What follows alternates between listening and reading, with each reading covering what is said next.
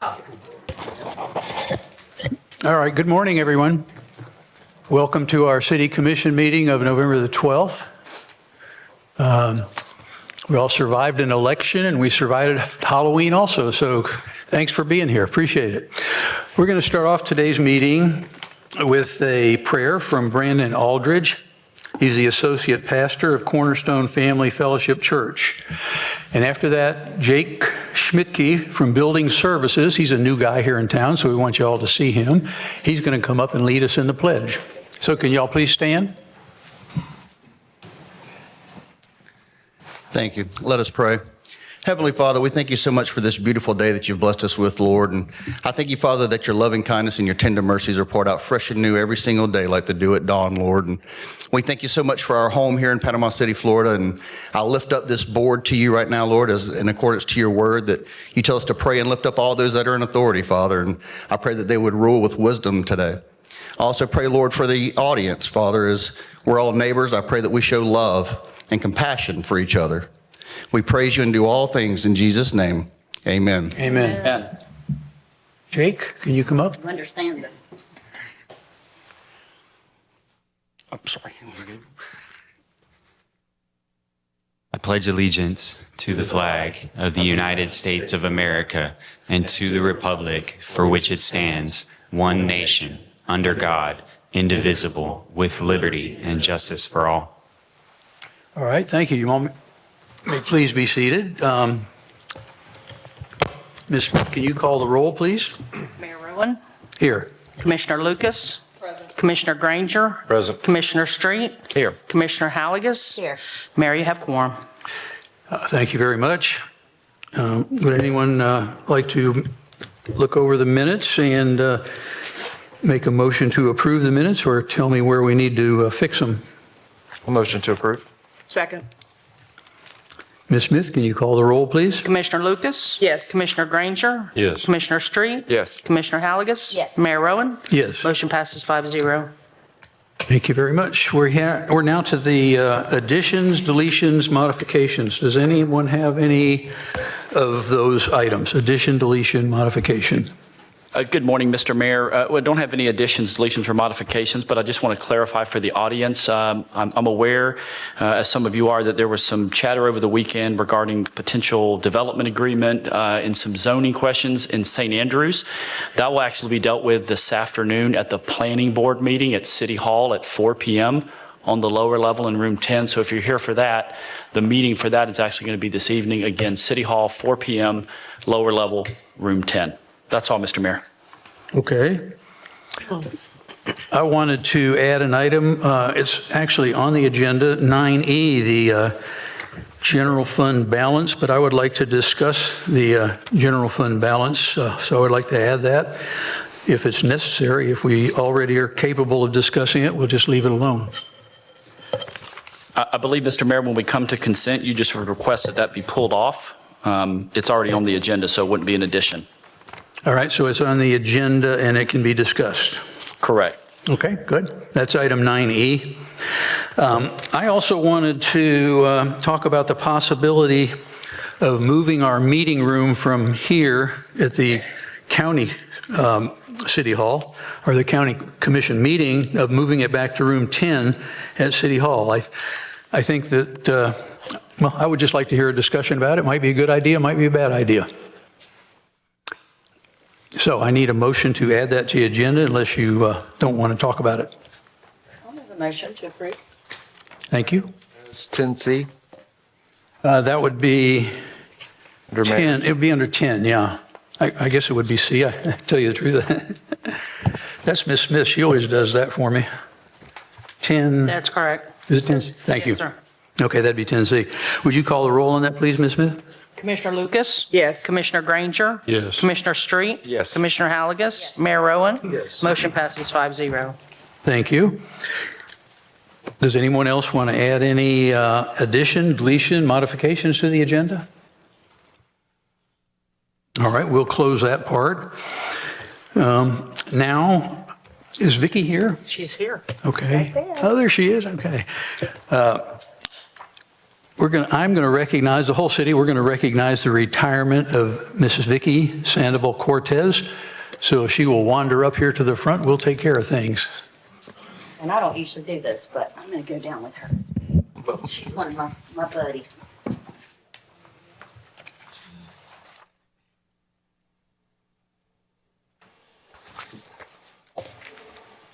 I have to come down for Vicky.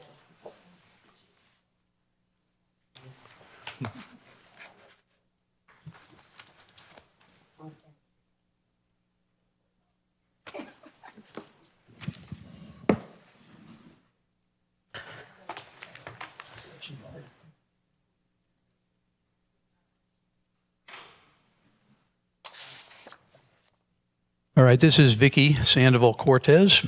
Vicky was employed by the city of Panama City for 18 years. She began quite an illustrious career on July the 11th, 2006, as a police telecommunicator. In September, she transferred to the position of customer service representative.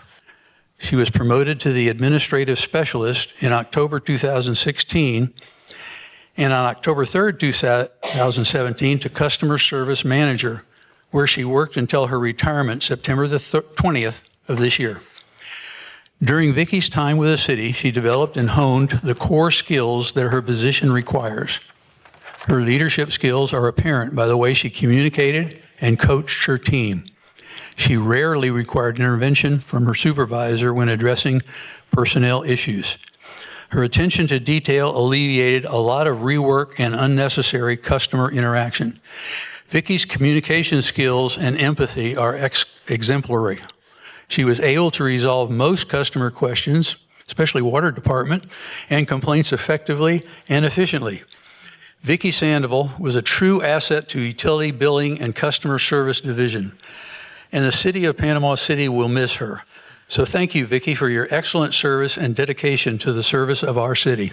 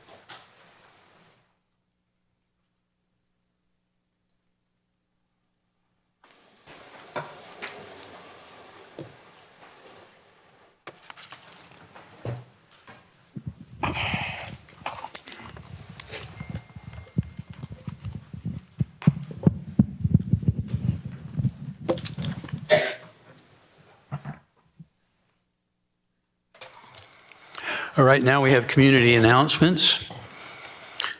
The City of Panama City would like to inform you and have you engage with the latest happenings in our city.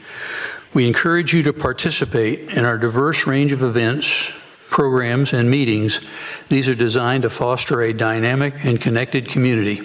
For more details and updates, please visit our website at www.panamacity.gov.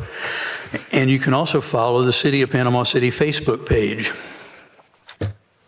And we're now going to remind you there will be only one meeting during the month of November and December. Obviously, the December 12th meeting is right now. December the 10th is going to be at 4 p.m., and these will all be at the Government Center right here on 11th Street. So mark that on your calendar, December the 10th, and that'll be our only meeting. There also have been some changes to the dates and times of our Planning Board and CRA meetings. Due to Veterans Day falling on the second Monday of this month, the Planning Board meets later today at 4 p.m. in City Hall Room 10. I understand there's some hot items on the discussion there, so pay attention. That's today. The CRA board meeting will occur on its usual date, the third Tuesday of the month, November 19th. But the start time will be 1 hour later than normal. It will begin at 5 p.m. in City Hall Room 10. This will be the last CRA board meeting of the remainder of the year. There will not be a meeting in December. All right. The offices of Panama City will be closed in observance of Thanksgiving. The dates of closure include November 28th, a Thursday, and Friday, November 29th. Normal operations will resume on the next business day, starting at 8 a.m.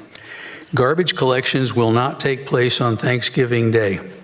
Customers who would typically receive service on that day, they will receive service on their next scheduled day. City Hall's rotunda has been decorated in honor of Veterans Day, and it's very nice. We encourage you to stop by 501 to have a look in remembrance of our veterans and the sacrifices they made for our country. This Friday, city staff will put up Native American displays acknowledging diverse cultures and histories of indigenous peoples in the United States. We invite you to join us and hear from two guest speakers in the rotunda as we recognize Native American heritage. Ben Ligon is the owner of Native Spirits Museum and Gallery in St. Andrews.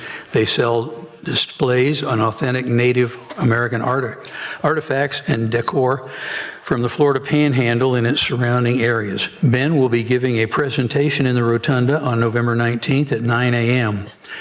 Ron Scott is a Native American Choctaw and Vietnam veteran. He will be speaking about the code talkers in World War I who were Choctaw. His presentation will occur November the 22nd at 10 a.m. It's not on the agenda here, but the Vietnam Wall is coming. It's going to be at the Callaway Rec Center. Isn't it November the 13th for about 2 days? Does anybody know that offhand, since we're talking about military? It's the Vietnam Wall, and it's in memory, obviously, of Vietnam. It's quite a display. It's at the Recreation Center out there in Callaway, and I wish we had it on the agenda, but anyway, it's coming, and it's in the mid part of this month. I think there's a sign out there as you come in that tells you when it's going to be. But it's here for about 3 or 4 days, and I haven't seen it, but I think it's going to be very impressive. All right, next slide. Join us downtown for our annual Christmas tree lighting. The ceremony will take place at Bay Arts Alliance on Friday, December the 6th, starting at 5:30. Enjoy a delightful evening with a high school choir performing Christmas carols, fun activities for children, a countdown to the tree lighting, and of course, a special visit by Santa. Okay, that's the, I think I have another, didn't realize I got another one. We will be accepting floats and community participation in our annual Christmas parade, which will take to the streets on Saturday, December the 7th, 6 p.m. This event is free to attend, but if you want to enter a float or vehicle, got to hurry up and sign up on the website. Sign up will end November 15th. So if you want to be part of the parade, let us know. The annual Christmas parade will occur in downtown Panama City, December the 7th, 6 p.m. The procession will start at the intersection of 13th and Harrison, continuing down Harrison Avenue and ending at 6th Street. In case of inclement weather, the parade date will be pushed back 1 week to December 14th at the same time and same parade route. We don't have a slide on this, but the boat parade is going to be December the 14th. So I hope we have good weather for the 7th, or else we're going to have a Christmas parade and a boat parade the same day. But anyway, boat parade is going to be the next week, which would be December the 14th. Going to be a good time for everybody. All right, let's move on. All right, it's now time for one of our favorite topics, and that is quasi-judicial hearings, and Mrs. McSwain, she will step up and take control here. Good morning. Good morning. During quasi-judicial proceedings, the Commission will hear evidence and render a decision regarding the matter presented based upon the evidence received. The parties before the Commission and the public are entitled to present evidence and cross-examine witnesses. All parties and witnesses will be under oath and the entire proceedings recorded. The commission is not bound by the strict rules of evidence and may consider any evidence which it deems relevant and trustworthy. Any member of the commission may ask questions of the parties or the witnesses. Since quasi-judicial proceedings are legal in nature, everyone is expected to adhere to proper courtroom decorum and etiquette. Any comments or objections should be directed to the mayor. The burden of proof in a quasi-judicial proceeding rests with the applicant. Therefore, the applicant has the opportunity to address the commission last, after all public participation, and before the commission deliberates. At this time, for items 7A through 7E, I will swear in staff who will remain under oath during the entire proceeding. Do you swear and affirm the testimony you're about to give is the truth, the whole truth, and nothing but the truth? Thank you. Did I say Can I the wrong? remind you, it's 6A on my calendar. You Oh, said, 6A through 6E? yeah. Okay, thank That you. might not be important, but Thank you. Yes, 6A through 6E. At this time, I will go ahead and ask the commission to disclose any ex parte communication for items 6A through 6E, if you have any to disclose. If not, we're ready. All right, item 6A is the first of two public hearings on ordinance 3248.1, an ordinance amending the future land use map of the city to reflect the land use designation of residential for a property located at 109 Spring Hill Circle. Relevant background information is enclosed in your package. Staff recommendation to the Director of Development Services is that the City Commission conduct the first public hearing. all right, this is a public hearing on ordinance 3248.1. Does any member of the public wish to speak? Doesn't look like it. Anybody up here want to speak about it? All right, do you read it now, Mr. Zimmerman? Since it's the first hearing, do you need to? Yes. Okay. I do. Thank you.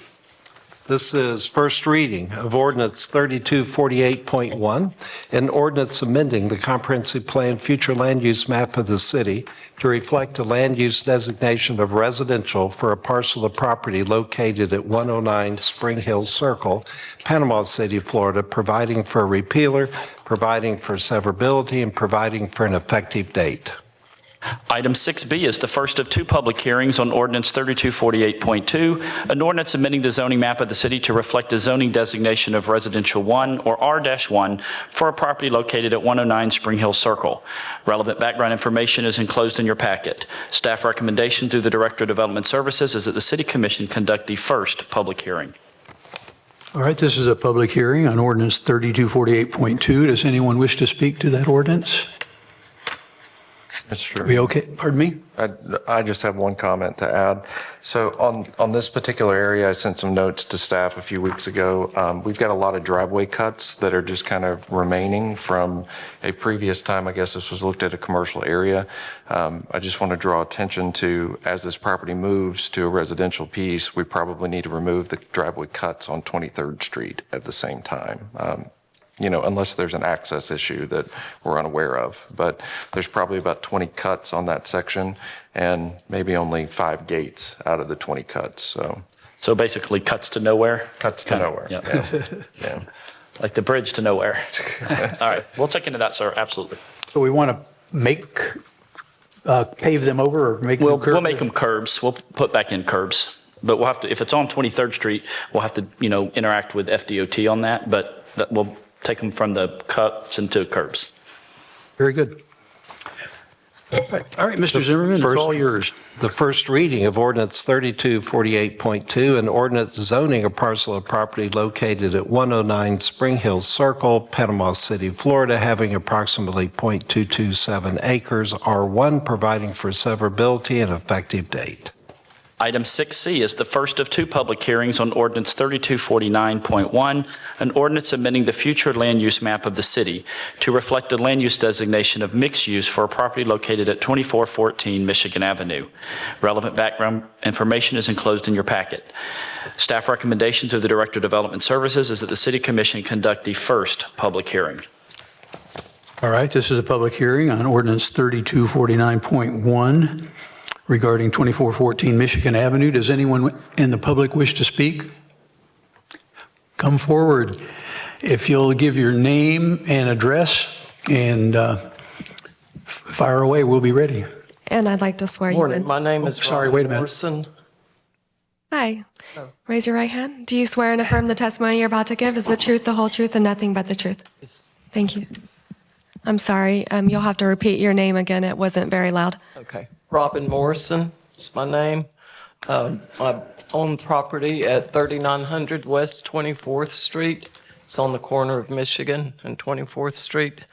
And I am against the future land use amendment because it mainly adds multifamily apartments and condominium units, and I don't want that within 300 feet of my property. I'm concerned it will lower the value of the surrounding properties. I don't want it to be or turned into dirty, rundown housing with poor living conditions.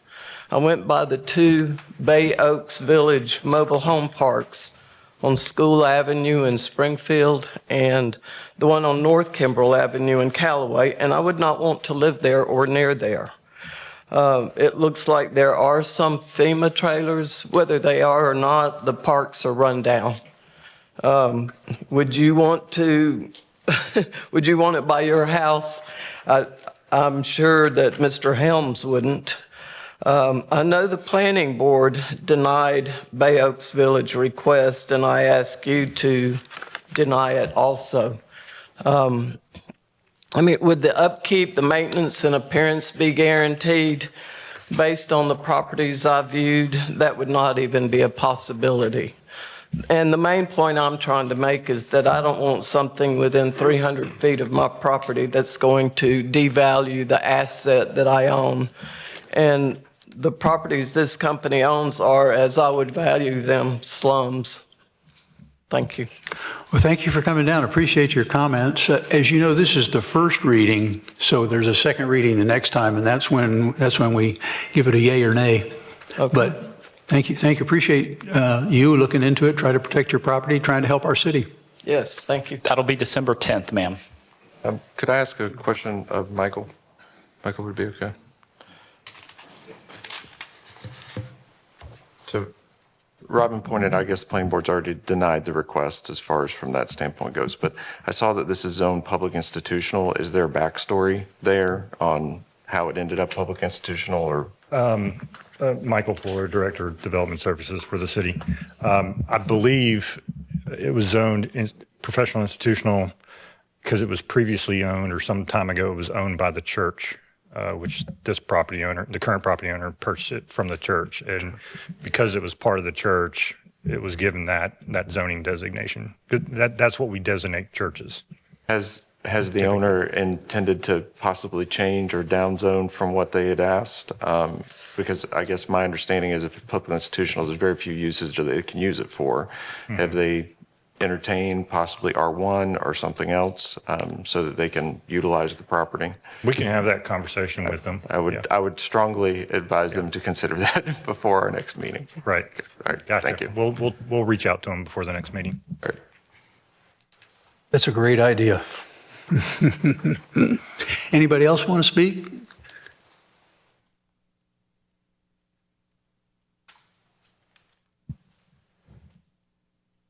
Do you swear and affirm the testimony you're about to give is the truth, the whole truth, and nothing but the truth? Promise. Thank you. Walter P. Henry, 614 Maple Avenue. I just want to put in the reminders, y'all probably done looked at this, and I hope y'all have. Is that piece of property is where that church used to be? City have a 6-inch water main running through that piece of property as well. It's still probably feeding some houses that the city never connected to yet. So we put in some new water lines in there for the county, for the city to maintain that area because the line was bad. And they had to redo the line for the city to go to take that property over to maintain those lines in that area. I just want to make sure y'all done looked at your map close and real close, because y'all gonna find a bunch of lines in that area that is not connected to the new water lines that was put in there at my time. And I'm telling you what I know. I'm not telling you what I heard from nobody else. I'm telling you from my experience. You can take it or you don't have to take it. Thank you, Walter. Any further discussion? I'll just add for the benefit of the commission and the public that anytime we get zoning requests or development orders, the city utilities engineer, the city engineer, the fire department, our public works director, they're all involved as part of the technical review committee. So any underground utilities are absolutely taken into account for something like this. Do you think they've already been looked at, or did they look at after we do, voting up here? I don't believe the planning division under Mr. Fuller would make a recommendation without having the utilities division and public works and fire department weigh in on it. All right, Mr. I'm sorry, and also the floodplain manager looks at it as well. Thank you, Jared. All right, it's up to Mr. Zimmerman now. Okay, first reading, ordinance 3249.1, an ordinance amending the comprehensive plan future land use map of the city to reflect a land use designation of mixed use for a parcel of property located at 2414 Michigan Avenue, Panama City, Florida, providing for a repealer, providing for severability, and providing for an effective date. Item 6D is the first of two public hearings, and I'll just add, we recognize on the screen it's saying item 7. It's actually, we're in section 6 right now. Our apologies. Item 6D is the first of two public hearings on ordinance 3249.2, an ordinance amending the zoning map of the city to reflect a zoning designation of mixed use 3 or MU3 for a property located at 2414 Michigan Avenue. Relevant background information is enclosed in your packet. Staff recommendation through the Director of Development Services is that the City Commission conduct the first public hearing. All right, this is a public hearing, item 3249.2, to change to a mixed use on 2414 Michigan Avenue, same place we've been talking about. Anybody want to speak to that? First reading. Yes, sir. First reading, ordinance number 3249.2, an ordinance zoning a parcel of property located at 2414 Michigan Avenue, Panama City, Florida, having approximately 0.47 acres, mixed use 3, providing for severability and providing for an effective date. Item 6E is the first of two public hearings on ordinance 3250, an ordinance amending the zoning map of the city to reflect a zoning designation of residential 2, R-2 for a property located at West 20th Street, parcel ID number 28077-020-000. Relevant background information is enclosed in your packet. And staff recommendation through the Director of Development Services is that the City Commission conduct the first public hearing. All right, this is a public hearing on ordinance 3250. It involves a property at West 20th Street. Would anyone from the public wish to speak? Okay, come on forward.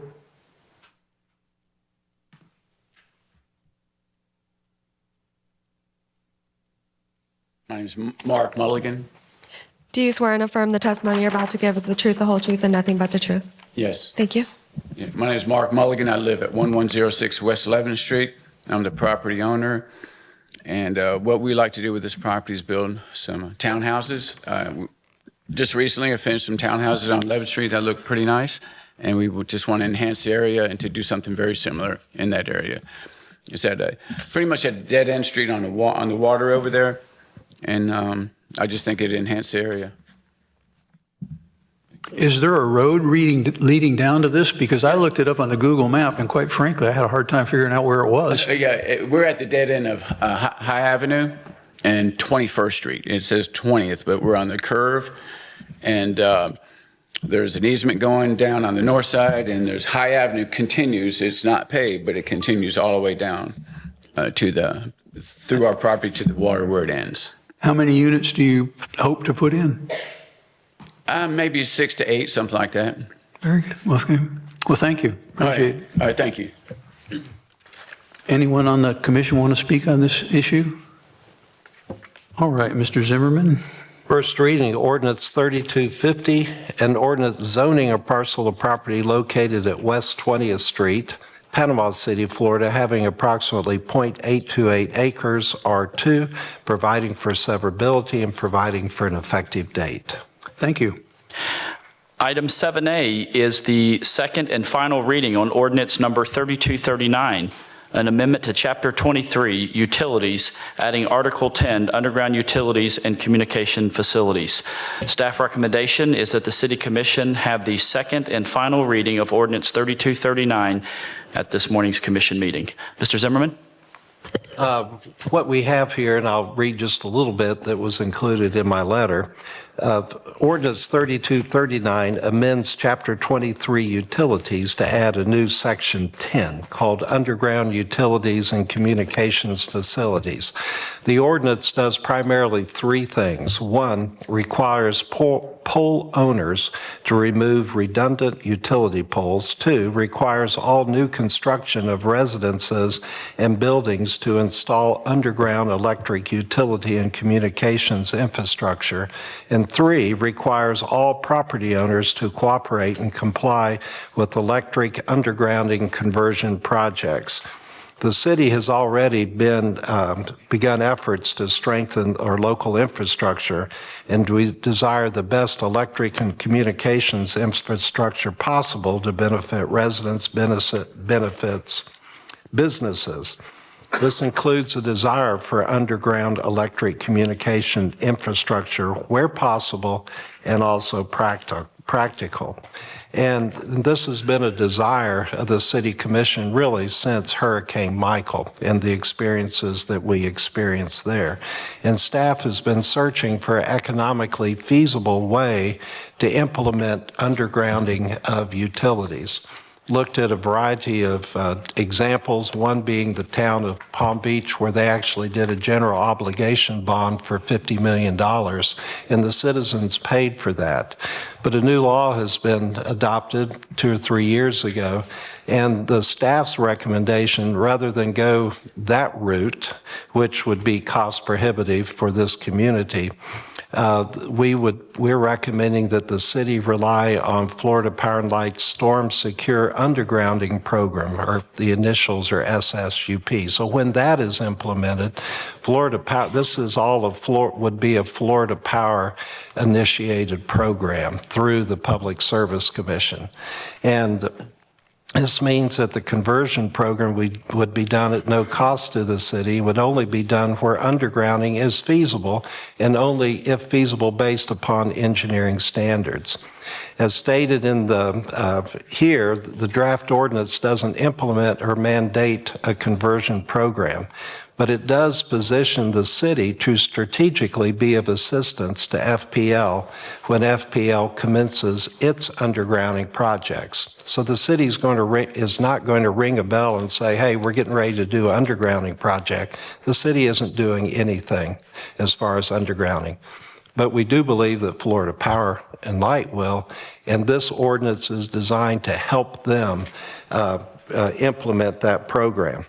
So and it talks about more in the letter that's online and in your agenda packs about the new legislation in 2021.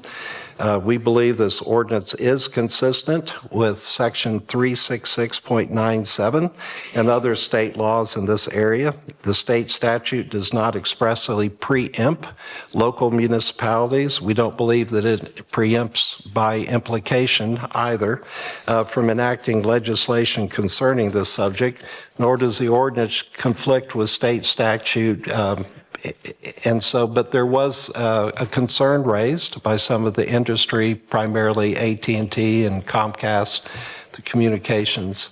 And so we did add a phrase, unless expressly prohibited by law. So if there is something in this ordinance that is prohibited or preempted, that would take effect. As attached in the bill analysis, it talks about why the state statute was enacted. There were problems with encouraging those utilities that had attached, or those communications industry who had attached to poles, to get them to move, and that problem resulted in the new legislation. And so also there's a summary of your ordinance that you had last time, as well as analysis of the statute. I did send by email another letter that was really a short summary, but we did receive and we appreciate being reached out by the different folks in the industry. And they had some concerns that were expressed toward the legislation. We provided them with a memo and also have provided you with a memo where we feel like we have answered those concerns. Be happy to go over that at some point if that's relevant during the discussion. But you were provided that yesterday and believe that this ordinance is lawful. We believe that this ordinance is something that the city can do and is really designed to be an assist and not a driver in the conversion process. So that's an introduction, Mayor, and I believe there are probably some that would like to speak to it today. All right. Anyone up here wish to speak to it? I'll save my comments until we've heard from everyone. Okay. This is a public hearing. Would anyone in the public wish to speak about this?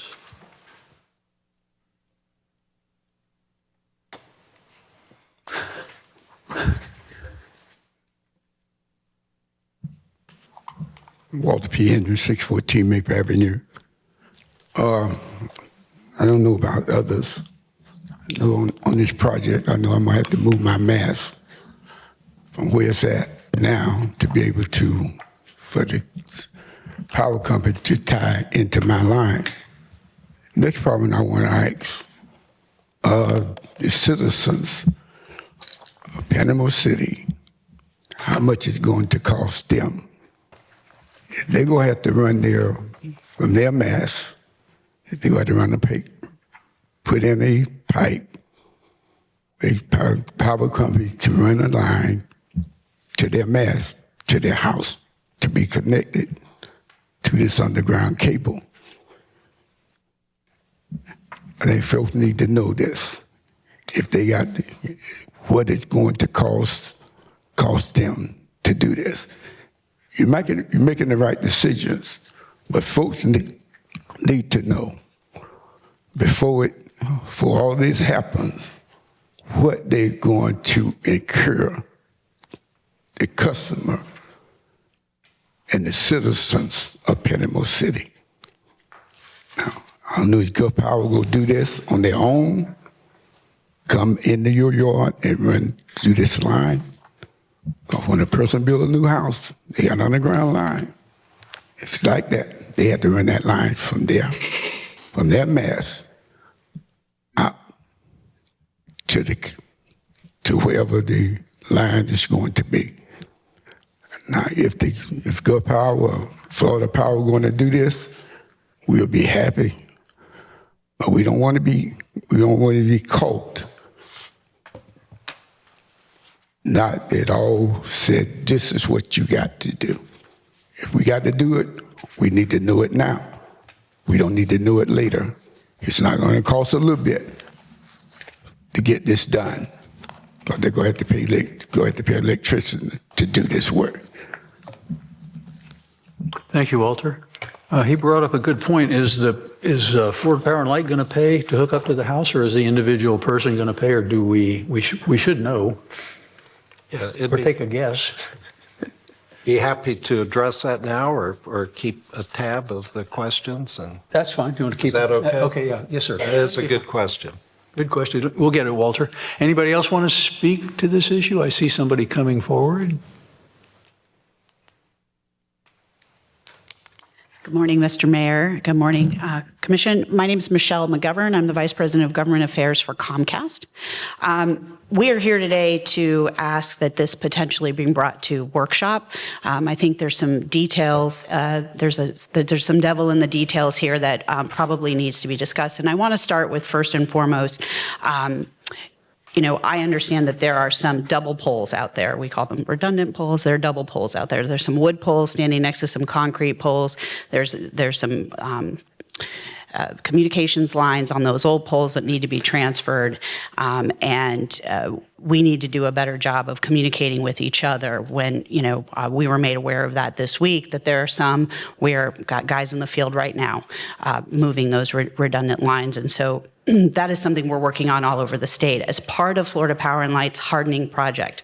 And just to clarify that the Storm Secure Undergrounding Program that Florida Power and Light was granted authority by the PSC is a process wherein they are determining where are their weakest poles or where are their most vulnerable poles, and they're either hardening those poles or they're going underground. And AT&T and Comcast, we go behind and make decisions in the same way. We either stay on the pole or we follow them underground.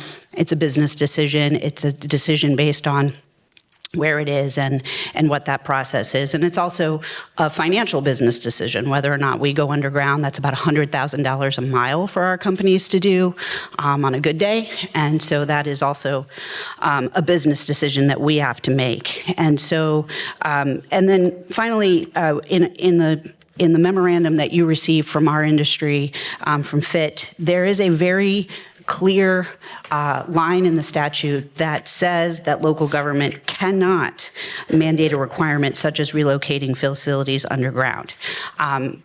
Look, that's the Florida law that speaks very specifically to this.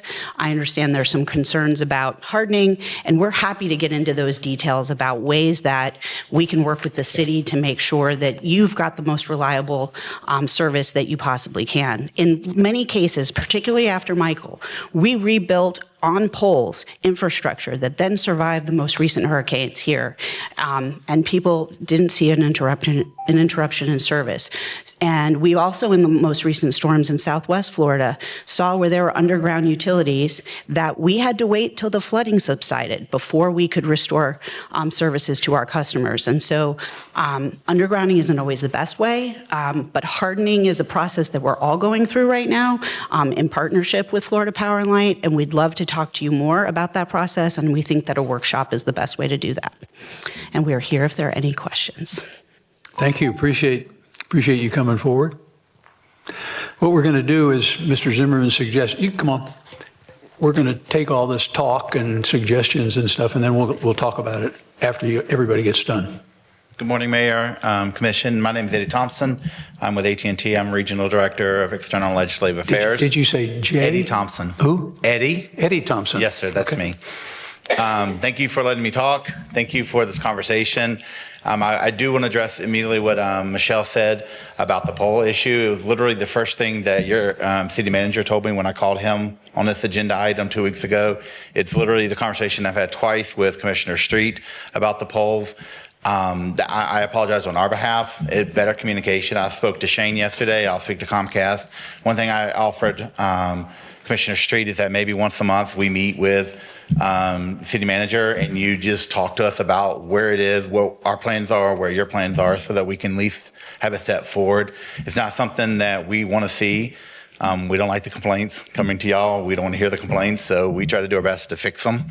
But we do stand with Florida Internet and Television against this ordinance, as issue stated by Michelle and through the memorandum through there. We would prefer to have a workshop. We can work together. We've done it, as Zimmerman, the city attorney, talked about down in Palm Beach. Also, just your neighbor here, Panama City Beach, they were doing that front road, the Front Street project, and we've all worked together with them to do the hardening. So this is not something that we are opposed to. This is something that we would like together to get with our engineers, with your engineers, and just kind of make a big plan to push there. So we would ask that you would delay the vote today and in lieu of a workshop, and then present the ordinance at a later time. And I'm here for any questions. Thank you, Mr. Thompson. Any other member of the public wish to speak on this issue? All right, we'll close the public hearing and turn it over to the commission. You said you wanted to speak? Pardon? Would you like me to address the issues that came up so far? Sure, why not? Okay. Yeah, good point. We had a question, who would pay to run the line to the house? That would be part of the program. It's called the SSUP program, or the Storm Secure Undergrounding Program. So it would be Florida Power and Light, FPL. That would be part of the embedded cost of that program. We just respectfully disagree with the memorandum that was presented from the industry, Florida Internet and Television Association, the acronym FITA, as far as that we're preempted from adopting this ordinance as is. But if for some reason there is a problem with the ordinance, we do have that provision that says except as prohibited by law. And this is not the beginning of a program as far as a specific storm hardening program. There will be opportunity to talk through how FPL, when they're ready, when FPL's ready, how the whole how their storm hardening undergrounding will be implemented. And so all of the stakeholders would be present, and that will come about as the city and FPL go through a specific project. So there will be many times over the next few months and years for meetings with everyone to talk through the actual implementation. And I view a lot of these issues, or most of them, as implementation issues rather than this specific ordinance. This specific ordinance just sets it up. It allows the city to assist. The city does not drive the program. And so that was really all my comments there. Thank you. Appreciate that. All right, up to the commission. Any commission members like to speak about this? It's a pretty complicated topic, if you ask me. It is, and I think one, I want to say I appreciate both, Comcast parent companies as well as AT&T for being here today as well. I think that the disconnect has been for the last few years is there's probably no more item that I've gotten more phone calls on than cables over the last, I'd say 3.5 years. And we really haven't had that working relationship to kind of address those. With FPL, we have a representative here today from them, but we haven't had that with AT&T and Comcast. I think there's a commitment, from what I've understood in this last 2 weeks, to join that together and us try to address these issues. Because I think from citizens overall, while the system may be working, I think there's still a feeling that the system's not repaired because we see cables, broken poles, abandoned poles, all these things that are around the city. And I think that's a lot of driving factor behind, one, not only the hardening issue that Nevin brought attention to, but also just from, I don't even know if you would even call it aesthetic issues, because there's some points that there's cables laying on the street that could obviously be, a safety hazard as well. So I think that I appreciate the commitment that's been expressed today. I do believe that we do need to do a workshop, whether we approve this today and then do the workshop, or whether we do the workshop before this. I think that would be good, just in light of having commitment and partners to be here with us, to be good partners back. But I do believe that the message that we've gotten from the citizens is we want a storm hardened facility. We want the town cleaned up, and we want to turn the page on Hurricane Michael and not see the remnants of that. And I think that's a clear message that we've got to address throughout this process. All right. Thank you, Commissioner Street. Does anybody else want to speak? Yes, I'd like to just get clarification that this will not cost the homeowner in any way for the underground utilities to take place. Everything that is done, for example, by Florida Power and Light, ultimately gets put into the rate base that's spread out over, I have no idea how many customers they have, but it's all throughout the state of Florida. So they have a rate, and so when you say it doesn't cost the customer, right now the city is paying for underground programs in cities in Central Florida. Or, wherever Florida Power and Light is doing that. And it's not just them, it's any utility. So, but as far as a specific cost, The example that Mr. Henry brought up, that would be part of the program that of the overall costs that FPL would incur, and it would get baked into the overall rates. It would not be a specific charge. Or a separate bill. Or a separate bill. So as you just stated, the undergrounding that's going on throughout the state is being spread around. So we're already, as FPL customers, paying for undergrounding that's going on in other places. Yes. That's correct. And so to start undergrounding here, this ordinance is the first step in that process. Yes, ma'am. Okay. Now, the other question I have is in reference to the workshop and the rate of speed at which we need to work. Is there a reason we need to work quickly past this today and then have a workshop, or can we do as has been requested? You can always do as requested. As far as the commission, they need to do what they think is best. The reason it's come today, and it's been talked about, as you know, for many, many, many months. But the reason it's come today is that following the adoption of this ordinance, there would be another presentation from you, tentatively scheduled in December, where where your engineers and a consulting engineer have looked at a map and have thought about where it makes sense from a principle standpoint, not specific areas, but examples on where we go from here. And then you would be asking your staff to meet with FPL as they develop their plan for 2025 to submit to the Public Service Commission, where they anticipate starting hardening projects. So it's a matter of getting in line, meeting with FP&L, but once we meet with them, we want to be armed with this ordinance that enables them and helps them to actually implement the program. But whether it's today or tomorrow, the goal is to be in position by early next year to meet with FP&L before they actually submit their plans for they submit in 2025, I believe, for 2026. And just lastly, what I heard from some of the presentations to us this morning is that there are decisions that have to be made based on what it costs.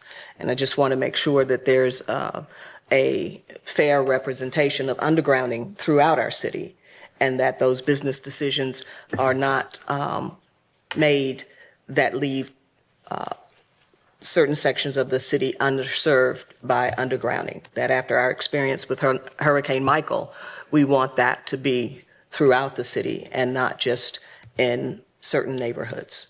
And so hearing the willingness for the the representatives from AT&T and Comcast to come forward and say they want to work, despite what's taken us this long to get it, I'd like to make sure that that's in place.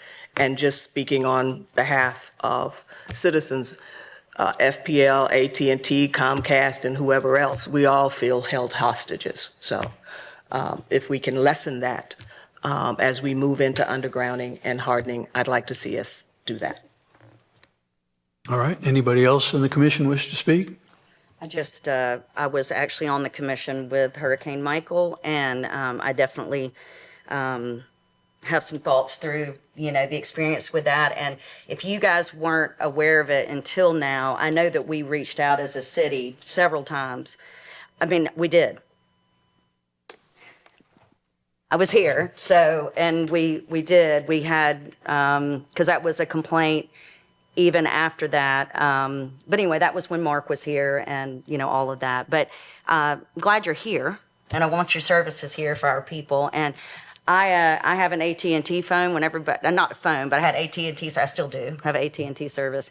And I was about the only phone that worked in the city during that time. So just wanted to give you a little shout out for that. I appreciate that. People were using my phone to reach their relatives. But anyway, but this is important, and it is a little bit time sensitive because, as he said, they're going to pick how they're going to plan, when they're going to start the hardening projects across the state. And also, like Nevin said, if it's not us, it's going to be somewhere else and we're still paying for it. So we definitely want to fight for that. But I'm also, put a little bit of doubt in my mind with the devil with the details. And I think it'd probably be wise to do a workshop, but if we do, we need to do it quickly and swiftly, and we need to move forward because otherwise we may miss our spot. So I think it is very time sensitive. All right, Is thank there you, a Ms. way Villegas. Any other commissioner want to speak before? Yeah, I think the only thing the city does swiftly and quickly is put out fires and write tickets. We'll add a third item to what we do quick. It's government is slow. That's what scares me. I just have one more question for Nevin. Nevin, is there a path to pass an ordinance but yet hold any implementation until a workshop is actually taking place? Is there a path to doing that? Sure, it's your decision on implementation, but there's not this ordinance does three things. All we've talked about today is a conversion project where we're converting, not we, but FP&L is converting to underground utilities. This does do other things, such as all new construction would be required to be underground. And that's new construction is when you go get a building permit. It's not a repair of a line, a communications line or something. This is a building permit. It's new construction. There's also, and new construction is defined as where it's more than 50%, damaged or 50%. Also with the workshop, there are obviously legitimate, good lawyers have raised an objection to some of the legal provisions. But I believe one reason those that talk today would like to talk to you about not undergrounding. And maybe that's a topic, I assumed that this commission had already passed that, and you felt that undergrounding was best for resiliency and for reliability and for safety. But that is one topic I believe that the industry that has talked today would like to talk to you about. As far as the legal issues go, I believe you're fine. I believe that it's enforceable, but if there is a problem, it's to the extent allowed by law. I don't know that there is a problem. I think that just the clarifying, where would we clarify exactly what you said? So, one of the questions that was raised to me is like the difference between new construction and existing construction on when undergrounding would be required to take place. And there was some, dispute of whether the language was clear enough. Is there a way to bring clarity past the point of an ordinance to how that is specifically implemented? Does that make sense what I'm asking, Nevin? Yes. Okay. I feel like you were clear. Right then. I don't know how you read new construction to mean repairing a line. But, if that's a real problem, you could put a definition of new construction that says that it's a structure or improvements to a structure on a property sought by the property owner or their agent pursuant to a building permit. And is that something we can do as a policy, or does that have to be done by ordinance? It could be done as a policy to interpret it. That was that was ultimately my question, is like, how do we get to the resolve of those issues? And is that something that has to be placed in the ordinance, or is that something that can be placed in how we implement and having a structured agreement? Yeah, you can't define every word in an ordinance, so you could do that by policy. Okay, that was my question. I'm supportive. I think, to your point, Nevin, I think, yes, we have made the decision if we want to go underground. I don't think that there's anybody that's up here that's wavering in that particular issue. We all saw what happened in Hurricane Michael, the most impressive, just deployment of people and trying to repair pole after pole after pole. And, we lost trees, we lost poles, we lost anything that was vertical. And so I think that that's definitely that, but there is a cost that's involved. And I just want to make sure that we're moving forward in partnership, not in opposition. If we've got people that want to be partners, then let's be partners. I can't say it's always felt that way, but it's a new day, it's a new dawn. Let's see what we can work together. So That's a song, isn't it? Mr. Granger, you started to talk. Did you have anything more to say?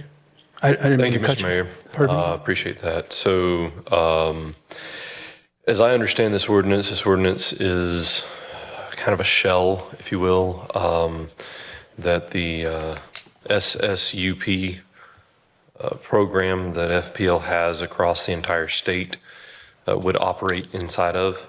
And as they look at where in the state to expend those funds, so let me take a step back. I think one of the issues here that was kind of discussed in legal terms, but not really put into everyday terms, is that on your bill, every single one of us that pays a electric bill in this room, and all those listening online, and all of your neighbors out there, there is a fee that you pay that goes into a fund that FPL can use across the entire state to underground utilities, or harden utilities, not necessarily underground them. And that's what would ultimately be paying for all of this. So when we connect to somebody's house, or when FPL connects to somebody's house underground, that's already paid for as part of that program. Anybody who's building new construction would need to do it themselves, I would assume, because that's a part of that the construction. But to me, this ordinance is kind of a shell that allows FPL to take a stronger look at Panama City when they're going up to make their decisions where to underground across the state. And this ordinance would help them in that decision-making process to choose us. So I think that we absolutely need to have workshops, and we absolutely need to talk with our community partners here that are in the utility space. Thank you today for coming and expressing your concerns with this. But I would like to see this ordinance move forward and then on the back end work through any issues so that we're not having to come to any legal issues. We're not forcing you into anything that you're not already like ready and able and like have, it's coming because FPL has communicated, hey, this is where we're going to underground next. They may not even choose us. We may pass this ordinance and FPL may turn around and say, well, we're going to do this other city in Florida and we're going to put Panama City 3 years into the future. So that's where I stand on it. I think that there should be a combination of a passage of the ordinance, but then also a commitment to work with our partners in the community so that nobody is adversely impacted by this, but that we still get the result that we want to see. If I may, following that. Yes, ma'am.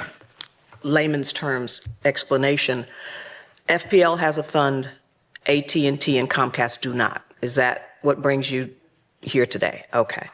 So moving forward with this is not like what happened in Palm Beach. What did happen in Palm Beach, if we may get that? In Palm Beach, the city paid for it. The city paid for the undergrounding. Oh, we don't have money. And they did general obligation bonds, and they got the partners together, and they said, okay, well, we're going to do this program, issued over $50 million worth of bonds, and they paid for it. The AT&T and Comcast, they're not utilities anymore, really, because they're deregulated. They're not regulated by the Public Service Commission. The charges that they make are not driven by the Public Service Commission, whereas the charges that FP&L make are. So they're an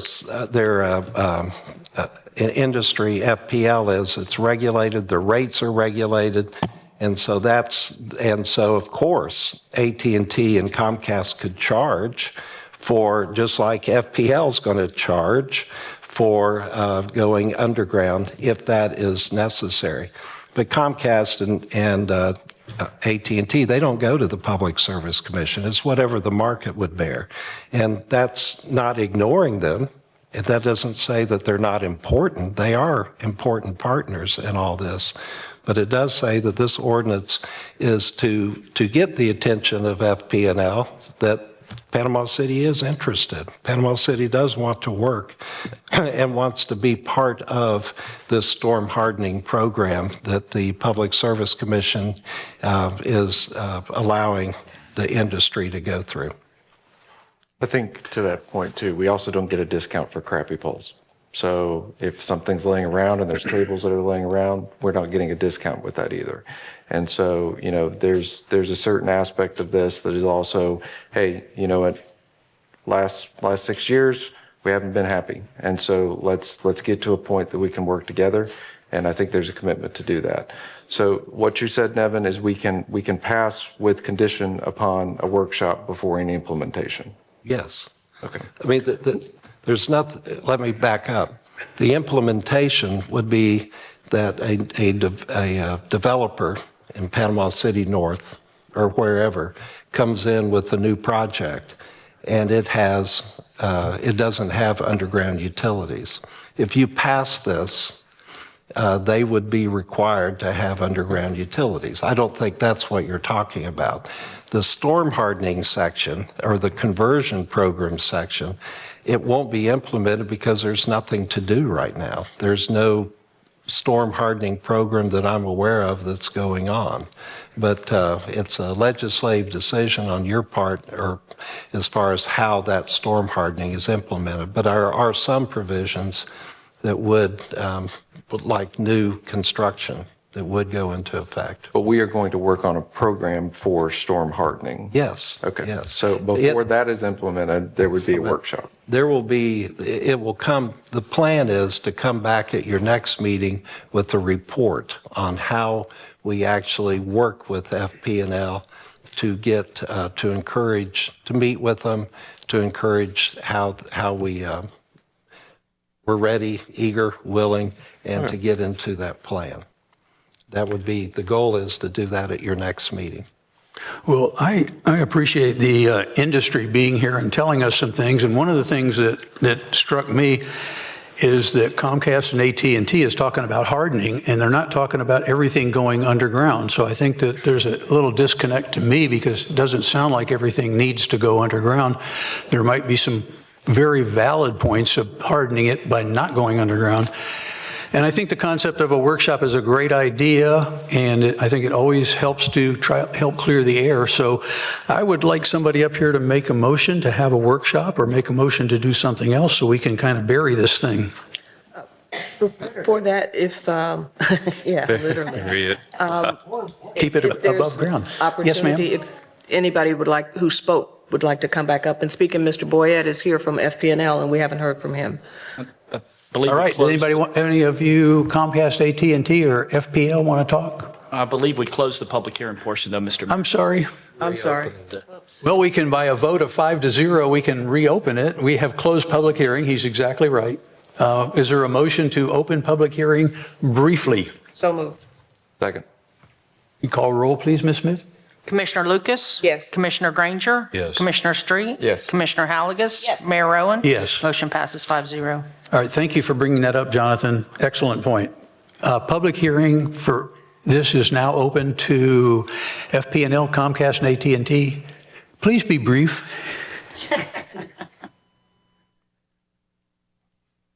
But say what you need to say. Good morning, Commissioners. I'm Shane Boyette. I'm the External Affairs Manager for Florida Power and Light, and brevity is my middle name, so I will be quick. I think this conversation has been very insightful and constructive to the kind of the goal that the city has in mind to move forward with strengthening its infrastructure and making it more resilient to storm impacts. Obviously, our programs work toward that goal. I do have some concerns about some of the dialogue that I've heard today, that there might be some clarity that's needed around the language specifically that's in the draft ordinance. Everything that I've sort of heard is what the intent of the ordinance is we're on board with, but I think execution-wise, there might be some issues and some cleanup that needs to take place in the definitions, as Mr. Zimmerman mentioned. I think that would be in your best interest to sort of have all the industry stakeholders together to make sure we're all understanding what's put before us before we move forward with the vote. So that's my recommendation, is to do a workshop first and then sort of implement an ordinance after that, after we sort of have good clarity as an industry on what's expected of us. And I'll end there unless there's any questions. The one thing I will say is, like, the sort of the speed of execution on this. I don't think you're going to miss an opportunity with FPL if you don't enact this and implement it right now. I mean, we have a very structured process that we go through at the state, at the FPSC, to determine like which areas we're going to work in. They're largely driven by reliability data, so not necessarily a city or a community's readiness to accept underground power. Obviously, that adds to the cost if there's more work to do. As the one gentleman talked about, who covers the cost for the services from the street to the home. That's incorporated into the cost of our program. But to the extent that that's done as you go, as new construction happens, as remodels happening, you're putting in those underground services as you go, it lowers the burden of costs across all Florida and Power and Light customers going forward. So I think there's an opportunity to kind of clarify some things in the proposal that's before us today, and we look forward to having that conversation. Thank you, Shane. Appreciate it. And it was nice and brief.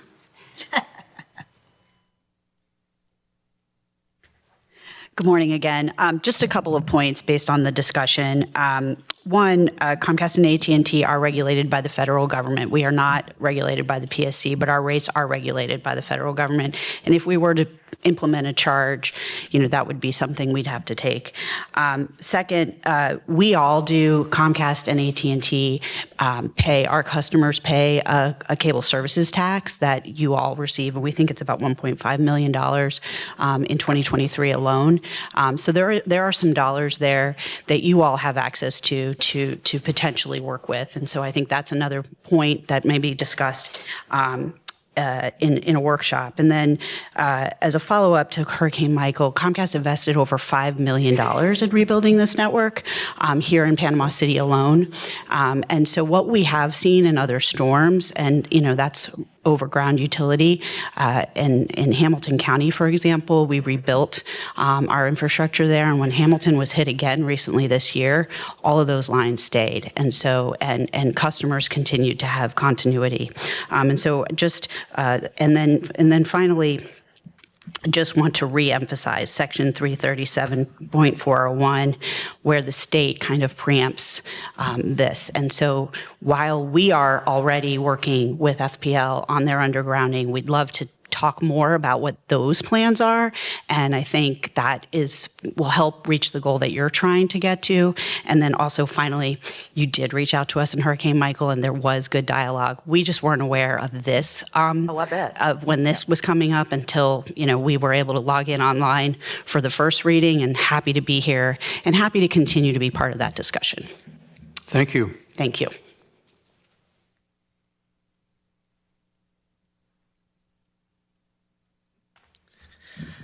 So Patty Sunday, 1115 Fairland. You might know that my husband is a certified energy manager and a utilities engineer.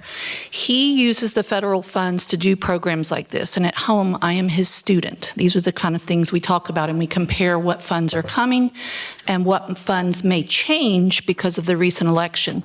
His portfolio is like $250 million just in Europe.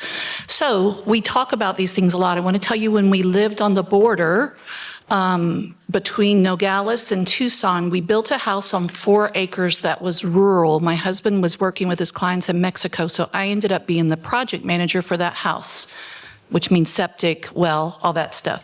At that time, which was 2001, the builder gave me a proposal. I was able to get buried utilities because I was in rural Arizona at that time, and it was a program at that time that was a grant for these type of things. One of our family members just had a great election success in Pennsylvania, and we helped as a family to get him ready for it. And so one of the things I found in Pennsylvania was called PETA. PETA is economic development funds that are used in Pennsylvania right now that allow for that last thing Mr. Henry was talking about, to connect to underground and a lot of different upgrades. It included insulation, it included a lot of stuff.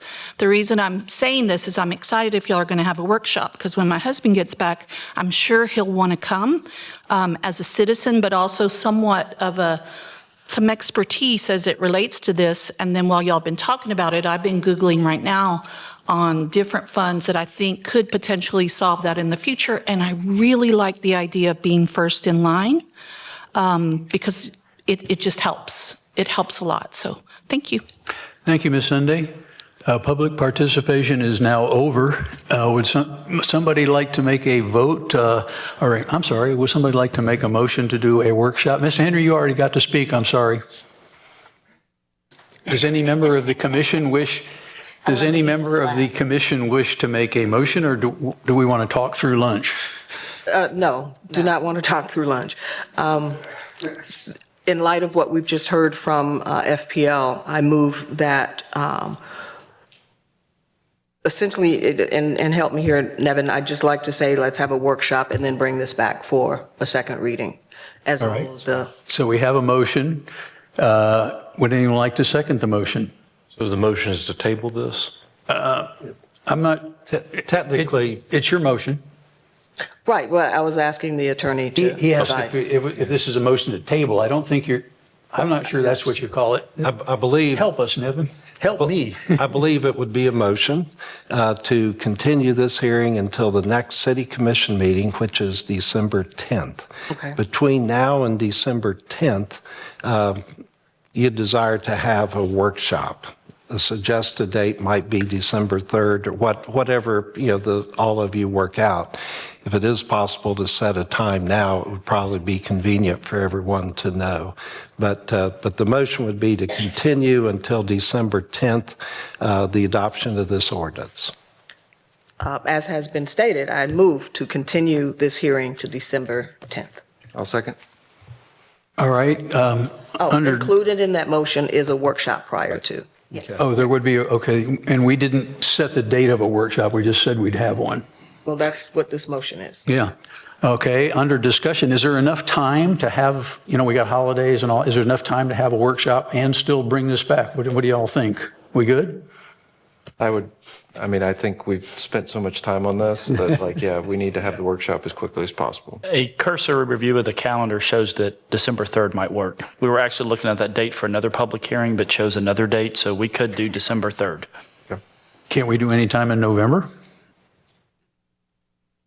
With Thanksgiving and all that, this December 3rd is 1 week before the next commission meeting.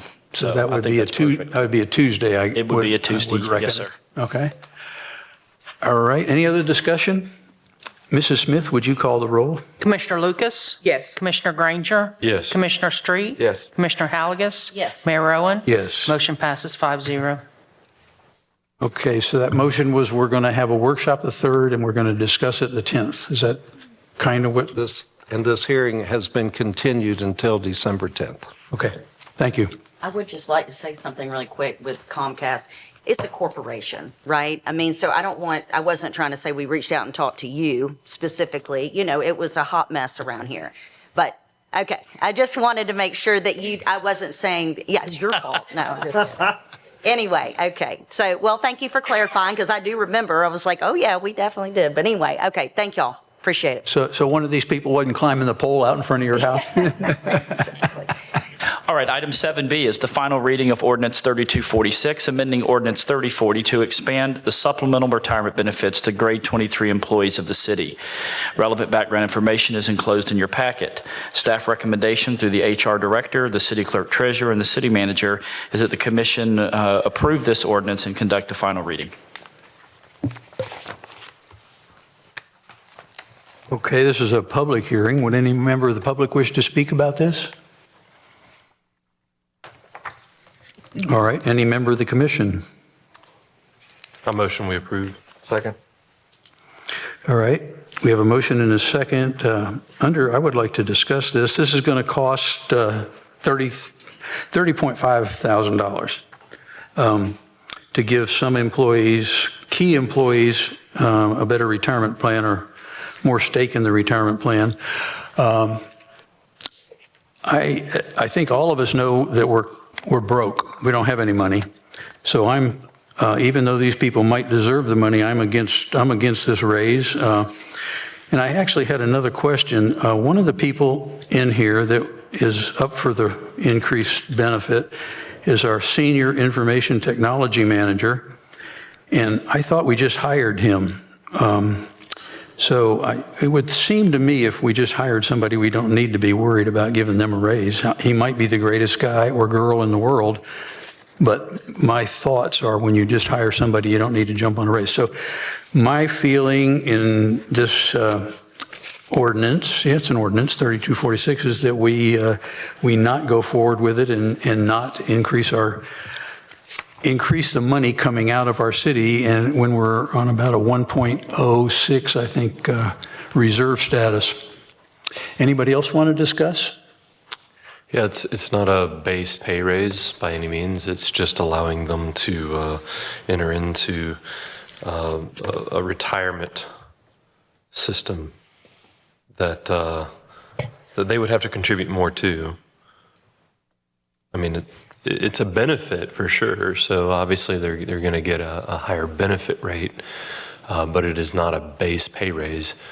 We've recently had some people leave the city staff that were, have a higher pay grade, one of which is not currently looking to be replaced. And so I would say that there's a net benefit just in dollars there, that looking at a $30,000 amount to the city going to people who could easily move elsewhere or go to another company and make more money there. So I am a big fan of hiring people who are incredibly knowledgeable and very good at what they do and paying them a decent amount to keep them. All right. While this is not a raise, it does cost us money. It is a benefit for them. And so it's something that I think we need an attitude in the city, and our attitude needs to be that we're not going to be spending money. We don't have any money. So, and I think there's lots of people out there that could work. So if somebody leaves, I think they can be replaced. That's my take on this thing. Anybody else want to weigh in before we vote? I just want to add, I think this is the fiscally responsible way of doing this, and the reason for that is we made an intentional decision in the budgetary process to forego adding on to the Florida retirement system. Unlike most municipalities as well as the county, we are not a part of the Florida retirement system. It would have cost us about $1.4 million to add ourselves into that system. $30,000 comparatively to $1.4 million, this is definitely the most fiscal responsible thing for us to do. Anybody else want to discuss this? We have a motion. Can you give me the motion, please, Mrs. Smith? Commissioner Granger moved for approval. Commissioner Street seconded. All right. Can you please call the roll? Commissioner Lucas? Yes. Commissioner Granger? Yes. Commissioner Street? Yes. Commissioner Halagus? Yes. Mayor Rowan? No. Motion passes 4-1. Commission has adopted ordinance number 3246, an ordinance of the City Commission of the City of Panama City amending ordinance 3040, amending the adoption agreement for the supplemental retirement plan and trust for designated general employees of Section C eligibility to be all employees with a pay grade classification of 23 or higher, excepting employees with the police and fire departments, providing for repealer, severability, and effective date. Item 7C is consideration of a final reading for ordinance number 3247, amending Chapter 6, Building and Fire Safety Standards of the Code of Ordinances by adding a requirement to have electronic reporting of all fire protection system reports. Relevant background information is enclosed in your packet, including a memorandum as requested at the last meeting from the fire chief explaining some of the questions and concerns that were raised. Therefore, staff recommendation through the fire chief and the city manager's office is that the commission conduct the final reading and approve ordinance 3247. All right. This is a public hearing. Would anyone like to speak regarding this issue? All right. Public hearing is closed. Would anyone up here like to talk about it? A motion we approve. I'll second, and for further discussion. Okay, under discussion, how much is this going to cost individual businesses? I think I asked that question the last time. And is there an answer? I'm not sure who I should ask. Yeah, I mean, we can have Chief Collier come up, but the memo answering all the questions that y'all asked was in your packet, Mr. Mayor, under memorandum from Chief Collier, dated October 28th. Okay, my question is, how much is it going to cost individual business? So, okay, we had questions about fog. Chief Carr, you want to come forward, please, sir? Thank you. I guess we'll just talk through your memo, sir. Thank you. Chief, as you come, can you just address the bullet points that are in the agenda item memo that you did, which have the actual fees that are outlined exactly on what this would cost a business?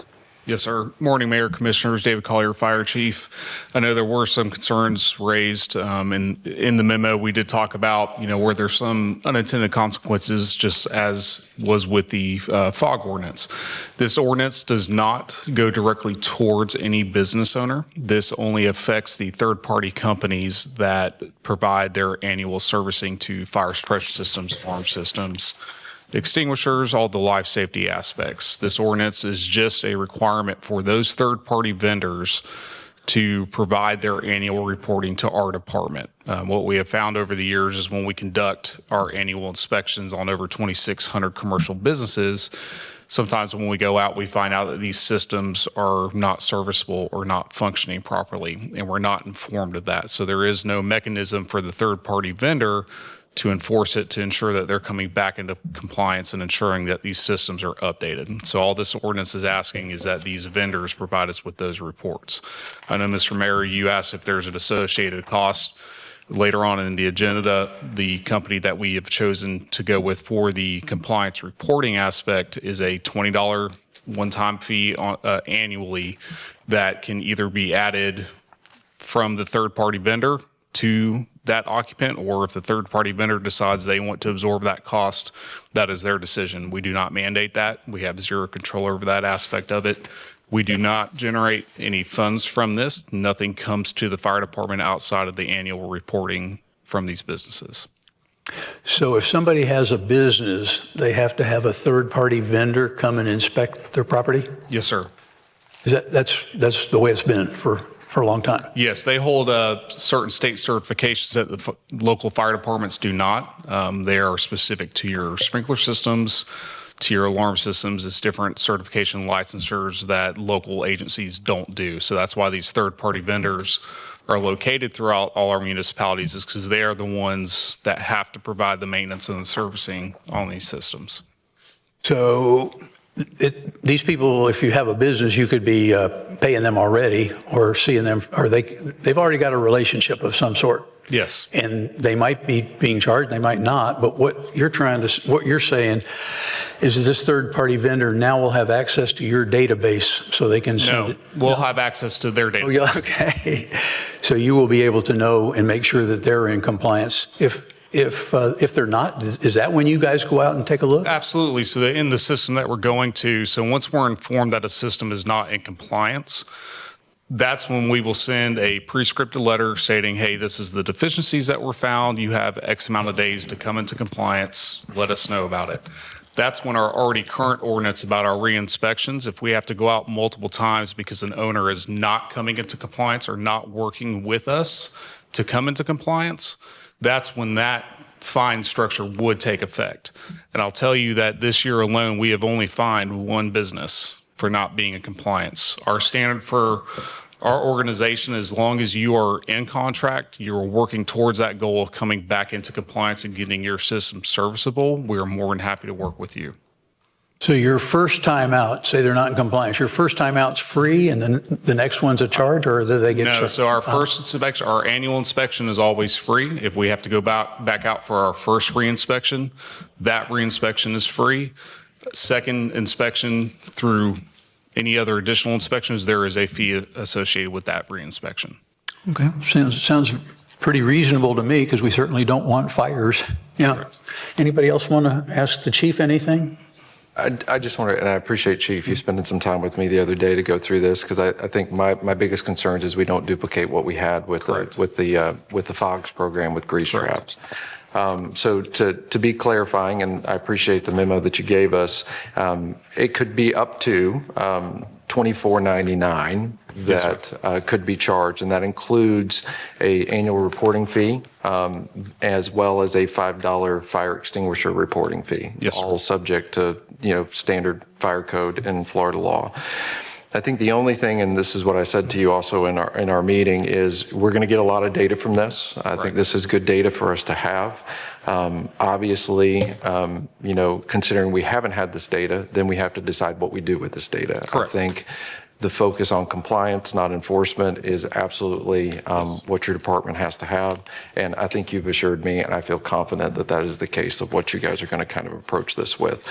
So, just so that the general public knows why these things are important, is all of these things go into creating an insurance rating that we have as a city.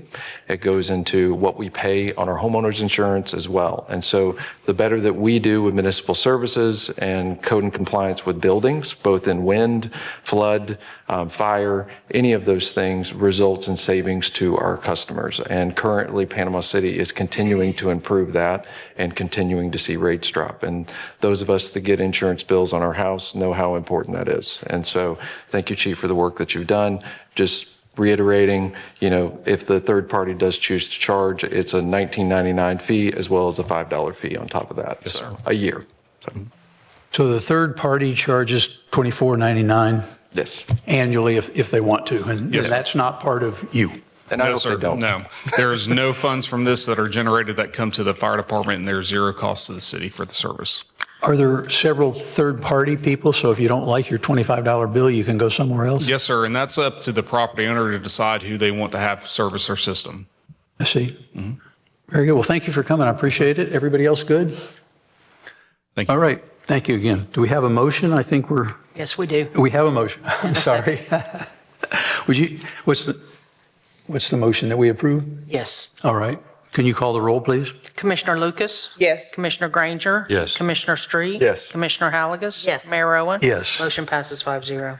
The commission has adopted ordinance number 3247, an ordinance of the City Commission of the City of Panama City amending Chapter 6, Building and Fire Safety Standards of the Code of Ordinances by adding a requirement to have electronic reporting of all fire protection system reports, providing for codification, severability, and effective date.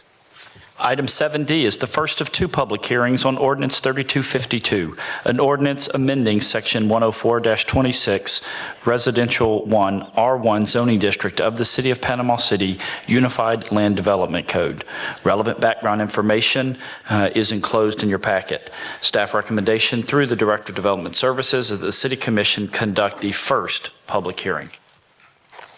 All right. This is a public hearing on ordinance 3252. Does any member of the public wish to speak?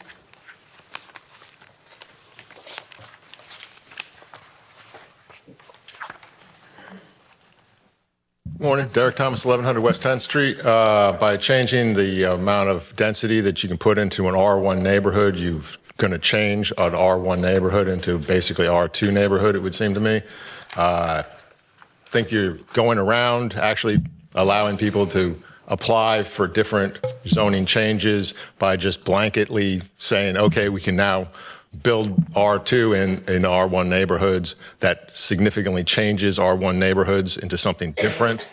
By packing higher density into the same place, you've changed the neighborhood. You say you respect R1 neighborhoods and you restrict people from having businesses in R1 neighborhoods, even if it's on 11th Street and it makes sense when there's high density everywhere around. But you are taking our neighborhoods that were for, low density, and you're changing it, and you're doing this as an end round around it, it would seem to me. Thank you, Derek. Anyone else wish to speak to this issue?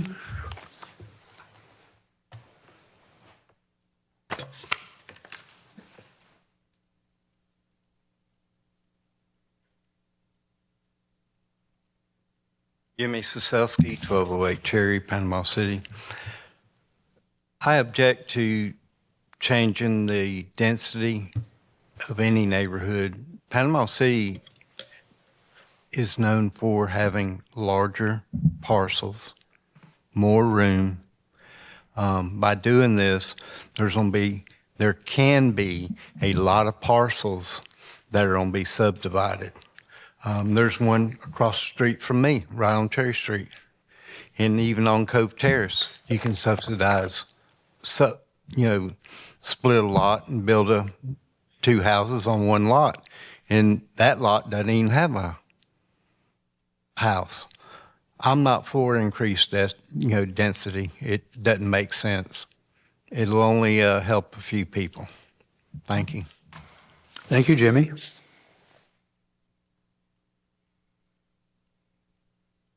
Anyone else wish to speak to the issue here? All right, the public part of the meeting is closed on that. Anyone up here want to speak? What we're doing, I think, is going from a 6,000 to a 5,000 lot size. Isn't that the idea? Okay. Any commission member wish to speak to this item? I think it matches what's in rural Bay County, so I don't think that there's really any concerns about increase of density, more than just kind of cleaning up what we always deal with continuously. And I know the district I represent, most of the lot sizes are actually smaller than 6,000 in a lot of these areas. So I think the idea of this was if people wanted to go to 5,000, they had to bring it to us, and this way lets it just happen. That's a simplification, I do believe. Anyone else want to talk about this? Okay. Is there a motion? That's a first reading. Oh, First, ready for the first reading? First reading, we don't do a motion. We're First reading of ordinance number 3252, an ordinance of the City Commission of the City of Panama City, Florida, amending the city's Unified Land Development Code, amending Chapter 104 zoning districts, amending the minimum lot size for R1 zoning as provided in Section 104-26, repealing all ordinances in conflict, providing for severability, codification, and effective date. Thank you, Mr. Zimmerman. We're now going to have a 12-minute break before we come back to audience participation.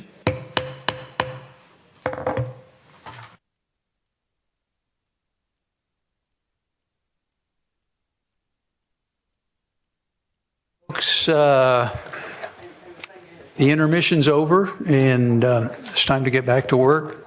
We're going to start on item 8, which is everybody's favorite part of the program, and that is audience participation. You come to the mic, name and address, and then you have 3 minutes. And after everybody talks, then we will discuss what came up and see if we can get some resolution or see where we are. So thank you. And it looks like Mr. Walter P. Henry is going to lead things off.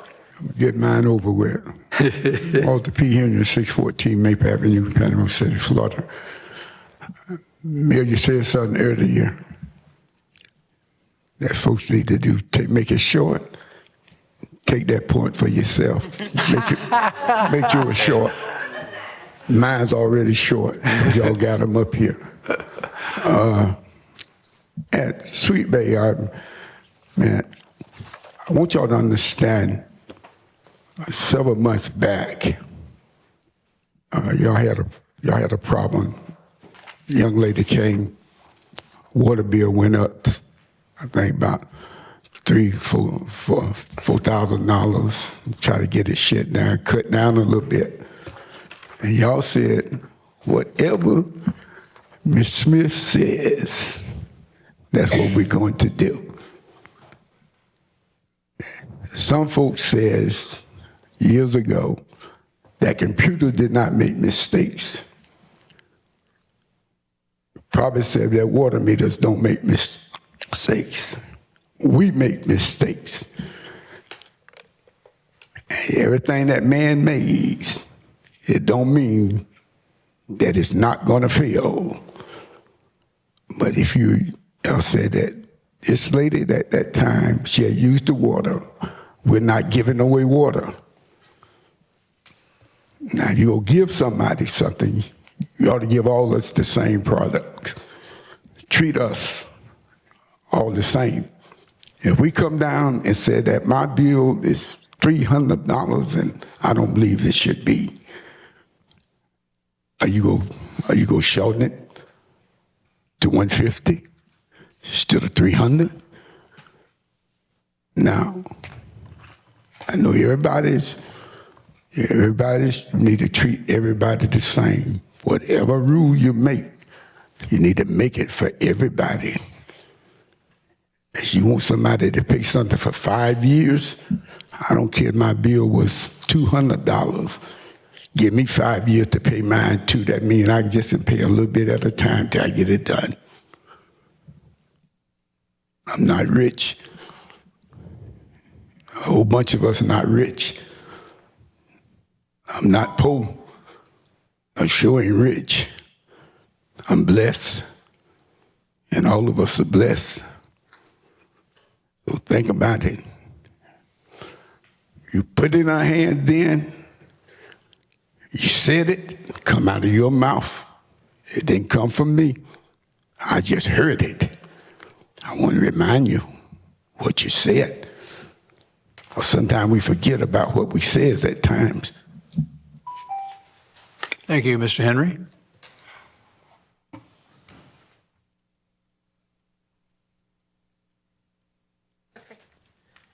Patty, Sunday, 11:15, Fairland. Blessings, grace, and honor. Yesterday was Veterans Day. I was ready for the parade because I live off 11th Street. So I wanted to give a shout out to Commissioner Granger and to the mayor in honor of Veterans Day, military mom.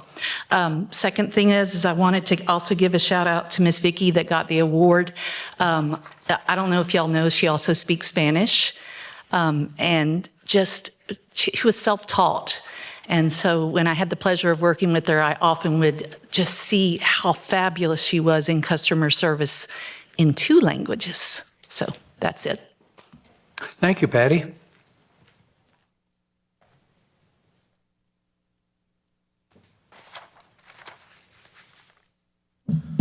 Derek Thomas, 1100 West 10th Street. In honor of Veterans Day, I have to get up every day and make my yerba mate and look out my window at the swamp that is in the backyard of my neighbor who is a veteran. And that is disgusting. And for 11 years now, I've been trying to get the city to make a good faith effort to put right the damage they started when they cemented shut the drain for 6 months and then only removed the top half, but refused to remove the bottom half for an additional 6 months. The only thing in the last 11 years that the city has seemed to care about is when I found the work order that showed that it had actually happened, because their story had been that it never happened, and they tried to rewrite history and say that it never happened until I found the work order. I've been trying to get the work order for the work that was done that you two had seen, and I hope that you also try to look at that work order and see what that was done and how much money was spent. 50 feet away from there, there's a sewer line that goes downhill and then back uphill. I've been trying to get the information on that as well. It's ridiculous that the pump truck has to come out pretty much every day to manually remove the sewage out of the line. There's 7 different connections held together with rubber gaskets. That's inappropriate.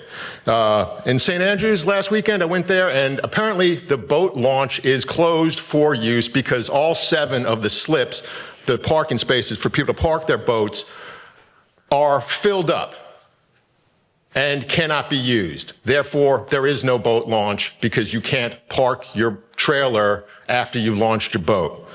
I kind of remember that was supposed to be left open for the people to use that.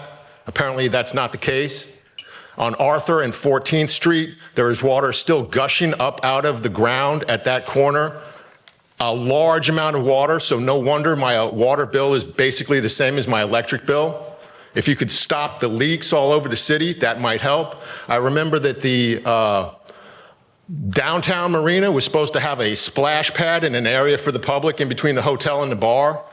That disappeared. They took down the fence because it showed pictures of shade trees and a nice place on the outside of the fence. So they had to take that down because what they were building on the inside wasn't what was represented on those fence pictures.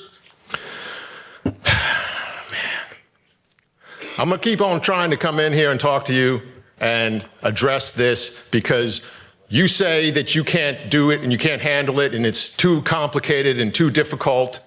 And because of that, it's not corruption. It just happens that a lot of rich people make a bunch of money because of the decisions you make, but it's not your fault because you just can't handle the responsibility of taking care of the job and doing it right. So if that's true and you're just not really up to the job, I'll keep on coming in here and talking to you like your children. All right. Don't like that. Thank you, Derek.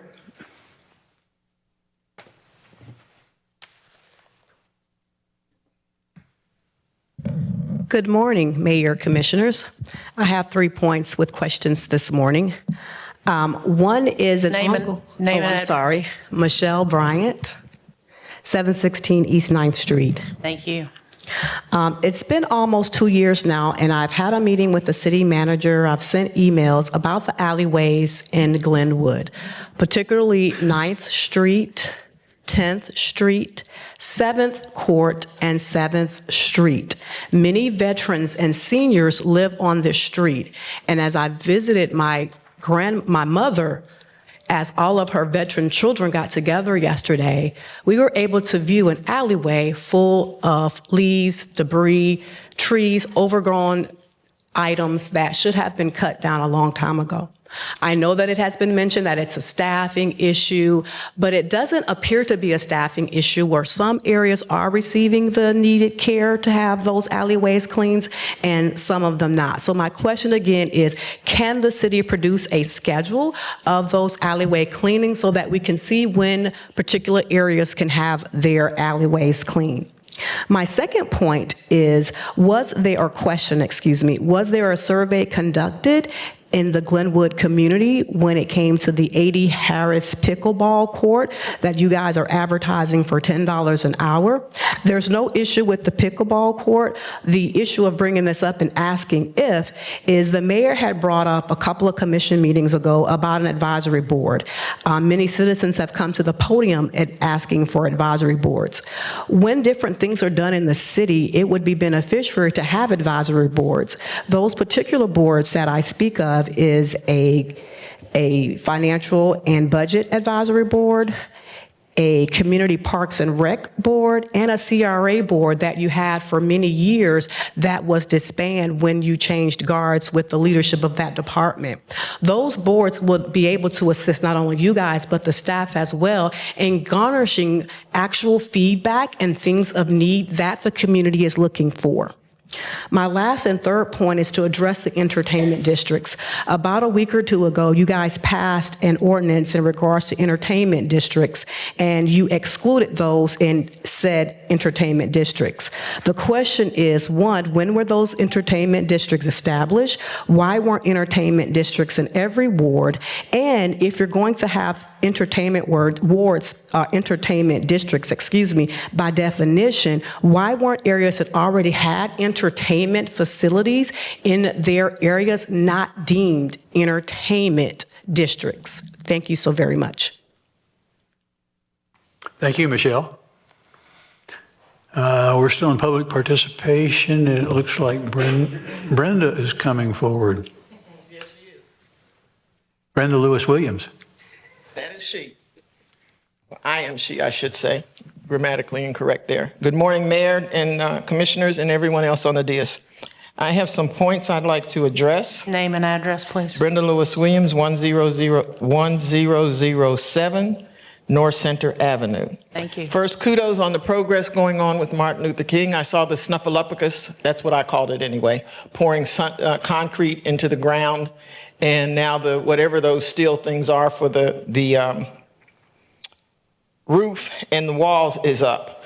The Sears demolition, I know the city didn't have anything to do with that, but it's looking good. It really is. The rooftop terrace is gone. That's what I called the automotive department because they had trees growing up there. Joe Moody Park, the U.S. Wildlife, Patty Kelly with the U.S. Wildlife and Fish Commission is working on the little crayfish.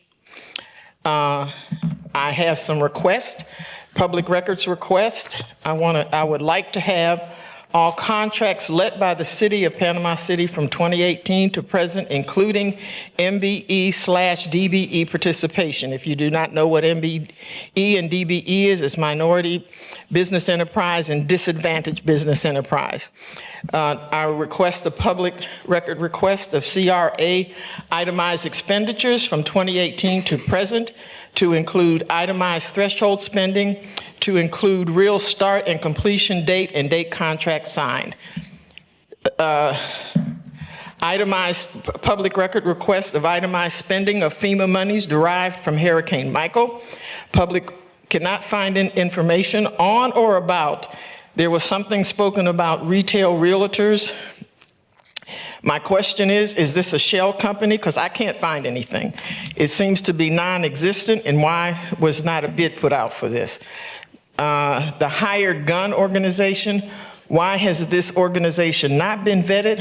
Why is the city paying, from my understanding, in excess of $100,000 for someone we are not sure of his credentials?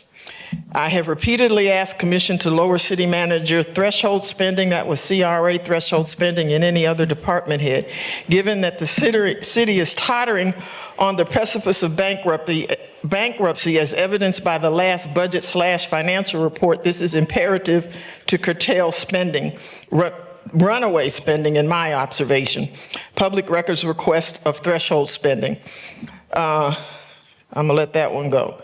Public records request on MLK, is it on target? Have there been change orders? Anticipated completion date with and without change orders, inclement weather being the only exception. Then the agenda is not organized to be friendly for the, I'll bring that back on the next meeting.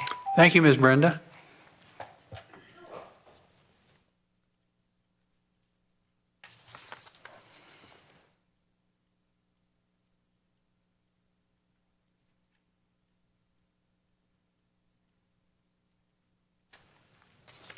Jimmy Soselski, 1208 Cherry, Panama City. I've been looking at the budget, and I've been looking at, the reserves. We're broke. I mean, Panama City is broke. If anything were to happen out of the ordinary, who's going to pay for it? We have no reserves. And even at this meeting today, the commission spends money at every request. I just hope that we survive without going into bankruptcy. It's just like the Civic Center. We had $11 million, and in the Civic Center, I went in there probably 8 or 10 times because it was open after the hurricane. I didn't see any damage except for a little bit of water in front of that window in the front.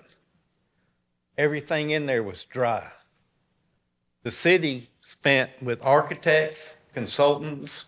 They brought architects from out of state, putting on big shows over and over and over, and even built a model out of styrofoam for a $200 Civic Center, $200 million Civic Center.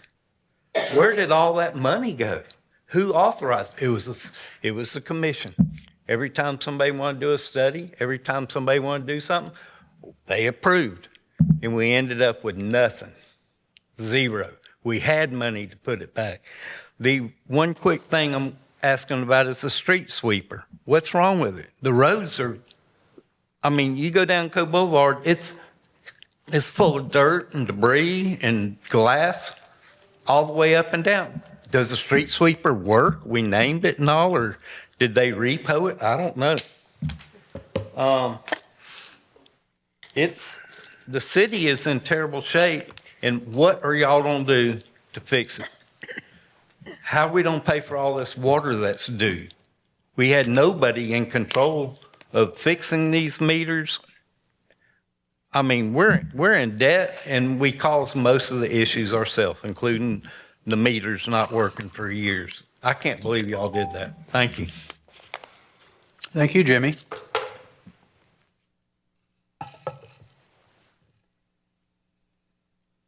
All right, it looks like audience participation is winding down. Anybody else want to talk? All right, it's going, and gone. So we're through audience participation, and now we're going to come back and see if we can address those concerns. Mr. Jonathan, why don't we leave it up to you to start off? Sure, Mr. Mayor. First one up was Mr. Walter Henry. He spoke about water bills, and the decision was that Ms. Smith is the final arbitrator, and that we just need to be careful that we treat everyone the same. I wasn't completely tracking about the comment around water meters don't make mistakes, but that's not true. Our superintendent of underground utilities and our meter foreman will tell you that meters can mess up. So anyone that says that a meter, I mean, it's a piece of equipment with technology, so they absolutely can mess up. I believe that's what he was saying, and we would agree with him. Ms. Sunday just spoke. Before you go on, can I interrupt a minute? Weren't we going to have a committee that I think Mr. Granger brought up, that we were going to dive deeper into this water thing? And isn't that still going on? Well, there's two things. I mean, we've briefed you, we've got this outside company we're bringing in to help us get all this back online. But then there's also, I think, the broader policy question on what potentially to do when there's a discrepancy. Which one are you referencing? Well, I just want people to know that there's ongoing discussion on trying to solve the whole water problem. Because as Ms. Halligus likes to say, that she doesn't get any more complaints, and probably the same for me, than water. I mean, people want to talk about water. But my point is that we are trying to do something, from what I can understand, and it's complicated. It is, and I think it's important to note there's two separate issues. We have where water meters have been estimated, and then they start getting read again, and there's kind of that all that water that we realize we did not charge for going back. How to deal with that, and I think that's maybe one of the things you're referencing. And yes, sir, that's one of them. Yeah, and then the other thing is what happens when someone comes in and they've been having steady bills every month, and all of a sudden it jumps up one month, and they have a plumber come out, and the plumber goes, "Look, I've looked at every single fixture in your house. There is no leak. I don't know what happened." How to navigate that particular issue as well. Okay. So the idea is we know there's a problem, and we're trying to do something about it, because I think people need to know that. Right. Again, you have a mechanical issue that we're working on with the end of life of a lot of these meters that have extended past the end of their life, and we knew that was going to happen eventually. And supply chain challenges made it difficult, on top of the hurricanes, to replace those in a more timely fashion. But then again, I think there's still, the dispute is still out there, I think, in regards to water bills and those balances. So there's two separate issues. There's the maintenance side of it, and there's the dependability side of it. But then I think there's still some ongoing questions about trying to arbitrate disagreements when we have, again, plumbers go out and they don't seem to find any type of issue. Thank you. Yeah, I want to be clear, though, the maintenance side of it, though, that is a collaborative issue between the clerk's office, between utilities, public works. Mr. Jones is in point on that as a team effort. So we're working on that, and we've got a consultant that will help solve that problem. We had a number of issues. The towers were damaged in the hurricane that read those. And so, that's why our goal is, and we've continued to bring them down, but we want to get away from estimating the meters, and we really want to read them. So when you say maintenance, what do you mean by maintenance? I mean a number of issues. It could be the MXU, which is the transmitter. It could be the meter itself. It could be a simple wire that's been broken in between the MXU and the meter, and as well as the towers that have the equipment on them to read those. I see. So it could be a number of issues. But to your point, it is a very complicated issue, and we're working to resolve it. I know that there are a few dozen particular, high profile, I would say kind of high profile, where you guys have been reached out to directly. But, we have almost 20,000 meters in the city, and we're talking about 40 or 50 where there's some real discrepancies with some of the billing. It's a big job. It is. I understand, but I want everybody to know we understand there is a problem, and we're trying to solve it. Absolutely. Thank you. So.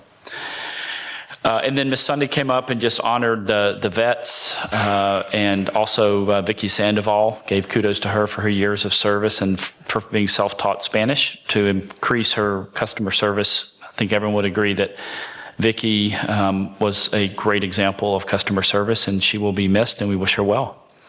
Derek Thomas spoke about having to look at a swamp in the backyard of a vet. And then also mentioned the boat trailer parking in St. Andrews. I'll look into that. I know, I'm assuming that some of that went away because of the construction of the St. Andrews Marina. But again, I think this proves the larger problem that we acknowledge that there is a parking problem in St. Andrews. We've laid out a very specific and strategic plan to try to solve that in very short order, not just adding parking, but also boat trailer parking closer and more convenient to the boat ramp. But the boat ramp itself is not closed. And even when we have special events, just as an aside note, we close to I guess that would be to the south. We close to the south of 11th Court to ensure that the boat ramp remains open and people can turn down 12th and then back up 11th Court and still utilize the boat ramp. They can park out on the marina, can't they? I mean, right now. To the best of my knowledge, yes. And so the boat ramp. I can clarify. They're bringing in the pilings for the marina reconstruction. Right. And that's the section where they start. And so there is some roped off area that's over there. There are some trailer parking spaces available, but because of the pilings and the equipment and everything else that's going on with the rebuild, obviously there's sections that they move in that close during times. I would like to see if there's something we can do, but Sure. I do acknowledge that they're rebuilding the marina and there's going to be conflict. Right. So the boat ramp's not closed. I mean, it's not. I would think No, we sir. would not want to do that.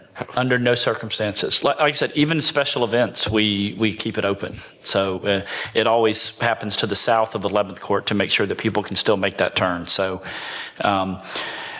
Ms. Bryant spoke about the alleyways in Glenwood. I'll flag those specific alleyways for the team, but I know that the right-of-way crews, the alleyway, they're out 6 days a week, Monday through Saturday. I know specifically they've been in Glenwood a lot recently. Commissioner Lucas and I drove a large section of her ward and identified a number of areas, and those areas have been tackled. But it's very difficult to come up with the schedule.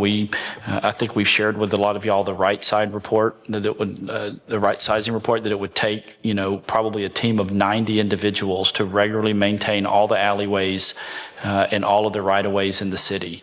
And, we have about 20 to 25 to do that. And so, they have a region or a kind of an area where they target, but, if it rains a lot, that delays the schedule. Also, if it rains a lot, that increases the growth during the season. And so if there are particular issues that become extremely problematic, we do interestingly, some areas tend to grow faster than others. It's bizarre. And so sometimes they do kind of move around depending on areas. If there's for example, if a tree were to fall, they would prioritize that area. But if there's alleyways that are specifically numbered, please flag those for myself or Mr. Murphy, and we'll tackle that. There was no survey conducted. There's just to clear the record in the statement. There was no construction done. The pickleball is inside the gym. It's just a programming function. So there was no survey for that. Again, no construction, no capital expenditure by the city. And then, Ms. Bryant, we'll have to get back to you and the commission on exactly when the entertainment districts were created, and we'll answer that response because I don't know the answer to that, and I would not want us to state the wrong month and year. I do know they've been around for many, many, many years. Ms. Lewis-Williams. Ms. Bryant, Michelle Bryant, she talked about a citizens advisory, and I also have talked to Brenda Williams about this. So if the two of you would get in touch with me, I would love to talk to you about it and see if we can't do something to bring it back to the commission with some specifics so everybody can understand just what we're doing. Because I think the idea of citizens advisory is probably a good idea. So y'all get in touch with me, please. And then Ms. Lewis-Williams gave kudos on the MLK Rec Center. She acknowledged that the slab's done, and now we have the steel columns and beams going vertical. She's glad to see Sears has gone, as is the city. And correct, Ms. Lewis-Williams, the city, we did not do it, but we were involved. That was a code enforcement case for many, many years. So kudos to Michael Fuller and Natalie McSwain and their years of working with Seritage. I believe that's the right company, correct, Mr. Fuller, in that. So we definitely applied pressure working through the code enforcement now code compliance process and working with the magistrate to get that done. Then she made several public records requests in regards to Joe Moody Harris Park and the CRA and the threshold spending. Did you get all of those, Madam Clerk? I did, thank you. Yes, ma'am. And then in closing, Mr. Siselski talked about the city's financial condition and then asked about the street sweeper. Yes, the street sweeper is up and running. It was down a couple of months ago for some maintenance, but it's been working the last few weeks or month, and it's collected nearly 900 tons of debris since the program was started in 2023, I think June or July. So it is regularly working, but you know, there's a lot of areas with a lot of construction, not just construction on infrastructure by the city, but also you know, individuals redeveloping properties, and sometimes a lot of dirt will come off in the road if that happens. That's why we have our environmental compliance division, and we'll go out and we'll have a conversation with the contractors and make sure they have the right kind of silt fence up and everything. I can't speak to the condition of the Civic Center immediately after the storm, but I know that you know, there were some environmental and structural concerns raised by professionals. I'm not an engineer or a licensed contractor. I know, you know, there were estimates, you know, probably $30 to $40 million that it would take to kind of refurbish that. And so, you know, 11 million is, you know, would not have even covered hardly a fourth of that. So, Jonathan, if I could add, Yes, sir. I would just encourage people to go, if they're interested in what the condition of the Civic Center was after the storm, to look at NOAA's site. They have all the Hurricane Michael imagery that's prepared there, and you can clearly see what damage took place. So, you know, the idea that there wasn't any damage is, I think you'll see from just the imagery from the NOAA database that obviously there was. But, you know, how much, engineers and all that other stuff, that's a completely different conversation. But as far as damages, you can see that. I would agree, Commissioner. And I've been there probably through there 12 or 15 times since I've moved back 3 years ago. And the Civic Center was in very bad shape, very bad shape. So those are the 6 comments that we have, Mr. Mayor. There's some major disagreement about the condition of the Civic Center, but it's a pile of rubble right now, so we probably don't need to say much. But we talked about the Sears building. What's going to happen down there, because the Sears building is gone, is a lot of people ask me what's happening down there. So does anybody know? Yeah, well, some of that's going to, you know, some of the corner, like where the automotive center was, there's FDOT is going to be taking some of that for the expansion and the flyover and everything. But as far as where the building itself was, I mean, that's still private property owned by the development company Seritage. And so, you know, we'll continue to engage with them. And then Hendon Properties, which owns the bulk of the mall, as well as Dillard's and JCPenney's, which respectively own their stores and operate them separately. So, but that's, I mean, I imagine that once they're completely done with all the debris, it looks like either FPL or FDOT is maybe using some of that for a laydown yard. I saw a lot of mast arms and poles that'll be used for traffic signals for all of that as well. But it's, at the end of the day, it's still private property, Mr. Mayor. Okay, and there's no problem, no plans that we know of to do something? Not that I'm aware of. Mr. Fuller, are you aware of any short-term plans? Not with Seritage, no, sir. Okay, thank you. You're welcome. All right, it looks like it's time to move on to the consent agenda, which is 9A. And just a reminder, Mr. Mayor, you wanted to pull 9E off. Thank you. Well, yeah, to talk about it separately, you mean? Yeah, yes, sir. That's what I meant. I'll motion to approve minus 9E. Okay, is there a second? Second. So your motion is to approve except for 9E. Yeah, okay, good. Any discussion? Ms. Smith, can you call the roll?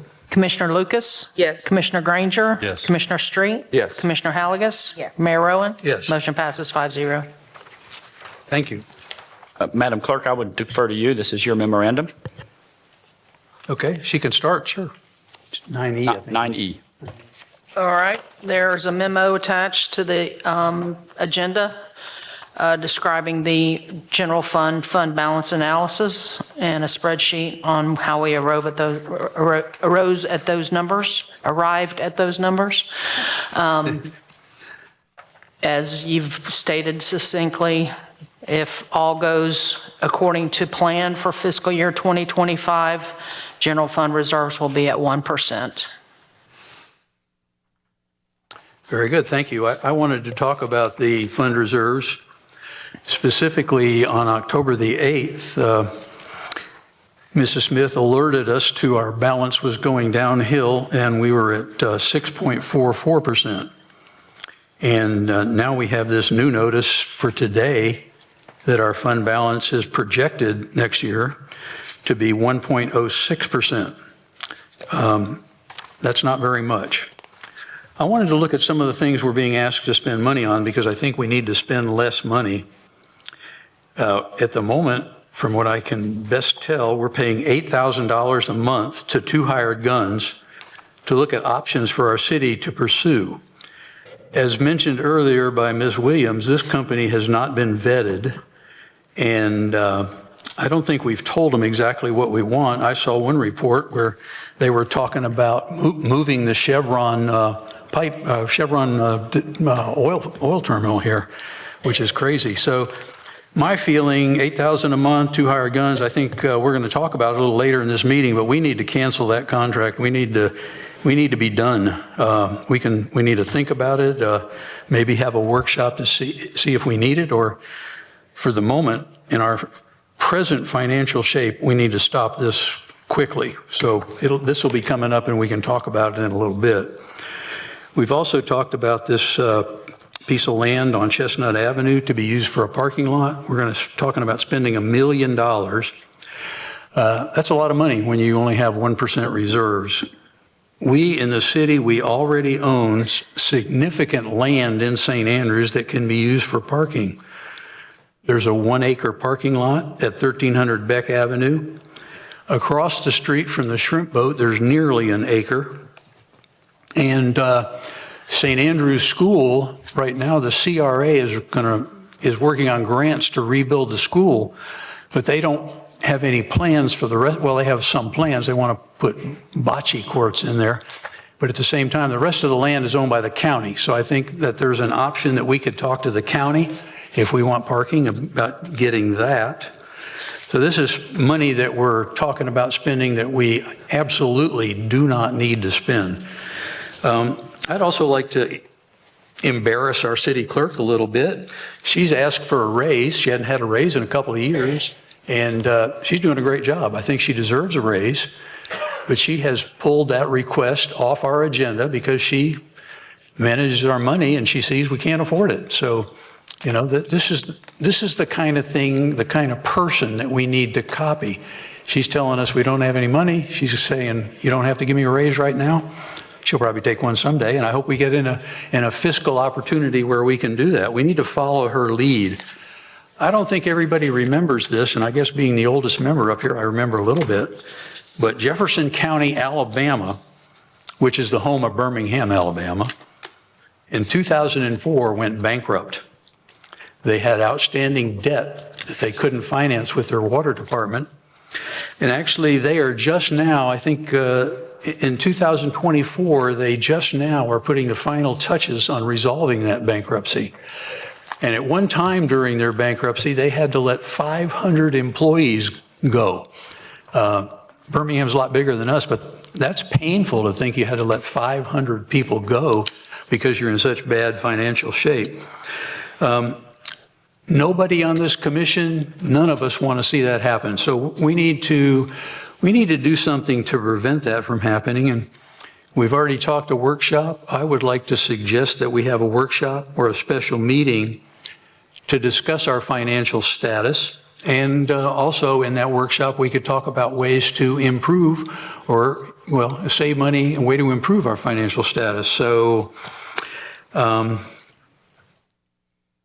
that's something to think about. And would anyone like to discuss the possibility of a workshop or a special meeting to discuss our financial status? I think it'd be great to do a workshop. You know, we've had this conversation a few times from the dais. I mean, obviously it's permeated in the community. I've been spending, you know, Jane and I got to spend some time about a week and a half ago as well, diving into some stuff. I think it's important for us to recognize that this problem is self-imposed. It's a self-imposed problem. And what I mean by that is we have made intentional decisions to restrict our own funding, which is what's drawn down the reserve number. And so when we took $22 million and we set it aside for potential future debt, and that's exactly what we did, we pulled that out of our reserve balance, and that, of course, dropped the reserve balance. When we closed out an entire department, which I've been communicating for years, wasn't in the budgetary process, and we cleared those off the books, we reimbursed other accounts or we terminated debt associated with that long-standing expense. That was $4 million. So I'm already up to 26 that we have just done from just the standpoint of creating a self-restricted environment. And so this point of bringing down reserves, when we made the decision to make a substantial cut to the fire assessment, that also affected our reserves. That was an intentional decision by this commission. So what I think we need to accomplish inside of a workshop is we need our citizens to understand the intentional decisions that we are making that put us in this spot. So to Ms. Smith's report, which I love Jan. So she's a staunch conservative. So, and she's very, very aggressive in helping us put imposed restrictions on ourselves. I think that's a very strong policy for us to have from a fiscal responsibility standpoint. But we also have to recognize that some of these things in these documents are estimates and projections. They're not necessarily based upon what we absolutely know to be true. And she represents that in her memo as well. But what she is communicating to us, which I think is appropriate for us to have kind of a strategic workshop along, is our reserve balance is continuing to either decline or we're continuing to put restrictions on it. And that is her free cash flow to work with to keep the city's bills being paid. And so when we made a decision in the consent agenda to prepay 13 police cars to save ourselves money on interest expense, that has an impact into our cash flow as a city. And so, you know, there's been nothing, and I have a finance background. You know, I've dealt with this for decades of my life.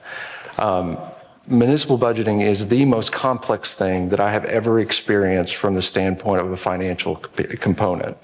And it has to do with restricted fundings, how things come in, when they come in. We get certain paychecks only a year. And then we've got other ones that come in all along the way, and they're based upon projections like the merchant fee. And so we need incredibly gifted and talented individuals like Ms. Smith to help us navigate through that. And she is communicating to us like, hey, we need to have a better strategy than what we have now. Now, she's proposed some solutions, and we haven't liked those solutions. So the increasing the millage by $500,000, that came from Ms. Smith, we rejected that. And so she's brought her solutions to the table, and now it's our turn to provide solutions to the table to address the issue that we have. And so if we're not going to take those suggestions, which I've communicated to Ms. Smith that I haven't agreed with those to this point, then we need to provide our own. And I think that's a great opportunity for us to do that, Mr. Mayor. Right. So an opportunity, I think it's a wonderful idea that we would have some type of workshop and really dive into the into the weeds on this thing. And I just want to iterate that the general public needs to know that the issue that we're in is a self-restricted, disciplined balance to municipal budgeting. It's not that the city's going bankrupt. It's that we are intentionally restricting all lines of our revenue to create a sense of urgency on ourselves to address the issues that we need to, because we have a lot of work that's going out. We have a $150 million line that's $8 million in interest expense every year. We are intentionally pulling that out of reserves and through our enterprise funds to pay for that. And so these are all intentional decisions. And so That's why I don't get up here and panic when something comes out, because I feel like we've made these decisions over the course of the last year and a half. And there's more that we need to do. And so I think a workshop would be great, not only so that the general public can get educated, but also we can and understand where we need to go. Huge. What you're saying is huge, because I'll hear it too, like we're bankrupt or something. And it's so much tiring to try to explain what we've really done. We've taken a huge burden off of our taxpayers by not, with the fire tax cut, by doing these things. And it's the same. Some citizens will complain about the fire tax, but yet they complain about this, and it's all restrictive. And what we mean by self-imposed is not bad decisions. What you mean is Conservative decisions. restrictive. Yeah. So just like you said, the $22 million that we have restricted, at your advice, and we agreed with, that we restricted is still there. I mean, we still have cash. It's not like we're we got 1% of cash. If we wanted to change our minds today and say we don't want that restricted anymore and we need that for something, could we not do that? You could. Okay, not saying we should. And I don't want to do that. But it's important for people not to think we're at negative $100 in the bank account. We've got millions of dollars that we've restricted because we want to pay those things. And the $150 million is not debt that doesn't have a sunset to it, that doesn't have an end to it. And this is massive infrastructure we're getting in return. So to paint the picture that this, if anything, this commission has been more conservative on, not raising millage and not doing the fire tax and not doing those things. Like I understand both sides of it, but it's not, in my mind, it's not an appropriate picture to be like, we're just so poor. We're like barely gonna get by. It's only because a lot of these things are restricted or they're not used or whatever it may be. But anyway, I think a workshop would be great because I think the citizens need it. I think it'd give Jan a great opportunity to sit down and explain things to us too that maybe she thinks we don't understand right and all that. So and I think we need to bring our ideas. Wonderful, yeah. I think we need to bring our ideas. Wonderful idea. Pardon me? I said, yes, Mayor, you have a wonderful idea. I concur with it. That was her. And also just want to point out that the $150 million debt was intentionally made to take advantage of the $300 million in grants to rebuild our city. And we're seeing the results of that. All the time. Yes, so she also posed, I just want to make sure because it sounded like, we just made bad decisions. We've had to make some extremely strategic decisions based on what's best for the future of the city. And, maybe not everything has been, there have been, nobody was in Hurricane Michael, had ever experienced that before. It was uncharted territory. Were there mistakes? I'm sure. Yeah, sure. I don't agree with everything. But as a whole, we have won. $300 million in grant dollars. I mean, all the road resurfacing that we did get. There have been so many things that we got well over any kind of debt that was there. So anyway, I just thank you for doing that, Josh, because I wanted it to be clarified. I want to be clear going into that workshop, we need to have our own ideas because it's not just to have a workshop to explain a bunch of stuff. There is some action that we need to take. And I think that's what you're trying to do, Mr. Mayor, pointing out certain things. Jan's pointed out just 3 or 4 different things. She said to the city manager, cut your budget. There's been a lot of dialogue. I see one person, maybe 2, bringing some solutions. We all need to bring our solutions on what we feel like are the big rocks that we need to accomplish for the city. And then what are the smaller things that we can kind of say, hey, no, not for now. And to your point, the marinas. There's a lot of, we have brought that too about what we've done with St. Joe and that, and some people had complained about that, but that generates revenue for the city. And it's more and more and more as time goes by. So, but not everybody likes that decision. So to Josh's point, it's like we still need some solutions and we need to come up with some solutions that we can all agree on. Well, and just to point out, there's one last thing and then I'll be done with what I have to say. But with every single item that we've brought that has resulted in an increase in taxation to our citizens, we have rejected as a conservative commission. That includes paid parking, millage increases, those things like that. The clerk has been saying all this the entire time as we've gone through it. And I'm glad to see that, hey, we're hearing this. But at some point in time, you've only got 2 levers. You got to cut or you got to raise it, or you got to raise revenue. Those are the two that you've got to work with. And so if we don't like the options that have been presented, bring our own. That's kind of all I would just say.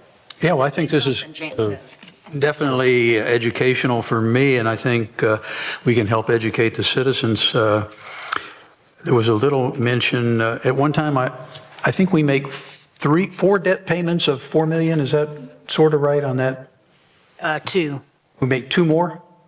2 more payments? We make 2 payments per year of 4.3 Because million. didn't we talk once about, or you mentioned once, could we stretch it out over 5 years instead of 4 years? That has nothing to do with the general fund. None of that money is in the general fund. Okay, so. I'd like to make a comment if I may, Mr. Mayor. Yes, sir, I'm sorry, didn't mean to ignore you. So what Commissioner Street was alluding to here is government has to follow GASB standards. And so the accounting on that is incredibly different than regular accounting that most people are probably used to in their daily life and with their business. But what I would liken this situation to is in a personal style budget. If you've decided you wanted to buy a brand new vehicle, you'd set aside money to purchase that in the future. But if for some reason a tree fell on your house and you needed money to fix the roof, you would be able to pull away from the thing that you wanted to do and move that money to cover down on the expense that is immediate. So, but due to the accounting principles that we have to follow by law, it's not as easy as looking at it as that. But from a 100,000-foot view, we have money set aside. It's just not in the reserve category. So, and we're not trying to buy a new vehicle. But the point is that very similarly as somebody in their own budget would set aside money for a future purchase and maybe put it in the bank account that they don't touch, that's basically what we've done here, and we have money. We're not broke. And in an emergency situation, we would absolutely break glass and get money out of that. So just wanted to make that a little bit more clear to everybody out there. Very good. I appreciate that. I'm learning something also. Would anyone like to make a motion that we do a workshop to discuss our financial status and ways to improve it? And like Commissioner Street said, bring our own ideas. So, I'll make a motion to approve the monthly financial statements as well as make a motion to have a workshop on the budget specifically with how we're going to address general fund reserve balance. Very good. And Mr. Granger seconded. Any further discussion? Mrs. Smith? Commissioner Lucas? Yes. Commissioner Granger? Yes. Commissioner Street? Yes. Commissioner Halligus? Yes. Mayor Rowan? Yes. Motion passes 5-0. Okay, I had one more thing I wanted to discuss on my report, and I was interested in discussing whether we could move this meeting here to room 10 downtown at City Hall. We have 10A and 10B. Oh, I'm sorry. Thank you. 10A and 10D. Okay, yes, you're right. What I want to talk about before we go to that is the discussion of parking spots on 12th Street, and it's being used for the air conditioner for the Shrimp Boat Restaurant. And on it coincides with an agreement across the street. I took some pictures and gave them to Mr. Hayes. Do we have those pictures? Yeah, go to the other 2 pictures first. This should be the third one, Jerome. Thank you. Okay, this is the Shrimp Boat, as you can see, the big tall building. And this is the city street where we either gave away 4.5 or 6.5 spaces. I counted 4.5, my wife counted 6.5. So I guess if you have the feminine touch, you see more spaces. But anyway, it's 40 feet long. And you can see the center lane there because on the right is the parking on the other side. The center lane is 12 feet wide. So what we have given is 12 feet for cars, trucks, et cetera, to pass. We've given away 40 feet of our road, and I forget how wide that is. let's see the next picture. Okay, this is where they ran the pipes to go up into the shrimp boat. And this is a mess. They've obviously cut through the concrete. These are pipes that go up the side, they go up into the shrimp boat. My concern is, well, I'll tell you what, let me ask, who on the city, who decided to go on with this and what was the rationale? Because what we've done is given away spaces on our street to a private entity. That would be me. I circulated a memo. I'm happy to send it back around again that specifically dealt with this. The use of the right-of-way in this type of area. I mean, this is not a policy decision. I'm happy to defer to the commission on all the right-of-way permits and requests that we do, but we do this kind of stuff all the time. I stand by the decision. I understand, the project is underway at this time. Once it's done, this will obviously be concrete and very nice and much more passable in a safe manner. 12-foot lane is more than sufficient. That's a one-way street anyway. Minimum is 10 foot for our garbage trucks and fire trucks to get through. We have 12 foot. We've talked, Mr. Mayor, about this and the fact that, yes, if people don't park correctly, it might make it difficult for people to get through, but that applies anywhere. There's other examples I can think of where, to the point that Mr. Street made earlier, where we're going to be closing off some driveways. When Uncle Ernie's did they had a driveway cut out onto Beck Avenue when they purchased that parking lot. When they closed it off, we had the guys come back in and in our right of way, we curbed it back off and added, I think, 2 or 3 parallel spots along Beck Avenue. And as a reminder, we're working on finalizing the agreement, but this is going to give the city 50 spots across the street on the east side of Beck Avenue. That'll become a public-private parking lot. But again, just as a reminder, we regularly use our right-of-way space for a myriad of issues. FPL might use it for power. We've allowed folks for, widening their driveways in the right-of-way, spots for certain expansion on things.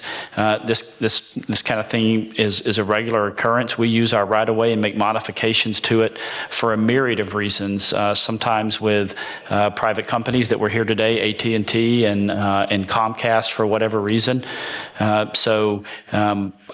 Whether it's 3 or 4 spots or 5 spots, I think we count 3 or 4. But that, again, not a policy decision, that's an operational decision. And again, if this commission would like to have all the right-of-way permits come before this body, I would absolutely set up a system for that to happen. That's something I was not aware of. You said that these spots, but then now their private parking over there is going to be open to the public? Yes, ma'am. So we basically swap like 5 or 6 spots for 50? Yes, ma'am. Yep. Well, wait, we're coming up on that, Ms. Halligus. You're ahead of things a little bit here. Okay. Can we go, can Jerome go back a couple and do we have a picture of the shrimp boat parking lot? My concern over here is that we have gone ahead, we've given these people our property. I guess that's not going to be right. You're going the wrong way. Yeah. And we don't have a contract. Before we did any of it, we're going to exchange this for some parking spots on the other side of the road. But we should have a contract over on the other side of the road. What we're going to do, we should have a contract here. This is fly by the seat of your pants from what I can tell. We've let them put this in, and it's a great idea to get the parking on the other side of the road. But why don't we have the parking on the other side of the road before we do this? Or why don't we have it concurrently instead of going ahead and just doing this and then going back and try to negotiate what's going on in the parking? What my understanding is that parking lot across the street, we're going to split it with, it'll be for ours, for the city and the shrimp boat. Obviously nobody's at the shrimp boat right now, so it'll be largely ours. But at the same time, we should have done this ahead of time. We should be working on it. And I think it might be a very wise thing that we make across the street be paid parking. That way, the city could benefit from the paid parking, and so could the owners of the shrimp boat, which I think are the other option. The other thing that I think needs to happen is this piece of property out there on our right-of-way has been given essentially to the shrimp boat forever. So if we've given it to them forever, we should get the parking lot across the street for the city forever also. Now, go ahead, you were right on. You were jumping ahead of things. Yeah, well, that's what caught my attention. I was like, oh, well, that sounds like a good swap. It's a wonderful swap. I agree. So, Jonathan, we don't have anything, a contract? No, we're working, I mean, it was, to the mayor's point, we were working to do it concurrently, and, there were some holdups with the construction project, and then there's some repairs that need to happen across the street, but it's working concurrently. It's pretty easy just to get it in writing that. Yeah, we're working on that. I mean, we're using a different firm for that, because I believe someone from Burke Blue actually represents, am I correct, Mr. Zimmerman, represents the shrimp boat? Yes. So we're using Mr. Hughes for that, and we're working to that end. This is still our property. This is still the right-of-way for the city of Panama City. And so, I mean, I don't think it's going to come to this, but, if the agreement or, never comes to fruition or they back away, then I'll have the guys bulldoze it down and we'll take the right-of-way back. It's that simple. So, are you saying you have the upper hand? I have the upper hand. To Ms. Halliga's point, we should have had a contract on this going forward. And it's not that hard to find a lawyer and get a contract. And we should have, this should have been planned. It should have been out in the open. I guess is the concern, that's the thought that we're not going to get that contract? Is that the concern? My concern is that we didn't approach this properly. I would think we would have the contract across the road, and we would have this at the same time, and we would have I think we probably should have the across the road first. We need the parking. Are you recommending that the city takes on the what's typically been an internal process on right-of-way permits? No. Okay. I'm suggesting that this wasn't really approached in a good business-like fashion, because we're talking about a piece of property across the road and we're talking about this thing on the right-of-way. And I think we should have had it all buttoned up, all established before we did anything. That's my point. When do you anticipate us having this in writing? The December 10th meeting. Yeah, and we've shared that as well, because we spoke at length with this last week with the mayor.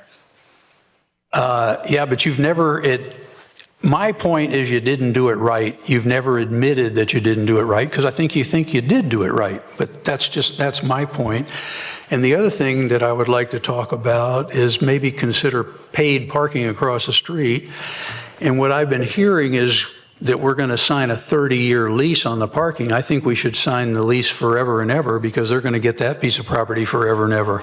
Can I ask a question for clarity on that? I mean, Jonathan, was the sense of urgency to try to accomplish this, was there something wrong with their former HVAC system, or was there something going on with that? Yes, it was basically had failed, and including the refrigeration units, and it caused a business to have to lose a large amount and move out to the beach. So we lost the business over it. So would you say that's what expedited you trying to go faster? Is this a typical process that you would go through, or is it, you felt additional pressure because of a business about to fail? I did, and I look at this type of building and where it is, and I think I don't want to see a beautiful area of St. Andrews have a building basically become, derelict, when there was an easy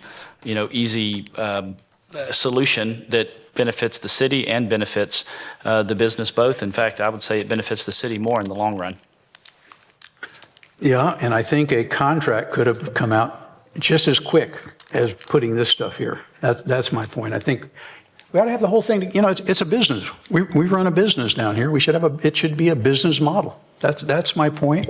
I think it's gonna probably work out okay, since the contract's coming to us to look at. I just would rather have seen the contract from the beginning. The truth is, I probably would have done it even if we didn't get the land across the street, Mr. Mayor. But I didn't need to do that, and I got 50 spots across the street as well. So wait a second.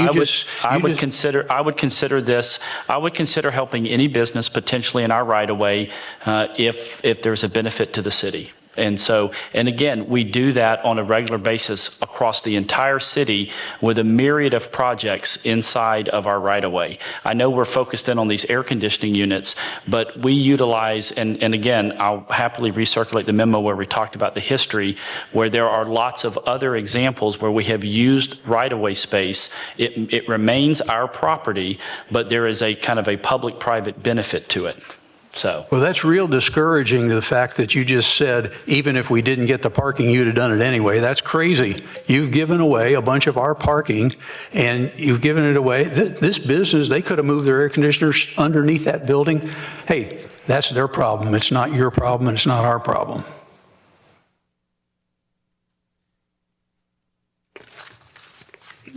All right, moving on. That was 10A.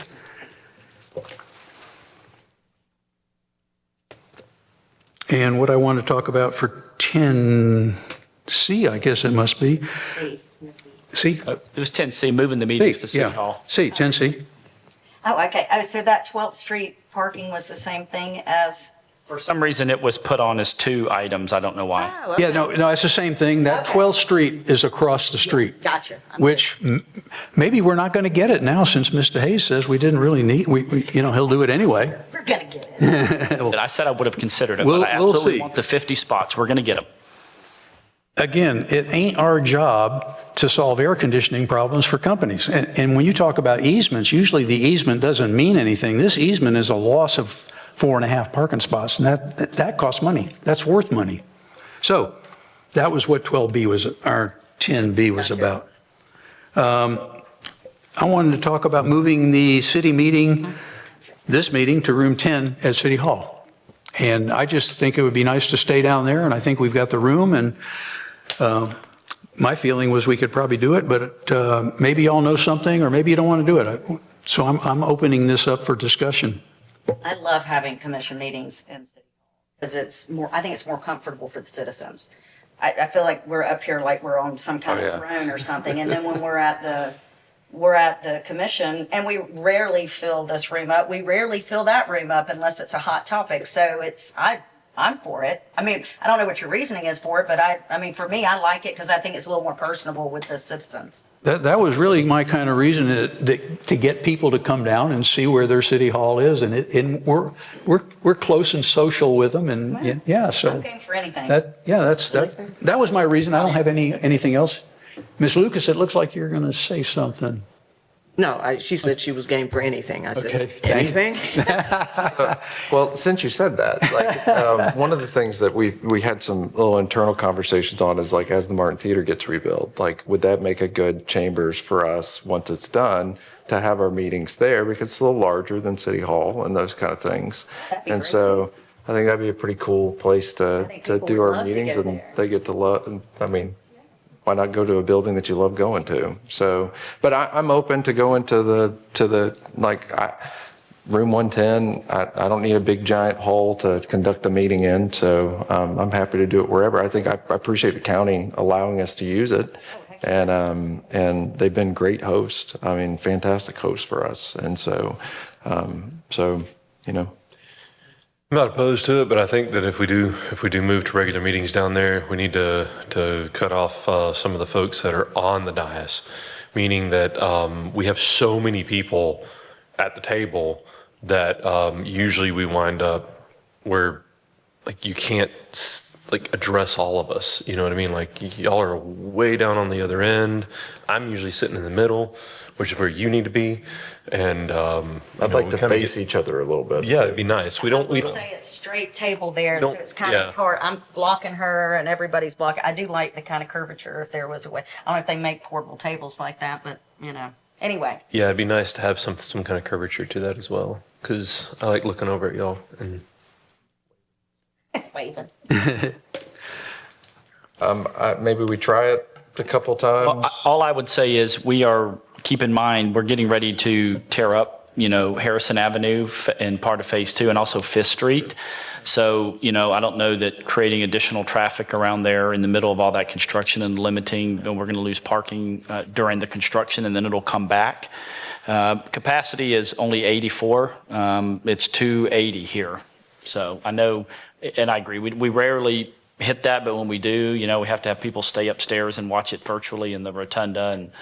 And, so I don't, just keep in mind, there's going to be a lot of disruption around City Hall starting in early 2025. So maybe we don't do it until after the streetscape's done. Well, when streetscape's done, we're going to still lose parking spots because it's all going to be parallel parking out there. So parking's never going to get better as far as that goes. But, I Referencing the like Ms. traffic, Halligan's idea that we'd all be down on the floor. We're not up here like kings and queens and stuff like that. Well, but, and let's face it, half of our audience today is already at City Hall. I mean, we're not taking up any parking there, but I don't care either way. I think if we have a hot topic is when we should probably be here. Sounds If we reasonable. know it's something that, as people really want it, then we should probably, hold it here. I don't, like I said, I can go either way. I'm gonna let y'all decide that one. All right. Would somebody like to make a motion one way? Well, make a motion. We need something to get on, or I'll try it for the 10th. Pardon me? I just wanted to remind everybody, we do notices for these public hearings. And I'd ask Ms. Smith, if you did start this on the 10th, is there adequate time to get all the There's plenty of time. Okay, thank you. Well, that might be a good trial to have it done on the 10th. I mean, whatever y'all decide. I think it'd be good, but I'm only one person up here. Let's try it for the 10th. So you want to make a motion that And we don't forego our scheduling here, but let's try it for the 10th. Okay, you And want to make a maybe motion? we end up with a hot topic that we may not be able to do it on the 10th, but I think that's a good, and we can't control what topics come to the agenda. So, I mean, that's a good point. If it doesn't work, then, we know it doesn't work. Yes, sir. I think that's right. Got a And motion. hopefully we will have some hot topics because it's good, to get involved. So I think Mr. Granger made a second. I motion for the 10th, we'll try it at City Hall. I'll second. Okay. Ms. Smith, can you call the roll? Commissioner Lucas? Yes. Commissioner Granger? Yes. Commissioner Street? Yes. Commissioner Halligus? Yes. Mayor Rowan? Yes. Motion passes 5-0.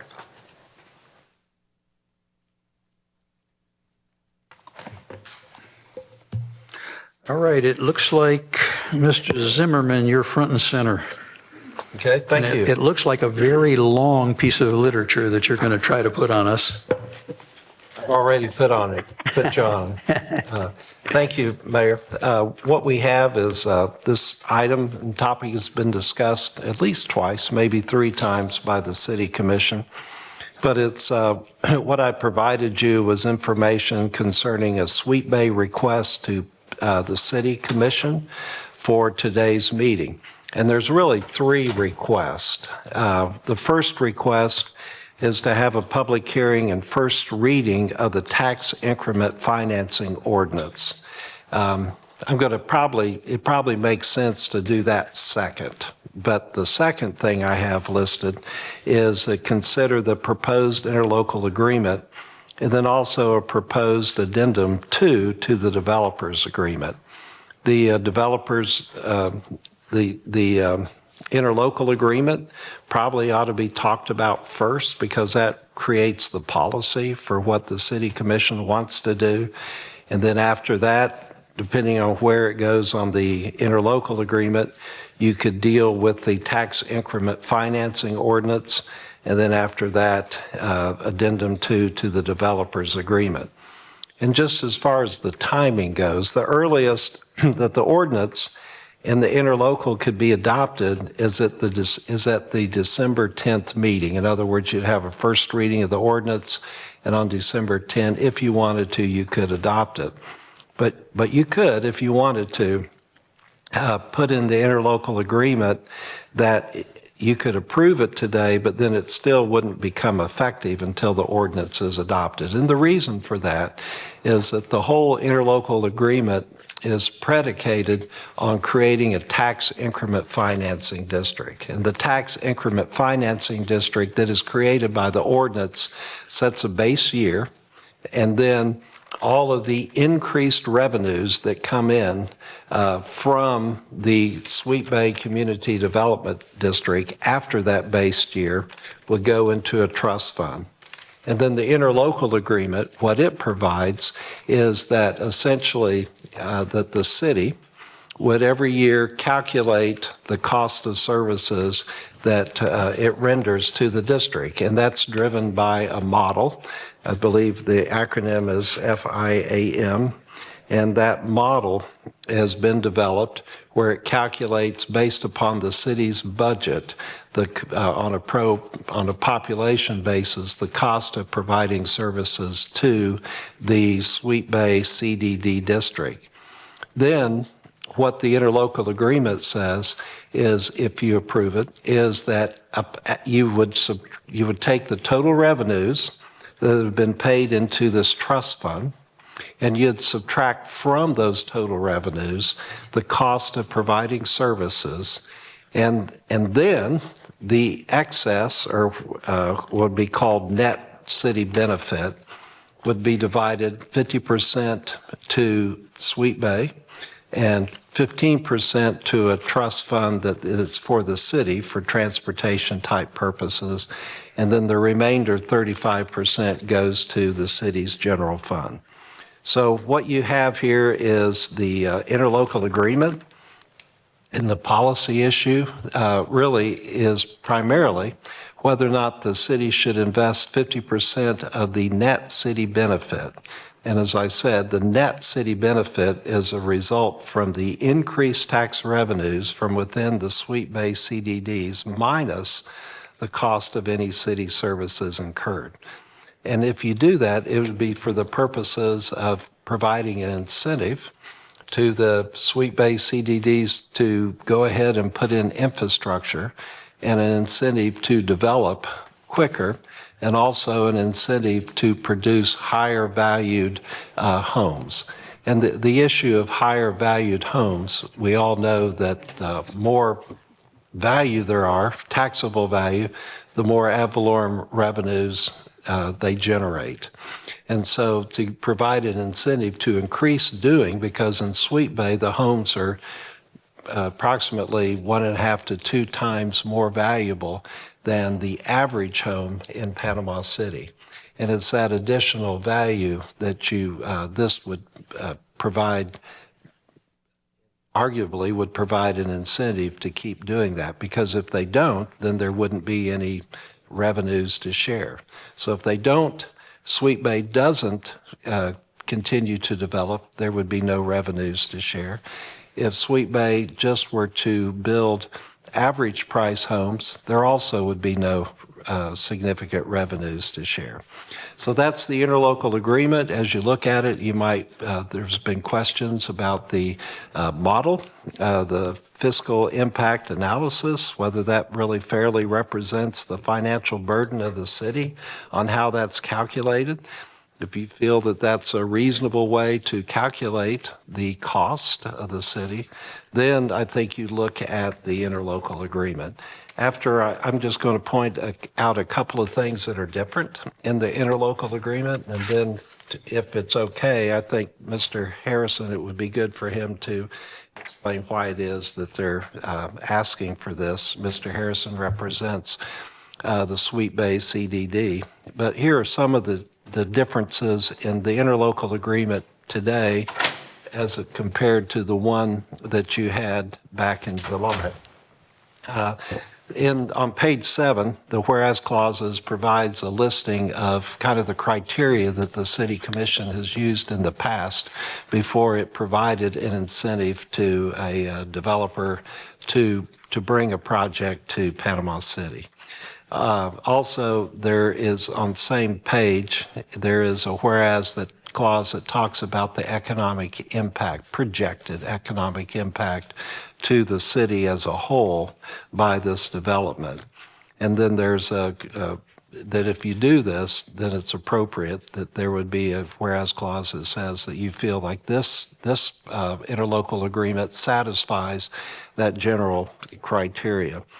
Also, there is a provision that reaffirms that the maintenance costs for the roads that are being constructed in the Sweet Bay CDDs and would be turned over to the city, that maintenance cost is a portion of the budget that would be calculated in coming up with the fiscal impact analysis. And that's in section 3.03.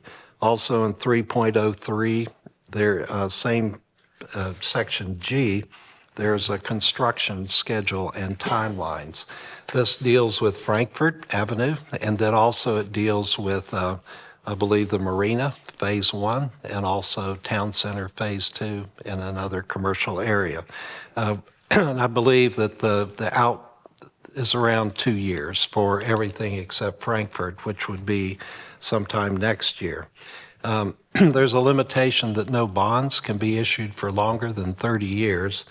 And then there's also a limitation in section 10.02 that this agreement terminates in 45 years. What the agreement said previously was that, as it was proposed to us, was 50 years or when the bonds are paid. So it could be many years after 50 years. So this has a ending date, a hard ending date. So that is the interlocal agreement. When we get to the ordinance, I can talk about the ordinance, unless you want to talk about it now, but I thought it'd be appropriate to talk about, from a policy standpoint, where you are on the interlocal agreement. And I do think it'd be a good idea for Mr. Harrison to come and talk to us. All right. Come on, Mr. William. Good morning, William Harrison, 101 Harrison Avenue. I'm here for the Sweet Bay CDDs and for HomeFed, the developer of the project. I've been working on this project for about 15 years now. And so we appreciate the opportunity to get to this point in the conversations that we've had. Regrets come from Chris Folger, who all of you have met, who've been here to some of these meetings, and Dr. Hank Fishkind. Both had planned to be at the meeting last month when this was originally scheduled. When it was pushed to this month, they had other obligations and unfortunately couldn't be here today. But we do have Will Randall and Ken Hayden, Patrick Bienvenu, who are all here from HomeFed and Sweet Bay, if you have questions of them.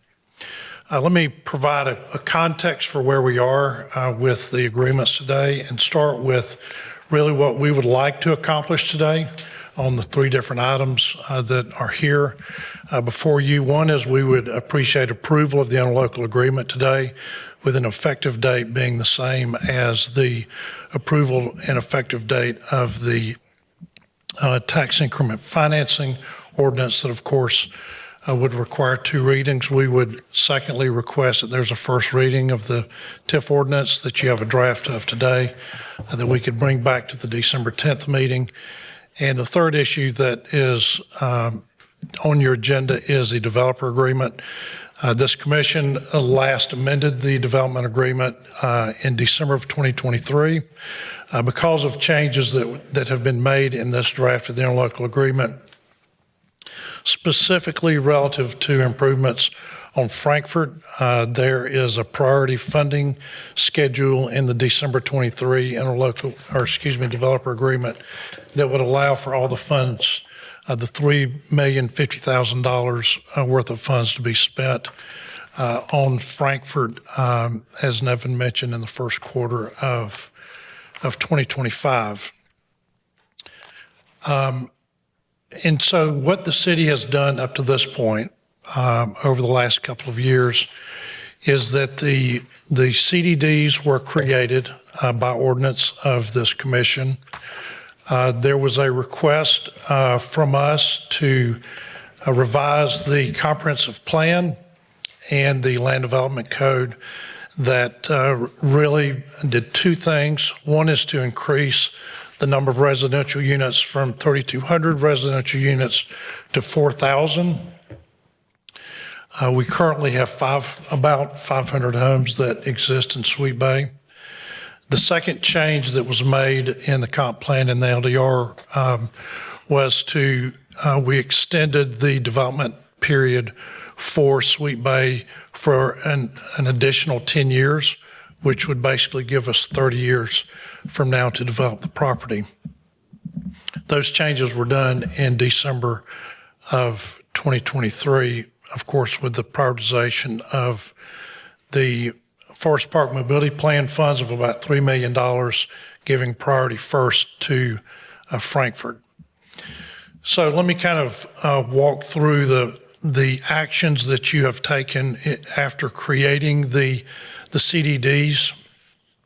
There are 7 residential CDDs. There are 2 commercial community development districts is what a CDD stands for. And so we are trying to complete infrastructure with the approval of this interlocal agreement and the tax increment financing ordinance. There's about $200 million worth of public infrastructure that needs to be completed in order to finish construction of the remainder of about 3,500 homes. And probably, we have probably 60,000 square feet of commercial that is under construction right now in phase 1 of the town center. The remaining entitlements that were given to us by the city in the planned unit development of 2012 allowed for 700,000 square feet of commercial. So upon completion of first phase, we would still have 650,000 square feet of commercial that could be developed on the remaining property. The property is 705 acres. We have about 450 acres that have not been developed yet. And so we are trying to figure out a way to make the project financially feasible to complete construction at the same quality as what has been constructed with the first 500 units and the amenities that are there, along with University Academy that is now up through 8th grade. The original plan of this development is that we aspired to start 200 homes per year. When we got the PUD approved, that was also the goal of the city, for us to do about 200 homes per year. As I said a minute ago, we have built about 500 homes. So you can see in the last 10 years, we have not been able to build enough homes that this market would absorb. As Nevin referenced in the average value of homes in the city of Panama City versus the homes in Sweet Bay, and the analysis that was done by Owen Bice, the city's consultant, that looked at, what is the differential between the added value of these homes versus the other homes. The average home is about $118,000 outside of Sweet Bay, and it is about $318,000 within Sweet Bay.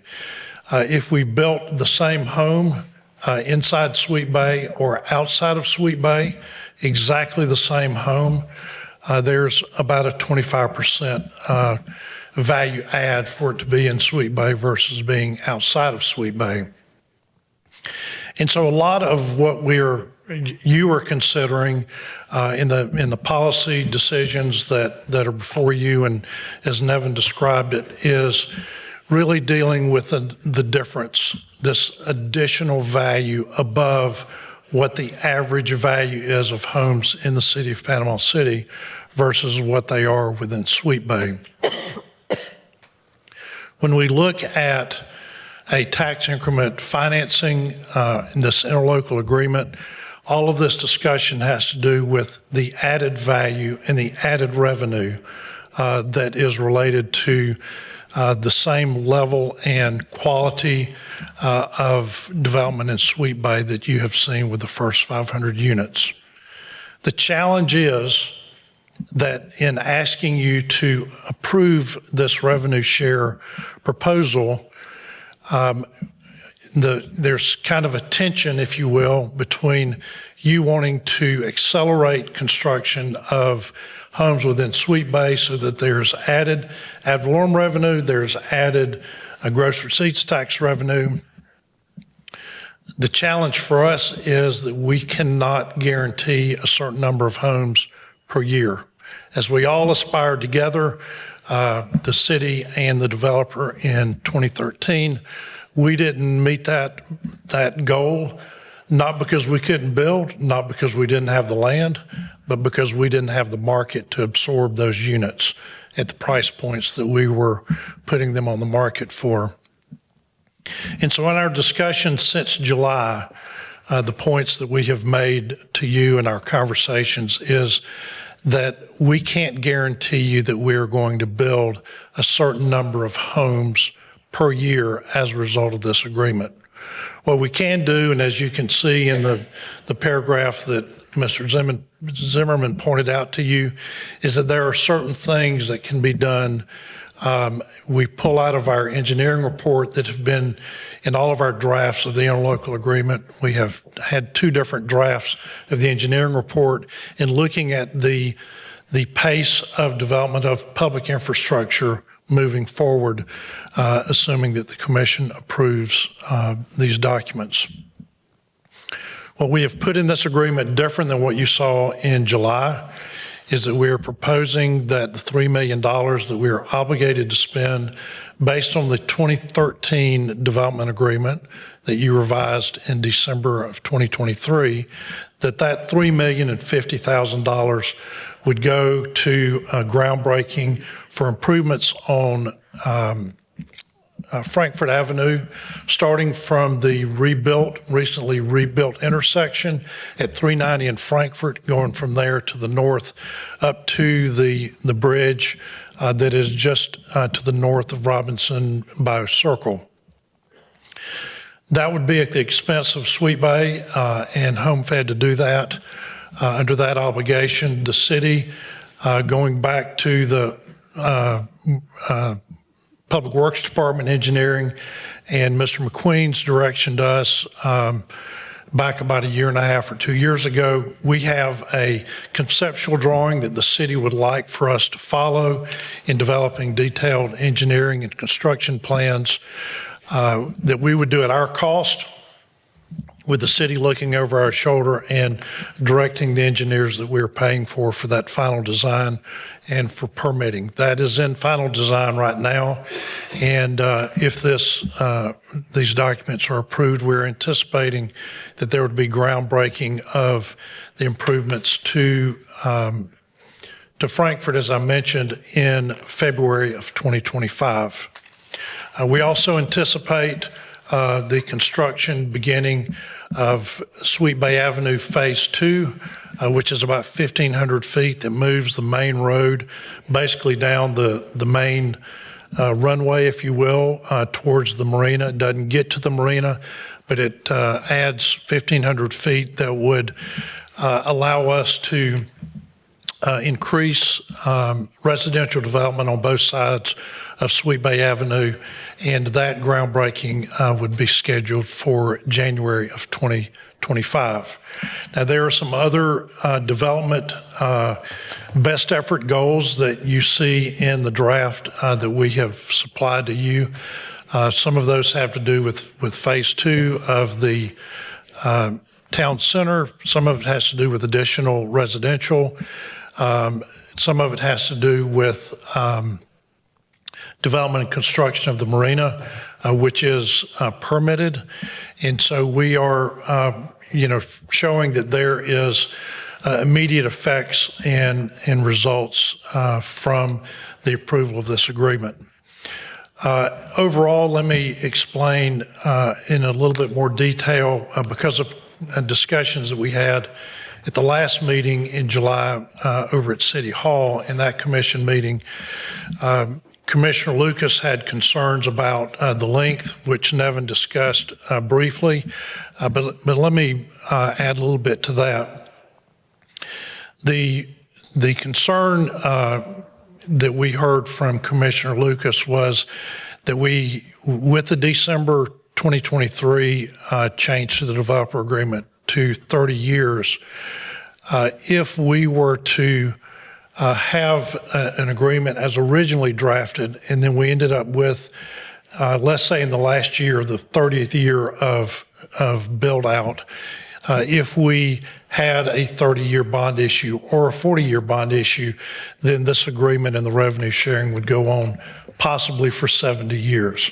And so the concern was that it not last that long and that we pull that back in. And so what we've done in this agreement that is before you is that there is a termination date of revenue sharing for 45 years from the effective date of this agreement. And as Mr. Zimmerman noted, that we cannot have bond issues longer than 30 years, and probably, there will be differing maturity dates on bond issues. Some may be 30, some may be 20, some may be 10. As we get closer to the end of build out, the amount of infrastructure that needs to be built will be less, and we're hoping with the revenue that's being generated, there will be the ability to pay those bonds off quicker than those that are 30-year bonds. But regardless of the bonds, this agreement as we propose it today will be over, and there will be no more revenue sharing 45 years from the effective date.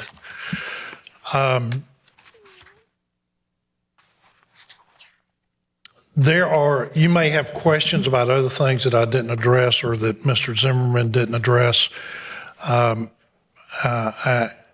guess I also need to make the point that in talking about the net difference, if you will, what we're talking about is, let's say that the average home in Panama City sells for $200. If the average home in Sweet Bay sells for $400, just for easy math, then what we're talking about is what do we do with that additional $200,000? The way that we have proposed this, originally we had a 55% revenue share, where 55% went to the CDDs and the city got 45%. The reason why we increased that to 65% is because the cost of infrastructure from the time that we started talking about this with the city went from $100 million to $200 million. And because of the interest rates going up and our absorption in the market experience, we were selling less homes than we were when we originally proposed this. And so those two things were really creating some problems for us. The reaction of the commission was, we don't want to go to 65%. We're not sure if we want to do 50%, to be candid. And so we talked about how to deal with that. Some of the big concerns really that came out of the Forest Park Mobility Plan, which is something that the city required of us in 2012, was to look at the traffic impacts of this project up to 3,200 units of residential and 700,000 square feet of commercial. And so we were required to go hire a traffic engineering firm to do an analysis that the city had to approve that came back and said, this is where we think the impacts are going to be. And so the city required us by contract to agree to pay the city or for the improvements equal to $3,050,000. And those improvements would go to 390 and to Baldwin Road. Well, as time went on, the state paid for 390 and the county paid for Baldwin Road. And so we were really out of contract, and what do we do with this $3 million? HomeFed said, look, we understand that we still owe this. We just don't know where to put this money. And you didn't have the authorization to come in and say, we want the $3 million to put on 390 or Baldwin, because there was not a project to spend that money on. And so what you requested is that we change the agreement so that you could spend the money somewhere else. And so we agreed to that. That was the December 23rd agreement that had the first priority of Frankfort and then to Lisenby and Airport Road. However, we believe that all $3 million is likely to be spent on Frankfort and will not make it to the other two. Well, then that raised some concerns. in what do we do with just the overall condition of roads in that area that really we have no obligation for. You have no funding mechanism to make improvements in those roads. And so the conversation led to, what if the revenue share is changed so that it is back to 50-50 of this additional money that is not going to exist if this project does not move forward? What if we put 15% of that, we being us collectively, we put 15% of that towards roadway improvements in the Forest Park mobility area? And there's a plan in your package, or excuse me, a drawing in your package that shows that that is a huge area. And it goes from 23rd Street, of course, through Sweet Bay, up into Venetian Villa, and out towards Highway 77. Dr. Fishkind, in response to the request from the city to figure out how much money would be generated over the creation of all this new infrastructure and build out of Sweet Bay, how much money would be generated that would come into the general revenue of the city that the city could spend with that 15% on roads in that area. The estimate of Dr. Fishkind is that over that time period, it would be $44 million. Of course, our obligation is just 3, which whenever you send us a letter and say we're ready to spend 3, we would do that. And then if you approve the interlocal as we have proposed it, then there would be, as Nevin said, 35% that goes to the city. Now, this is additional money. You're going to get I know we've gone through this 100 times, but you're going to get the regular revenue that comes, from the average sales price. And so we're talking about this additional money, the additional value, if you will, that comes out of Sweet Bay.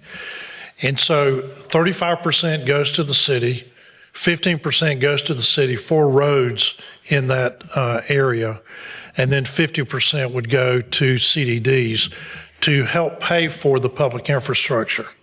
Now, the value and the cost of infrastructure, just like the $150 million that you borrowed for public infrastructure on projects that you're working on across the city.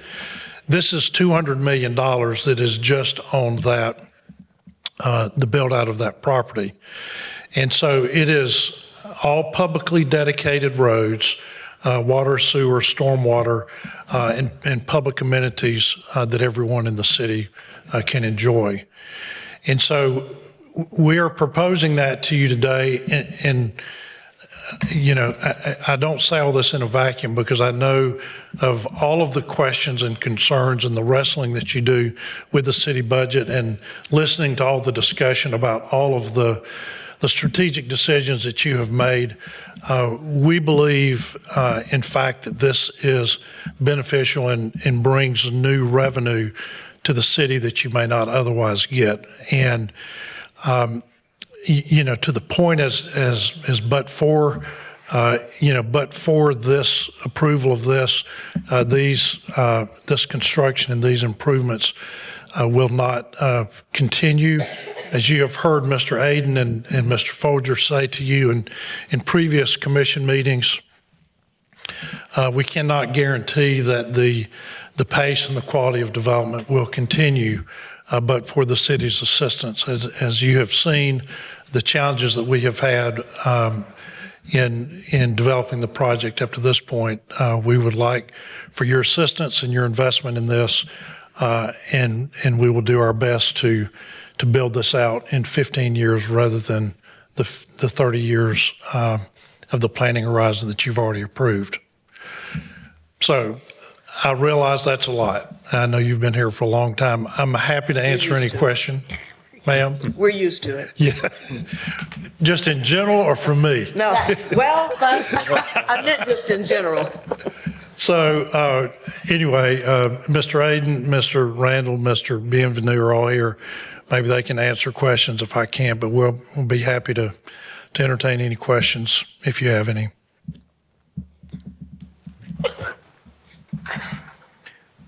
Is Sweet Bay planning ever to become a gated community? No, ma'am. All the roads will be publicly dedicated. And then what you've said again today, as you've said before, is the market's ability to absorb the houses at the price point. That's correct. And you can't guarantee that even if we do this, that they will come. If you build them, they will come. We cannot guarantee that.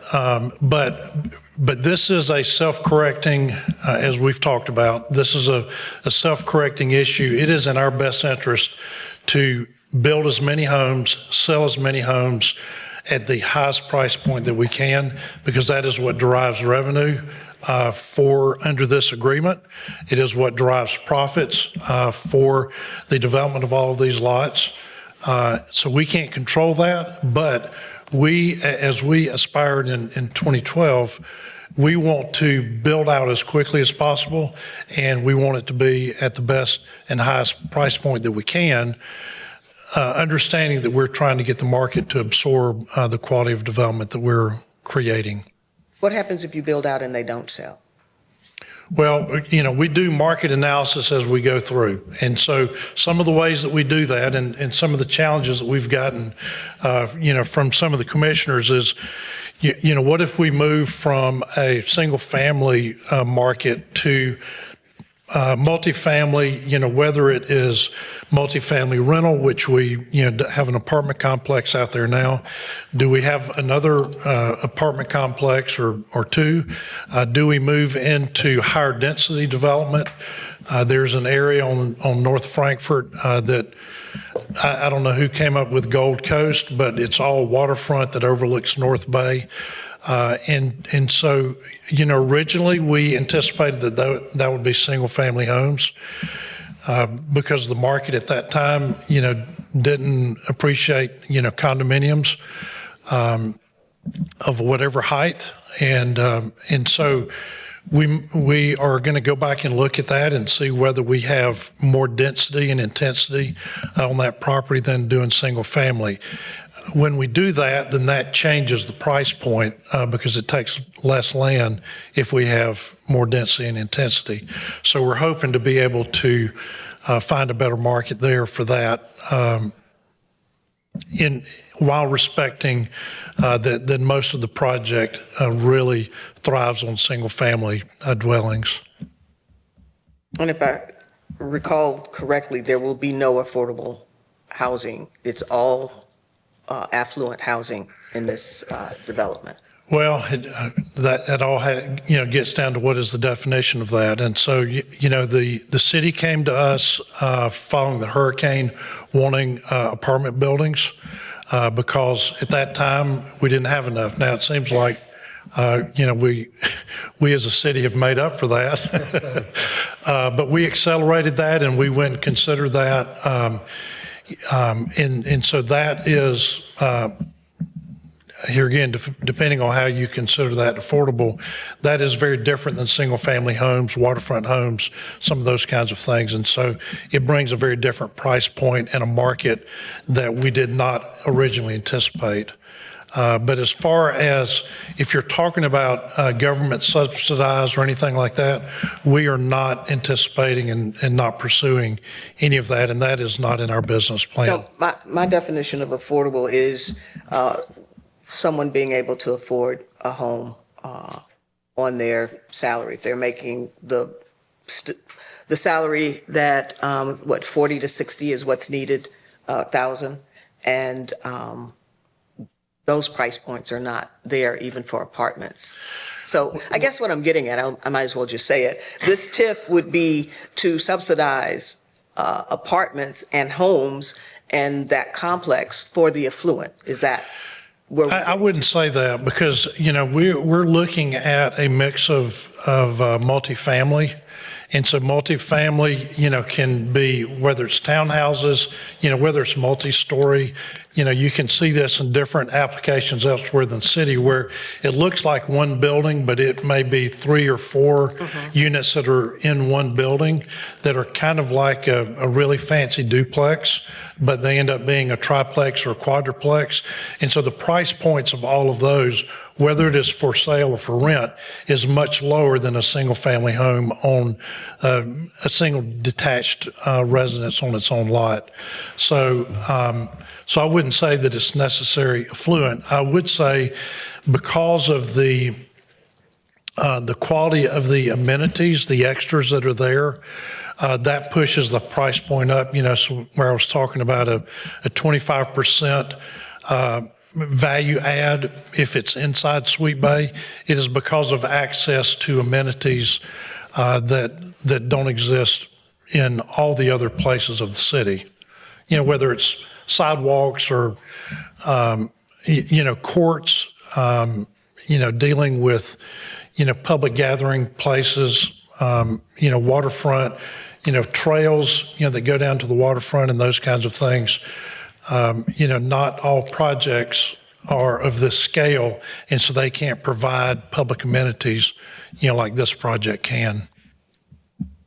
Yeah, and as you will know, I've been wrestling with this, and then I think we're doubling down. We're putting a TIF on top of the CDD, and there's some complexities and risks. I mean, we've got to get it just right as to what our expenses are. If we miss that, how do we, is there recompense? I guess that's a Jan question.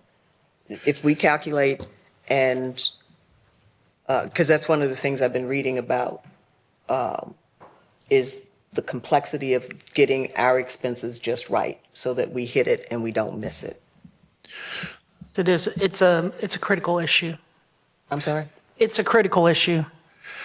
We agree with that, and that's why I built into this model, which has been used for 30 years and a couple hundred times in the state of Florida. There's an annual audit that looks back at the previous year. Whatever the city's budget was, if there are budget amendments, like you did during the hurricane, like happened during COVID. Sometimes there are unforeseen circumstances that require budget amendment. And so when you look at the annual audit, it goes back to whatever happened in the preceding fiscal year to look at what were the cost of the city. Let's say that crime, goes rampant and the police chief comes in and says, I need more officers, I need more equipment, I need, whatever are all the things to provide safety and security for residents, then that affects the budget. And all of that is taken into consideration. And so when that annual audit is done, in looking back at the preceding year, before there's any revenue share, all the costs to the city are taken out of that before any revenue share is done. And that's all the cost to the city for Sweet Bay. And it takes into consideration the entire city budget and all the lines of your budget. Now, in contrast, look at Bay City Point. That particular deal that the city was trying to incentivize the development of that project, that is done on a gross receipts tax revenue share. I don't know what the percentage is, but the example that I've used in some of the conversations is that if there was a nightclub there that brought in a lot of law enforcement response constantly, or EMS response constantly, there is not a mechanism in that city's revenue share to take into consideration the cost of first responders going into that project, whereas all of that is considered in what we have done because there is an annual audit of all those costs. So it's a very different. Respectfully, that's an apples and oranges comparison, because that's the city's responsibility, period. And having the full ad valorem taxes goes toward that. And what you're asking us to do is different in terms of calculating that. It is. Those are all my questions, Mr. Mayor. Thank you. It seems to me one of the things I'm hearing is that you want to do this to maintain your quality, or else D.R. Horton's going to move in. And, I don't think we as the city, I think we should be sort of free enterprise, and we should let the markets determine what happens. And so I don't see it as a good idea for the city to be risking of loss of money with increased accounting and things, and also it involves a crystal ball. So this thing makes, as it is now, makes me nervous. That's kind of the way I feel, and I know you don't know all the answers either. There's a lot of speculation here, but what we're trying to do is we're trying to push the market, make money real quicker than we would have made it, and so D.R. Horton won't move in and ruin our town. Well, I'm not sure about that, but as far as the accounting cost, that comes, we're responsible, the CDD is responsible for paying the accounting cost every year as all of that is done.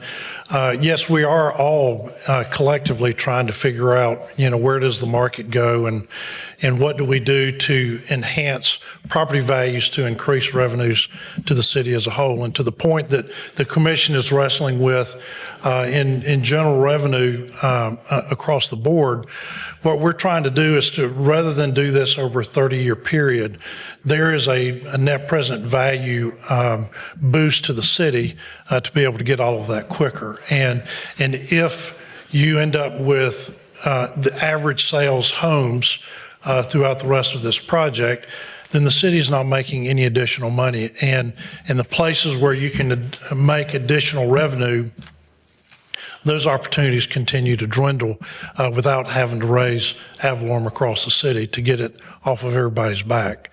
So that is just a philosophical policy decision, for the commission. But the analyst, Hank Fishkind, who has done this analysis, and the communities that have used this and continue to use that across the state to the tune of about 200 different communities, cities, and counties, all of that is proving to be effective, an effective tool. Tax increment financing is an effective tool in looking here again at that additive value.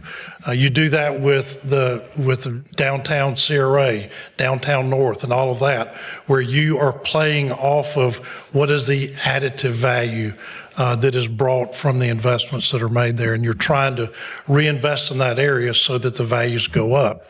So that's what we're doing here. It's a different tool. It's the difference in a flathead and a Phillips head.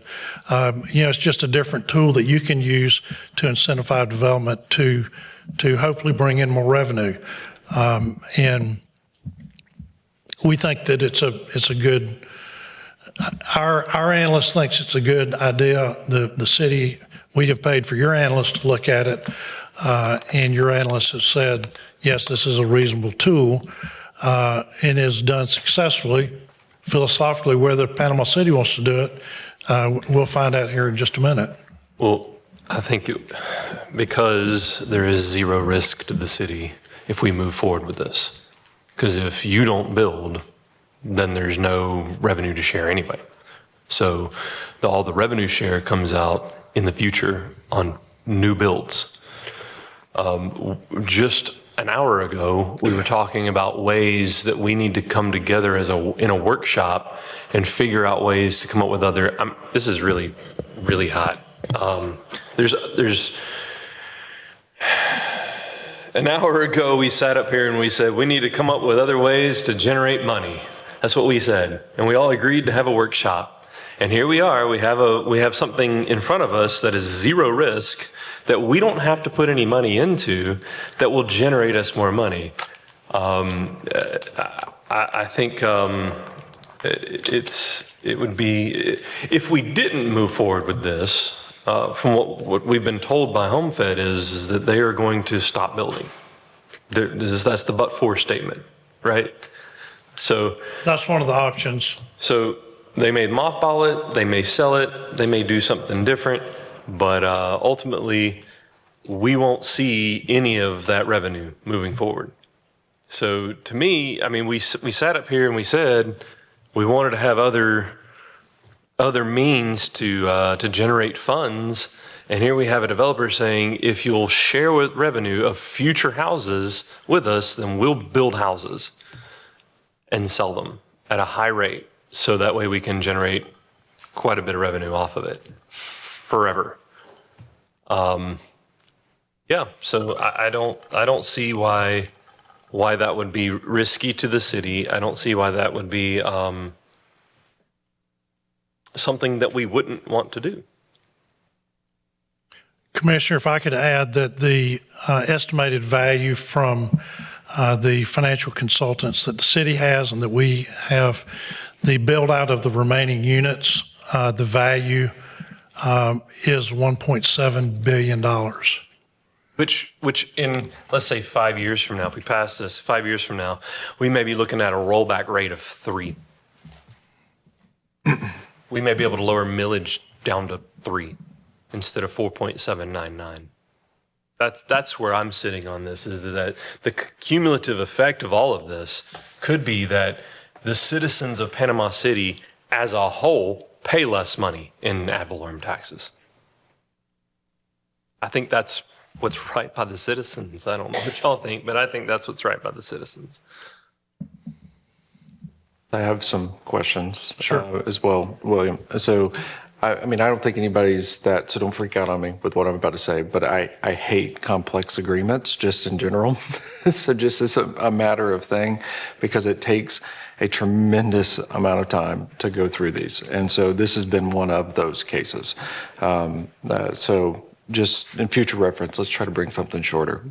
So I think a couple things that I want to discuss is one is so this is solidifying the improvements that need to be done to Frankfurt Avenue that we've already publicly communicated. I think you've got in this that we would make groundbreaking on that, and was it February of 2025? Correct. That will start to address those things. There's a lot of residents that are up there that are sitting in a lot of tension. Yes. So I do like that timeline on February, and I think you guys are also doing some stuff internally with Spine Road connections and things like that you're making groundbreaking on In January. Correct. So this should all coincide about at the same time.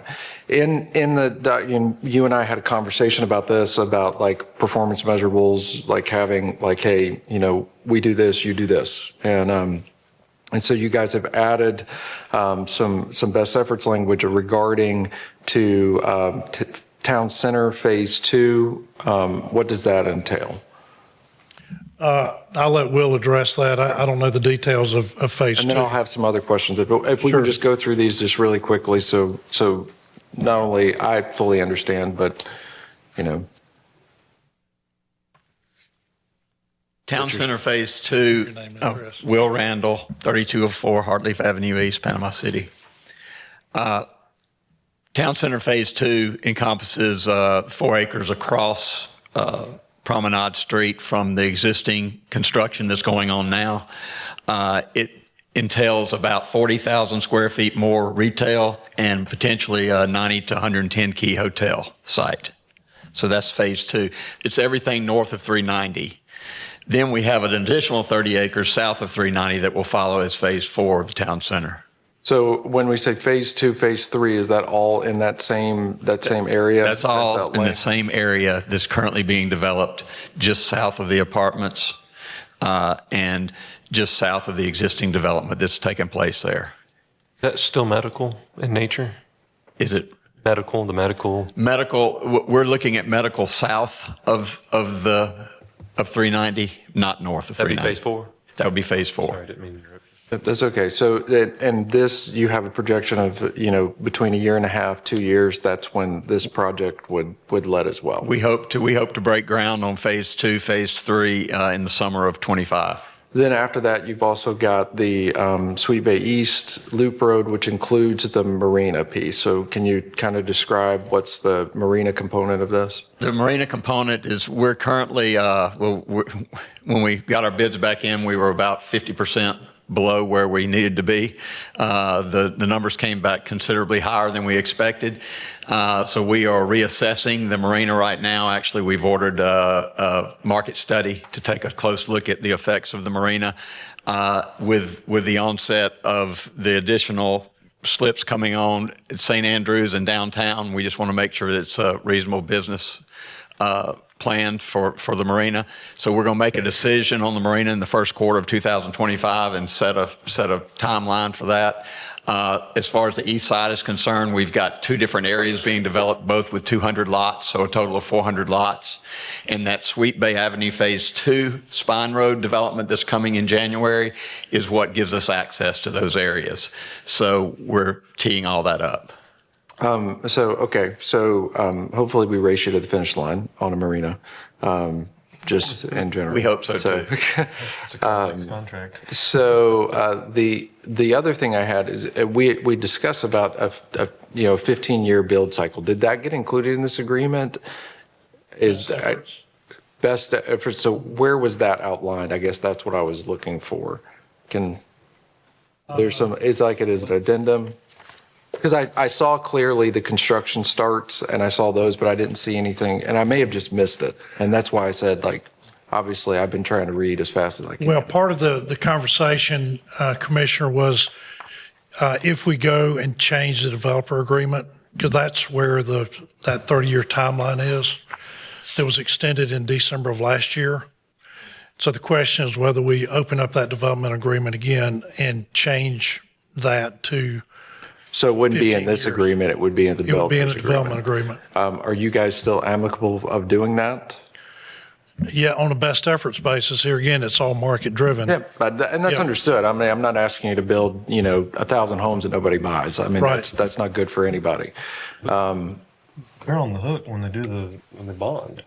So Yes, really, this is just about, okay, what's the schedule? And, best efforts is, we're all communicating best efforts in those things. And so I guess, is that something, Nevin, that we would do here? Or is that something we would do at a later date or before when we have second readings? The best efforts language, it was not added. We had, the best efforts language is the schedule of those different projects that we discussed. Let me think just a second. I believe, one of the drafts of the interlocal had 15 years. We couldn't issue bonds after 15 years. Yeah, and I think we removed that. And so that was removed, and I think that language removed that 15-year build out. Are you amicable to a 15-year best efforts Yes. language? That's where it went. Yes. Can we put that back in? Yeah, I'm sorry about that, because That's okay. I just want to make sure, I know we had talked about it and I just couldn't find it. And so I wanted to just make sure that we still had that covered. Yeah. The only other thing that I had, and this is really, I think to your point, Janice, is, what's the net benefit to the city from doing this? I see that we've got a calculation in for 1.5 times is what the units. How does that work on commercial or a condo, or does it work at that, or is it just strictly single family? It does work on all residential. It does not work on commercial, just because we don't have a experience yet on what the commercial values are. We haven't set the market there. So some of those spaces are leased, some of them are not. Some of those are build to suit. And so. And do you guys so the share any of those things inside of that, or is it just 1.5%, or like 1.5? I guess I'm trying to understand how we get to that point. Does that make sense? Well, the 1.5 is based upon the value of homes that are within Sweet Bay versus those that are outside of Sweet Bay. And so it is somewhere between, if you built the same house inside Sweet Bay or outside, is it 1.5 or 1.8? And then that would be extrapolated over a condo complex, if that's what. Well, a condo would be, residential as well. Now, there are not as many condominium units in the city as there are single-family homes, but so that's where we get the 1.5 from. In a lot of the drafts, we had 2.0 in there, and it's difficult to look across the number of units that are in the city to get what that number is. And so we felt more comfortable with it being 1.5 than 2.0, but it's somewhere in between those two. The last one I had was just, and I don't think this is really a question to answer. I think this is for us, considering, this Forest Park Mobility Plan. essentially that's where this taxing ends up going into, similar to a CRA from that aspect. What I would suggest, should this pass today, is having a follow-up discussion on the programming of those dollars with a focus specifically on workforce residential neighborhoods on their infrastructure that's lagging behind. And so in that measure, what would be taking place is we would essentially be taking the homes that they're building for X, and we would be siphoning off 15% of that inside of the mobility district to go specifically towards workforce infrastructure and workforce or working class neighborhoods is really how I guess the best way I could say it. Yeah. So. Would you restate that, please? So the Forest Park Mobility Plan is well beyond Sweet Bay's boundaries. It covers at least 3 of our districts and sections of it. And so to your point of like why incentivize something that's a higher value that really most people may not be able to afford, does it benefit everyone that's a citizen? And the way that we can control that, and a mechanism we could do, is taking that excess valuation that's coming off of that, and as we program the Forest Park Mobility Plan, which includes 3 of our districts, is we intentionally make that money go towards working class neighborhoods and the infrastructure where it's lagging, where we don't have a CRA, but we have work that needs to be done, and frankly, the homes are really not at the same value to go and just redo the infrastructure. Does that kind of make sense what I'm saying? When you say districts, you mean our wards? I do. I mean our wards. So I think there's a map that's included in our packet that shows. There is. We're going to try to get it on the screen, If you can, and you'll see how large of an area. So basically, we control where that money goes. They don't. I mean, I'm sure they would love for us to spend it in Sweet Bay, but we're not going to. So. Well, it can't be.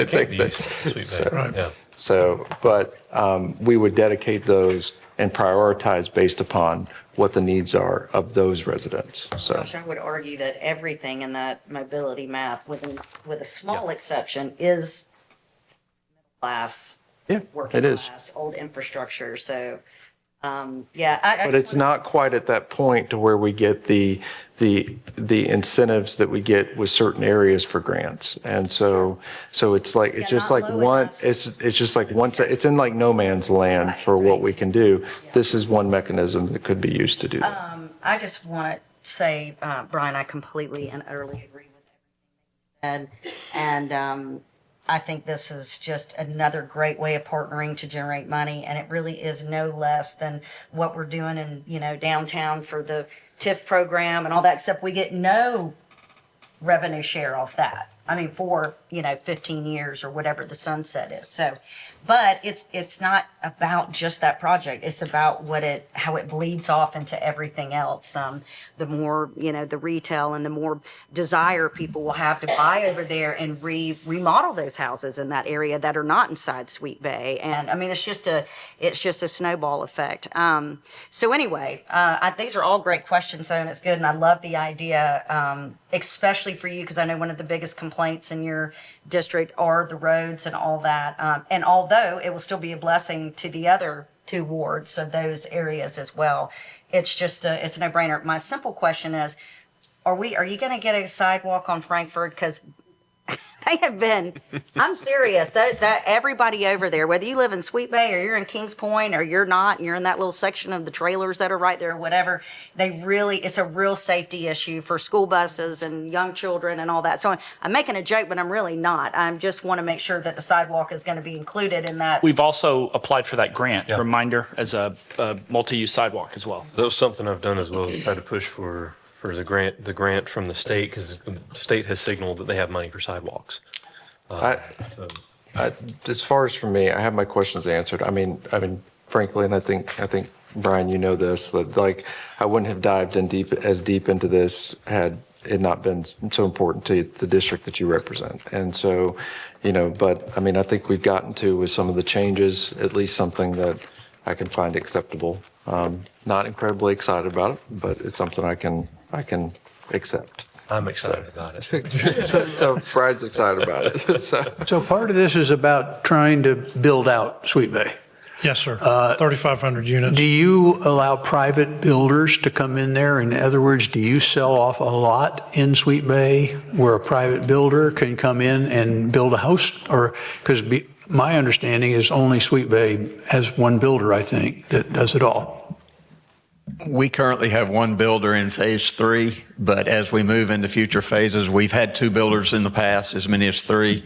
We are actually bringing Arthur Ruttenberg Homes in to start offering a custom home program. We anticipate up to 2 more new builders coming in. So we don't have any restriction on the number of builders. The reality is the annual absorption of homes that can occur in Sweet Bay is only going to support a certain number of builders. So if we're selling 50 to 100 homes a year, that's going to support probably 2 or 3 builders at tops, based on the kind of volume they need to do in a single site like ours. How are the builders selected? They come to us. They express interest. We send out RFP, request for proposals, and we accept the highest bid for the lots. I see. So right now there's one builder, but right now we have one builder. We had 221 lots. We had 3 builders looking at that. 3 builders made proposals, and we accepted one builder's. He's going to be building roughly 60 to 80 homes a year in that subdivision. I see.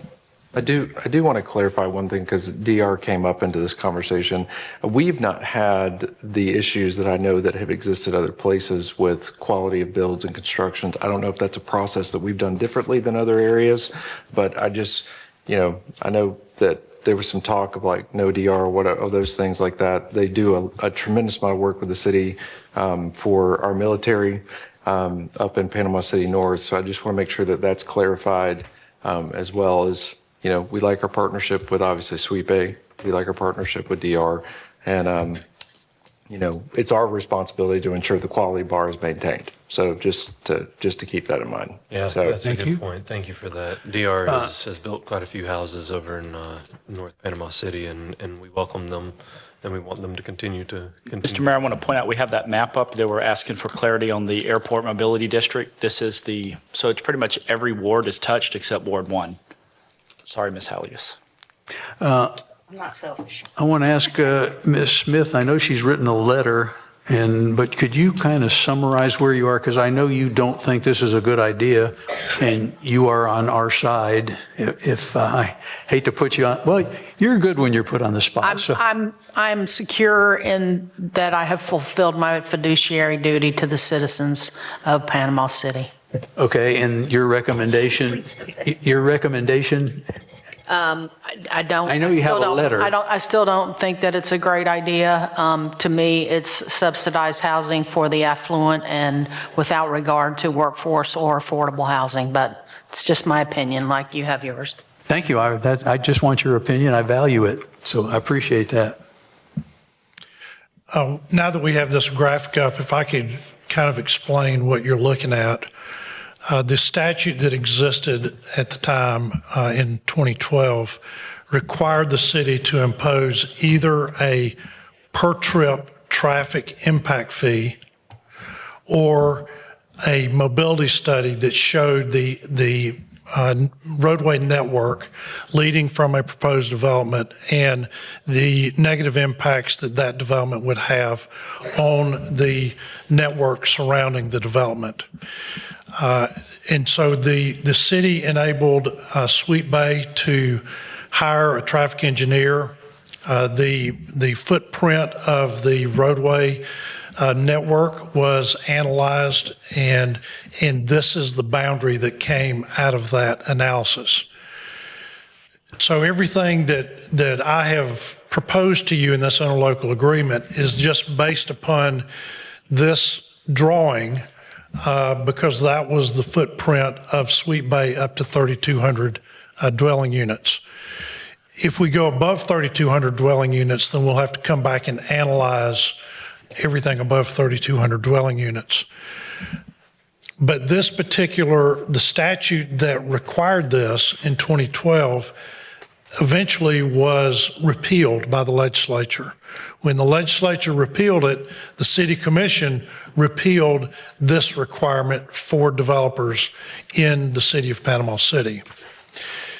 And so when discussions began with Commissioner Granger about this roadway network and how to spend the $3 million, I went to this graphic because it is something that traffic engineers have analyzed for the city on this project. The boundaries of this, as you see in this drawing, are a creation of that statute and that ordinance that existed at that time in 2012. There is no legal requirement under the statute or ordinance that says that the 15% is spent in the Forest Park Mobility Plan study area. But that is kind of a parameter that I used for discussions with Commissioner Granger on how to reinvest the revenue share for roadway improvements. So I just wanted to be clear about the kind of the history of how we got to what this drawing is.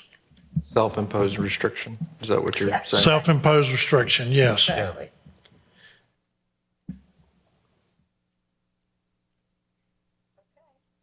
Well, I guess I'll make a motion. It's going to be a big one. I motion that we approve the interlocal agreement to be effective the date of the ordinance gets passed and to include the 15-year best effort language.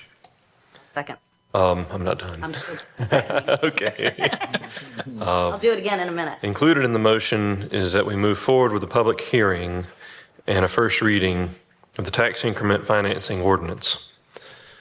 And then also to approve the addendum 2 to the developers agreement. I'm done. I'll second that. You're welcome. All right. Just one procedural thing, Commissioner. Yes, sir. On the developers agreement, that will take 2 public hearings. And so the first public hearing could be December 10th, and then the next public hearing in January. And I'd like to amend my motion to have the it first scheduled. public hearing scheduled December 10th. Yes, sir. All right. All right, so what's the motion in English? Move forward with all this. Pardon me? To move forward with all this.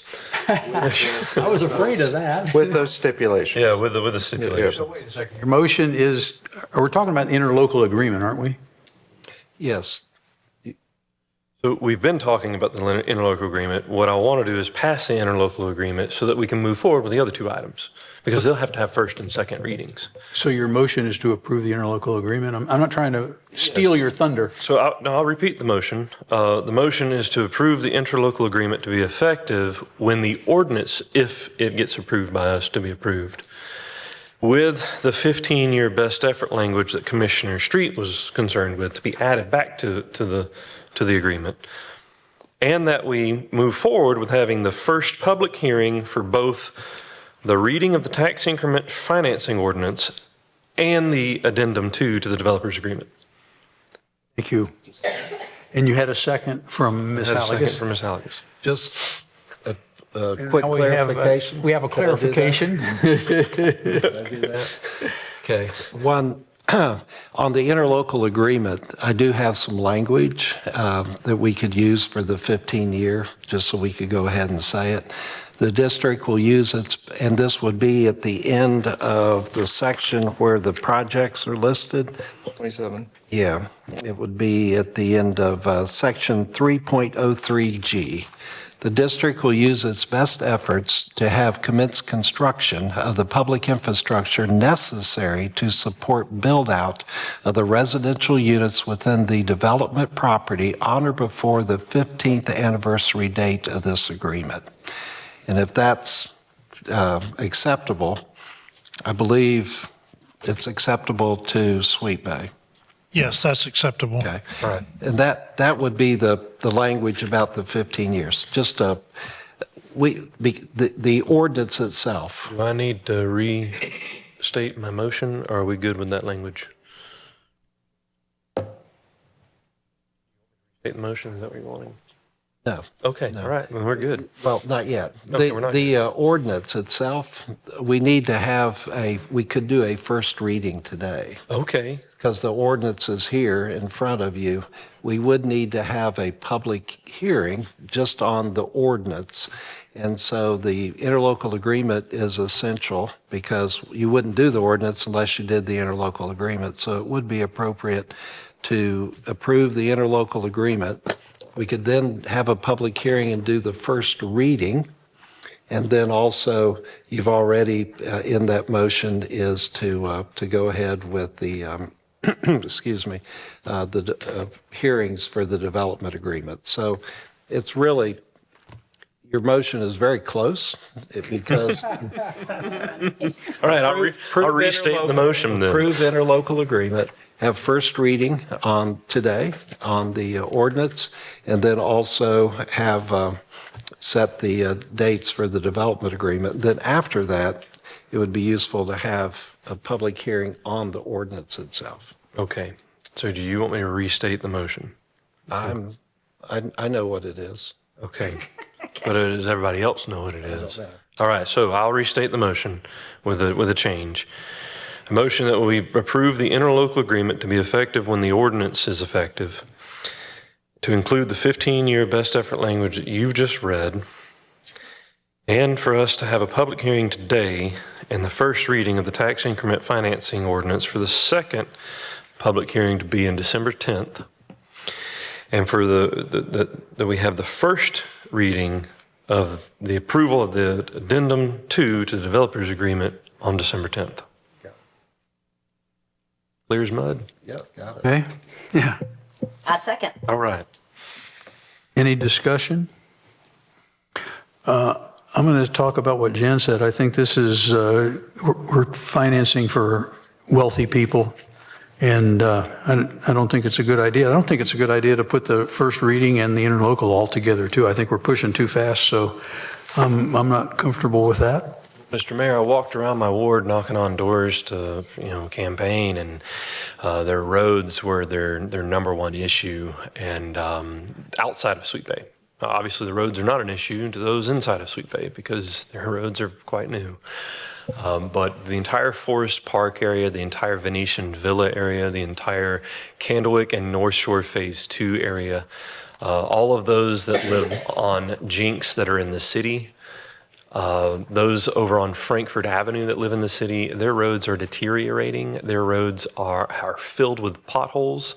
And I think they would happily welcome money coming in off of this agreement to repair their roads and fix their roads.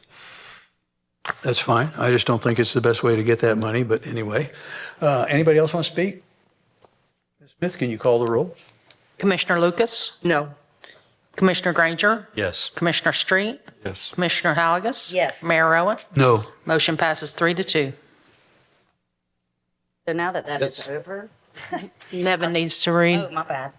Well, we need to have a public hearing specifically on the ordinance, the tax increment, and if anyone wants to speak on that, and then I would do the first reading of the ordinance. A question Are you in talking reference about to that? Public. Should the public hearing have been announced prior to? Well, the public hearing is, in my letter, I talked about a public hearing for the first reading, not of the interlocal agreement, but for the tax increment financing ordinance. And so it is a public hearing, and there was a motion to have the first reading, but nothing happens other than you move to the second and final public hearing. But I think it'd be appropriate to go ahead and have the public hearing, since that has been the practice of the city when we have an ordinance reading, first reading, that we also have a public hearing. I would agree with what you're saying, Ms. Lucas, that we probably should announce a public hearing before we do it up here. Anyway, we're going to have a 12-minute interruption here, and then we'll come back and talk about whether we're going to do that or not. There's no. Well.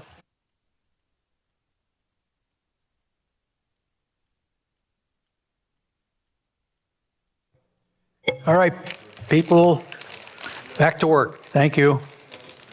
I think I interrupted something that the city attorney was going to try to clarify. Okay. I guess he knows which side I was on. That's why he's going to. No, you So interrupted we're for good cause. We did an interlocal, and now you're talking about a first reading. Is it, that wasn't part of the motion with the? Yes. Okay. It was. So we divided it. We're halfway there, sort of. Yeah, what I indicated in my letter, that there would be a public hearing, there could be, a public hearing and first reading of the tax increment financing ordinance, and also consider the proposed interlocal agreement.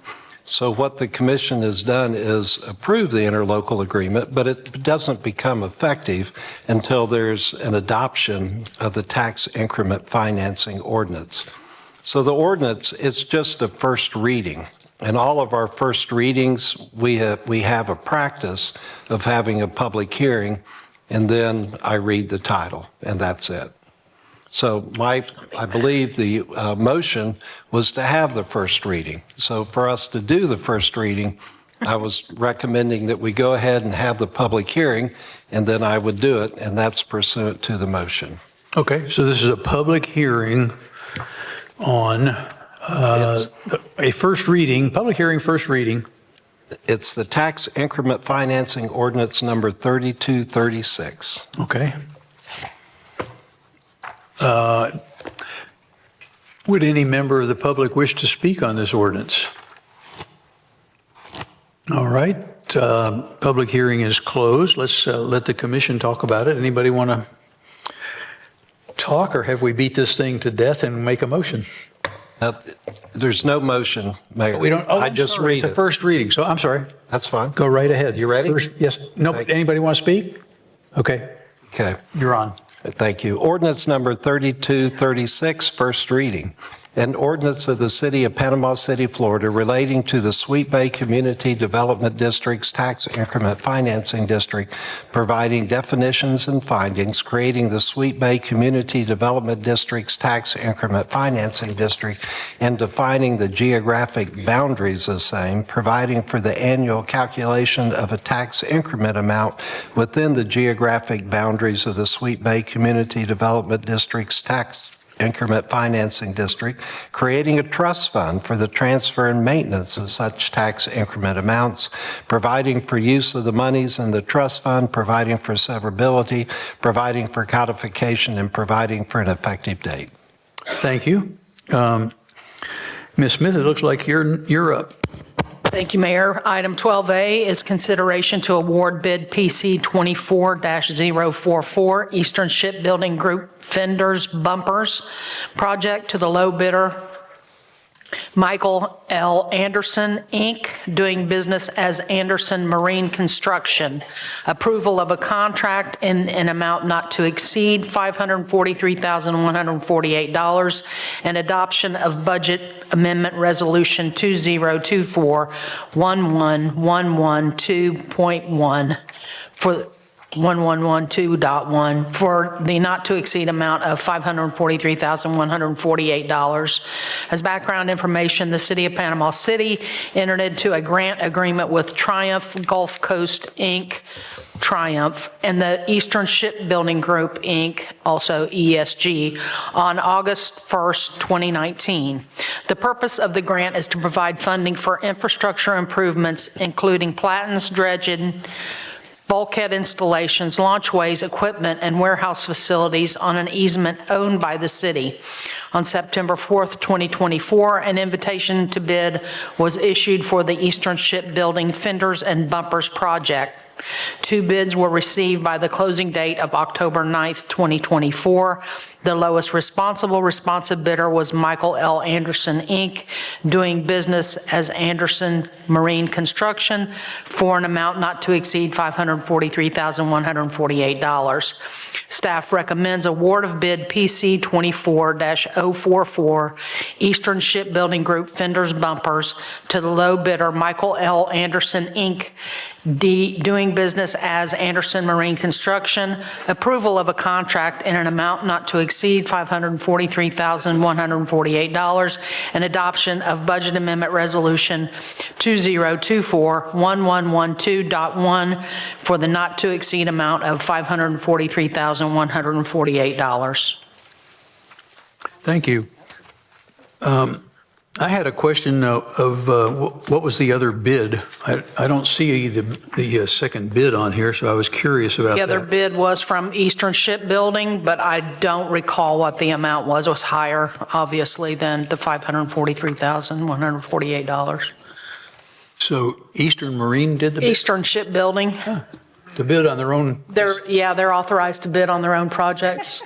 Well, that's interesting. Maybe. I don't think they'll protest. He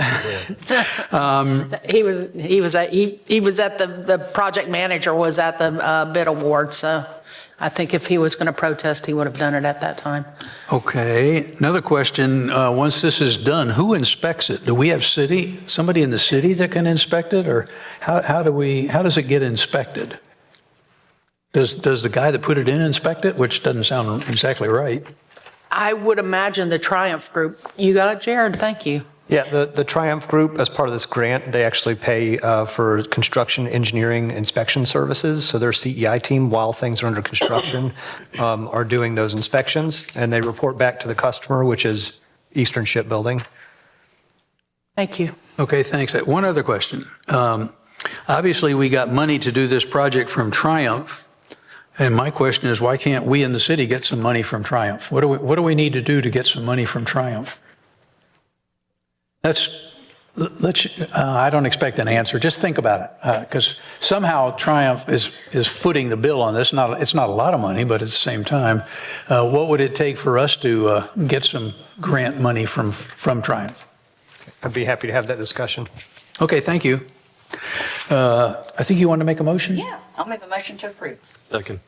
Ms. Smith, call the roll, please. Commissioner Lucas? Yes. Commissioner Granger? Yes. Commissioner Street? Yes. Commissioner Halligus? Yes. Mayor Rowan? Yes. Motion passes 5-0. Thank you.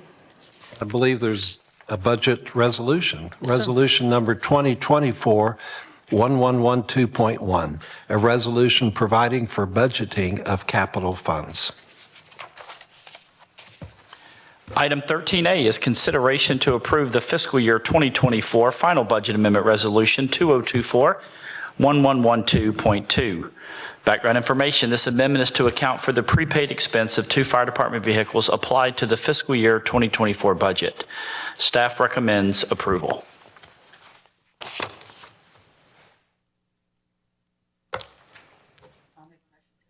Second.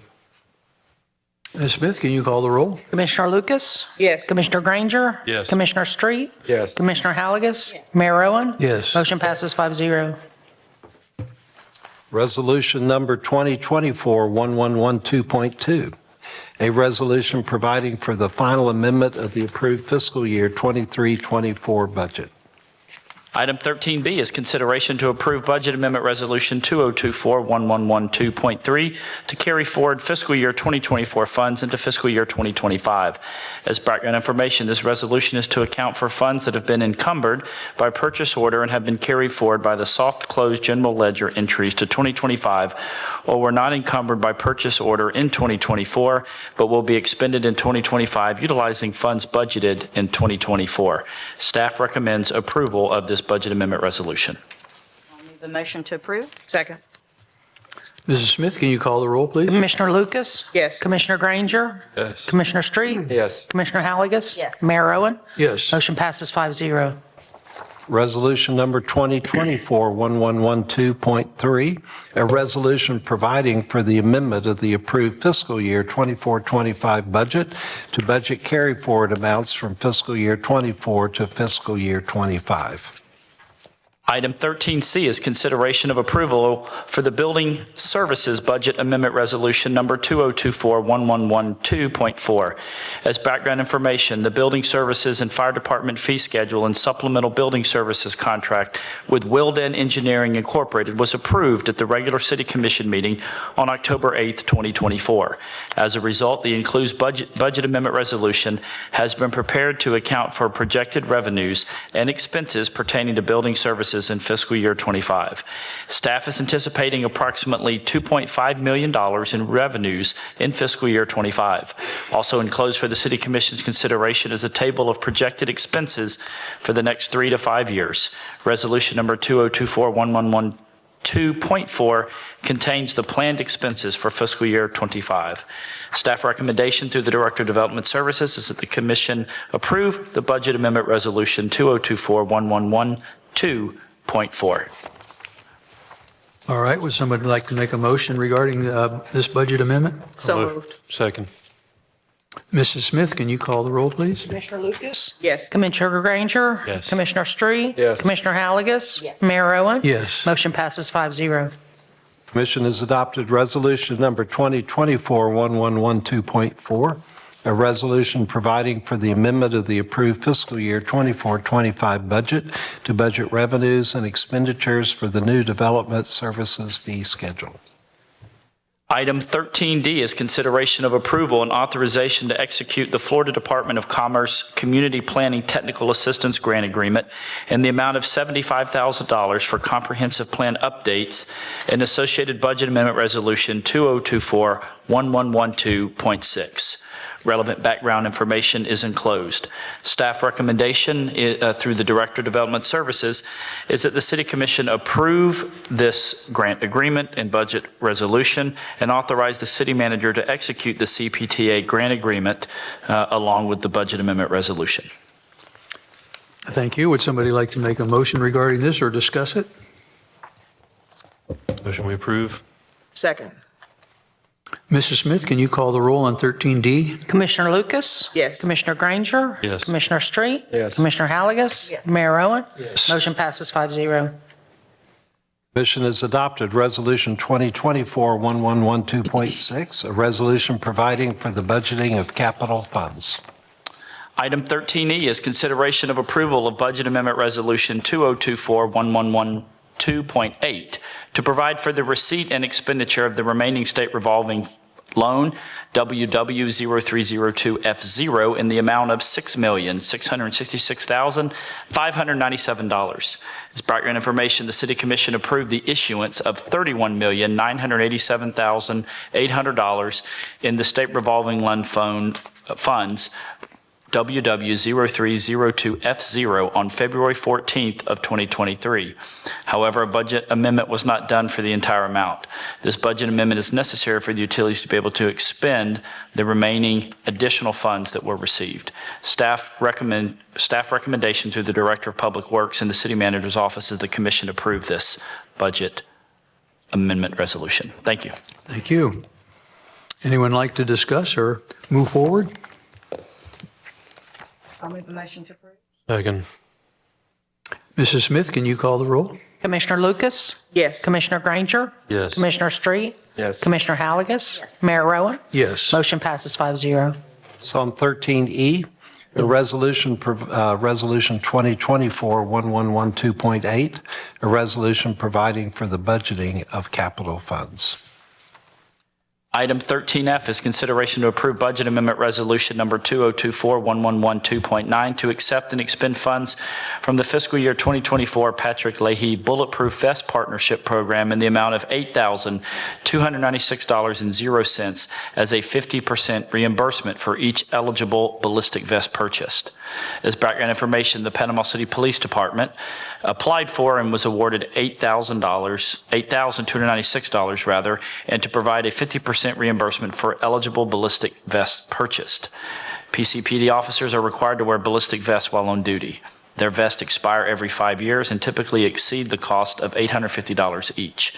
The PCPD has participated in this program since 2000 and has purchased hundreds of vests utilizing the Patrick Leahy Partnership.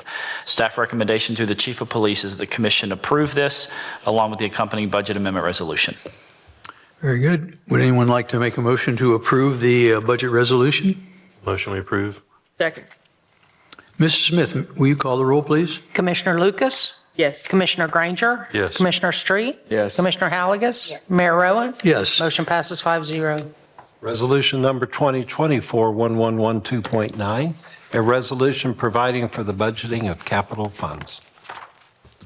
Item 13G is consideration to approve Budget Amendment Resolution 2024-1112.10 to accept funds from the fiscal year 2024 Edward Byrne Memorial Justice Assistance Grant in the amount of $20,879.00.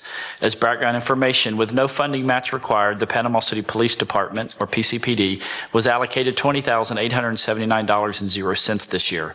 The PCPD requested to apply funds for the purchase of 7 mobile fingerprint scanners. Fingerprint scanners are used to identify persons when they are not able to identify themselves, such as after an accident or a medical emergency. The PCPD currently has fingerprint scanners in service that were purchased in 2016. These scanners are outdated and are no longer supported by the software provider for system updates. Staff recommendation through the Chief of Police is that the Commission approve this and the accompanying budget amendment resolution.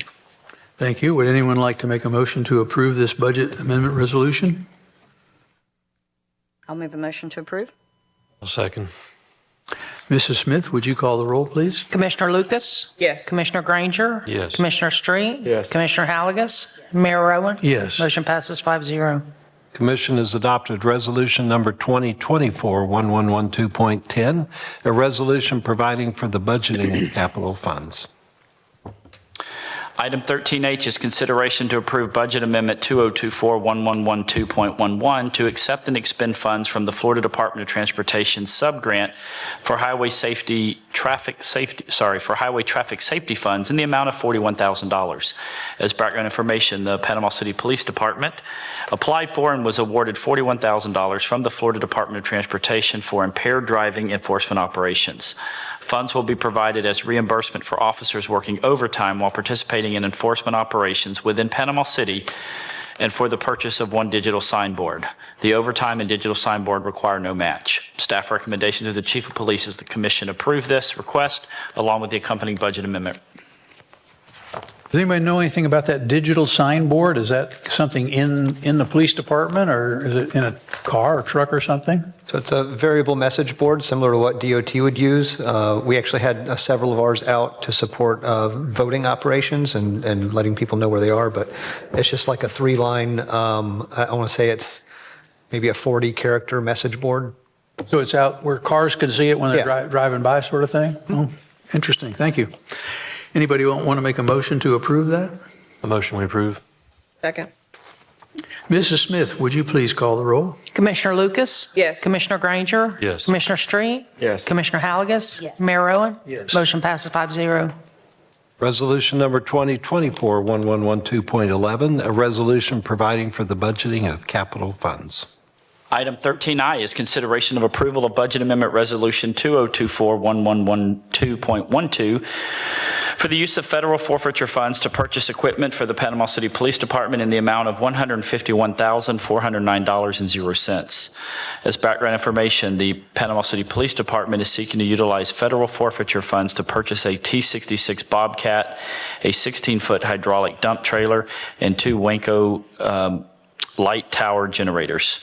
This ground support equipment will be utilized by the police department during normal operations and in post-disaster employment situations. Staff recommendation through the Chief of Police is that the Commission approve this request and the accompanying budget amendment resolution.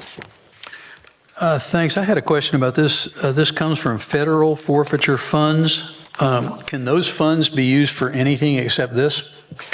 No, in sir. other words, could these funds be put in our general revenue so we could have some money in the city? No, sir, they're restricted for the use of police and law enforcement equipment. And then there's even restrictions on top of that, like I can't buy police cars with them, but we can buy things that will better support our police department. And I can get you a more detailed description of that this week. Well, that's all right. I understand. Can we use their Bobcat? I'd have to check with Jan at what point the general fund could use their Bobcat. I don't know if it's fully depreciated, but I just need to look at the restrictions. Sounds like something we could use from time to time. I hope so. Did you want to say something, Mr. Granger? I'm I sorry. just think it's kind of wild that we can't buy police cars with it. I agree. I can see just restricting it to just police, but it's federal. We could probably use a Can't be police. used for normal operating expenditures. We could probably use a police car more than a Bobcat. Yeah, so that's kind of wild. It has to be used outside of normal operating expenditures. Yeah. Well, that's the rules we got to play in. Right? Right, gotcha. Okay. Anybody want to make a motion? It sounds like we got to use this money on something that the police people like. I'll motion we approve. All right, Mrs. Smith, can you call the roll? Commissioner Lucas? Yes. Commissioner Granger? Yes. Commissioner Street? Yes. Commissioner Halligus? Yes. Mayor Owen? Yes. Motion passes 5-0. Mission is approved. Resolution 2024-1112.12, a resolution providing for the amendment of the approved fiscal year 24-25 budget to utilize federal forfeiture funds to purchase a Bobcat trailer and 2 light towers with generators for the Panama City Police Department. Item 13J is consideration of approval of the locally funded agreement, LFA, request to realign Star Avenue and Titus Road and John Pitts Road at US 231 and the adoption of Resolution 2024-1112.14, authorizing the city to enter into the LFA. Staff recommends the approval and execution of the locally funded agreement, request to realign Star Avenue, John Pitts Road, and Titus Road at US 231, and the adoption of Resolution 2024-1112.14, authorizing the city to enter into the LFA. And Mayor, Commissioners, on the screen, you'll see exactly what this project entails. It's a collaborative effort between the city, the county, and the FDOT to fix traffic problems that affect all of us, both the county, both the city with our expanded development, and obviously a major U.S. highway with US 231. It says on here that it's $2 million towards the project, and then it says down here where it's $1.5 million. So it's $2 million from us, $2 million from the county, and then the FDOT is paying for the rest, which is probably going to be somewhere in between $12 and $18 million additional from them. And I will. We have budgeted 1.5 million already, and we'll make another contribution to get to the 2 million. So that's the 1.5, because this goes back years with the city as far as budgeting for it. So we have already budgeted for and contributed all 2 million, but only 1.5 million has been put in, has been allocated basically. I see. Well, that's very good. Somebody's walking up there. Are you going to talk about this? Yes, I'm Travis Justice. I'm the design project manager. Wait a second. We're not on. He's representing FDOT, Mr. Mayor. I'm representing FDOT. Oh, okay. So I don't need a motion for everybody to let it. No, he's representing FDOT. We have our rules around here, and I want to make sure we stick to them. So thank you. Yes, sir. Understood. I'm representing the Florida Department of Transportation, and the total project is about $23 million. Ooh, it keeps going up every time we talk about it. Every time we talk. Well, we want more of you down here. Understood. All right. Well, thank you. Yes, sir. So- if you have any questions, I can answer any of them. Your city manager also has my contact information. You can share with anyone as well. It looks like it's going to be a great project to straighten out a real mess up there on Star Avenue. Yes, sir, it is. It's going to be an extreme increase to traffic safety. I just want to clarify, so your cost estimate's gone up, but our contribution's not going up. We still okay? That is correct. Hey, good stuff. Yes, we've bridged the funding gap. That's the best way to say it. Okay. When do you expect construction to commence? It'll be either early or late summer of 25. So second quarter, third quarter of next year. Well, Can't wait till 26. You're really pushing your 40-year plan there, aren't you?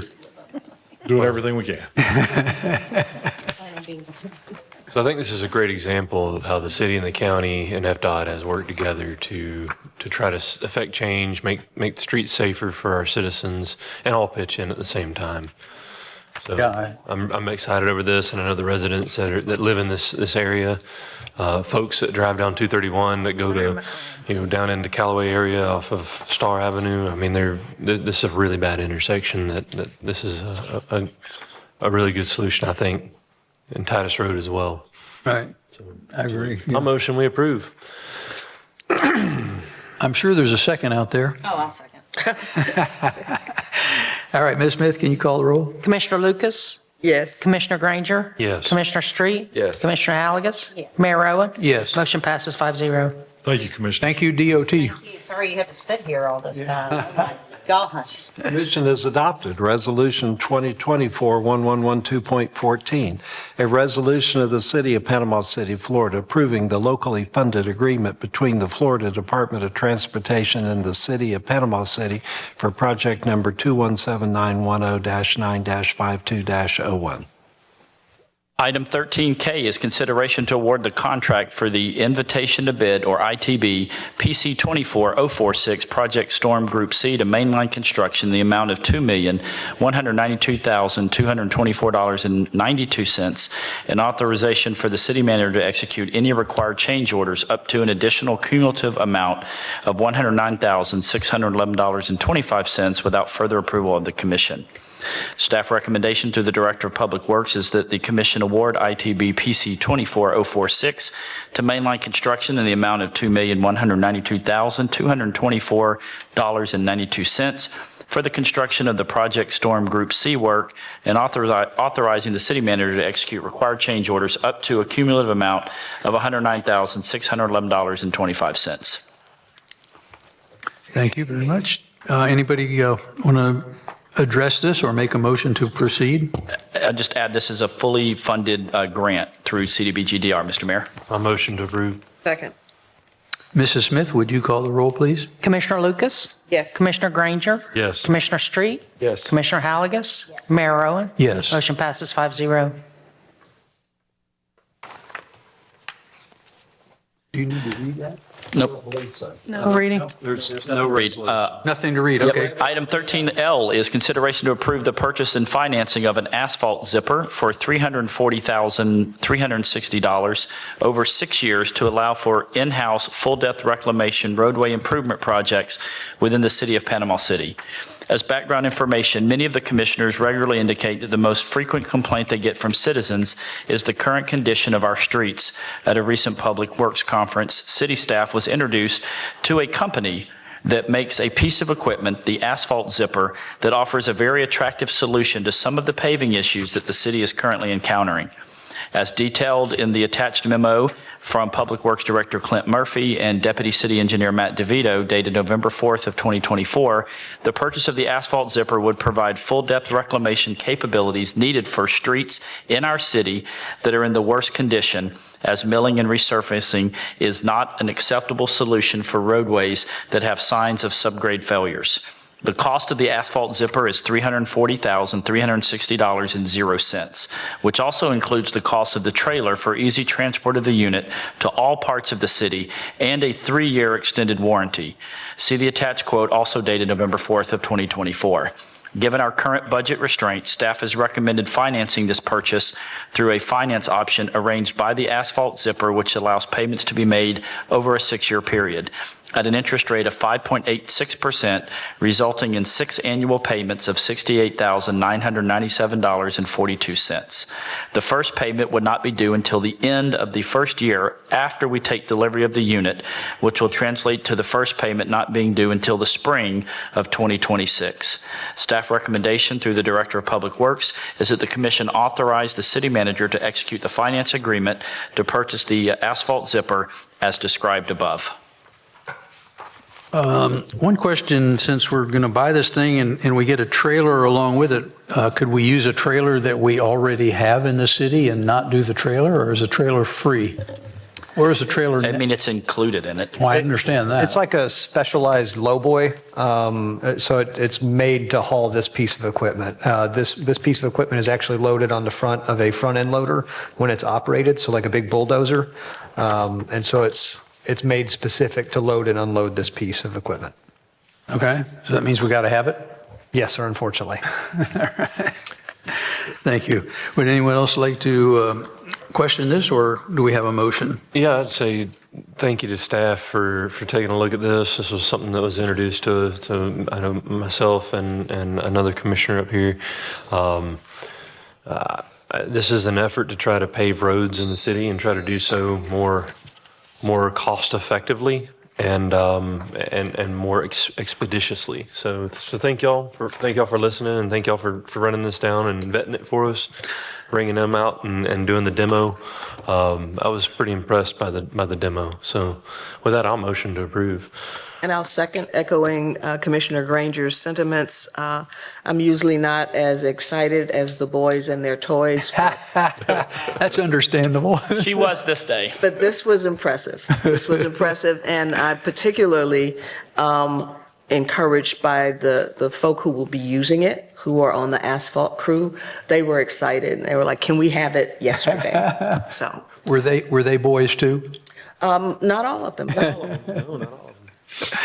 All right, Mrs. Smith, can you call the roll? Commissioner Lucas? Yes. Commissioner Granger? Yes. Commissioner Street? Yes. Commissioner Halligus? Yes. Mayor Owen? Yes. Motion passes 5-0. Just for clarification, did the motion include signing the financing documents? It did. Also That's with what I read. Welch Bank? Yes. Thank you. Just want to manage expectations. It won't be here till April, so you're not going to see, stuff start getting fixed next week. So, April. But we will have the demonstration road finished before then, right? Oh, we will, yes, ma'am. Okay. Yep. I think Clint committed to have that done by Thanksgiving. All right, item 13M is consideration to authorize the City of Panama City to enter into a utility easement with the Board of Trustees of the Internal Improvement Trust Fund of the State of Florida for the East Avenue Bridge. As background information, the City of Panama City is requesting utility easement from the Board of Trustees of the Internal Improvement Trust Fund of the State of Florida to maintain a water main and force main that were installed in the area of East Avenue leading to the port's east terminal. Staff recommends approval. And just for clarity, the Board of Trustees of the Internal Improvement Trust Fund is basically the cabinet of the state of Florida. All right, thank you. Anyone like to make a motion to accept this?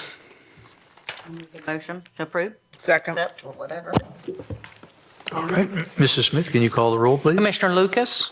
Yes. Commissioner Granger? Yes. Commissioner Street? Yes. Commissioner Halligus? Yes. Mayor Owen? Yes. Motion passes 5-0. Item 13N is discussion and consideration of approval of a revised contract with Two Hired Guns Consulting, or 2HG, for the increased scope of work in revised terms. As background information, the City of Panama City Commission approved at the June 25th, 2024 regular commission meeting an agreement and accompanying budget amendment in the amount of $18,000 with 2HG beginning July 1, 2024.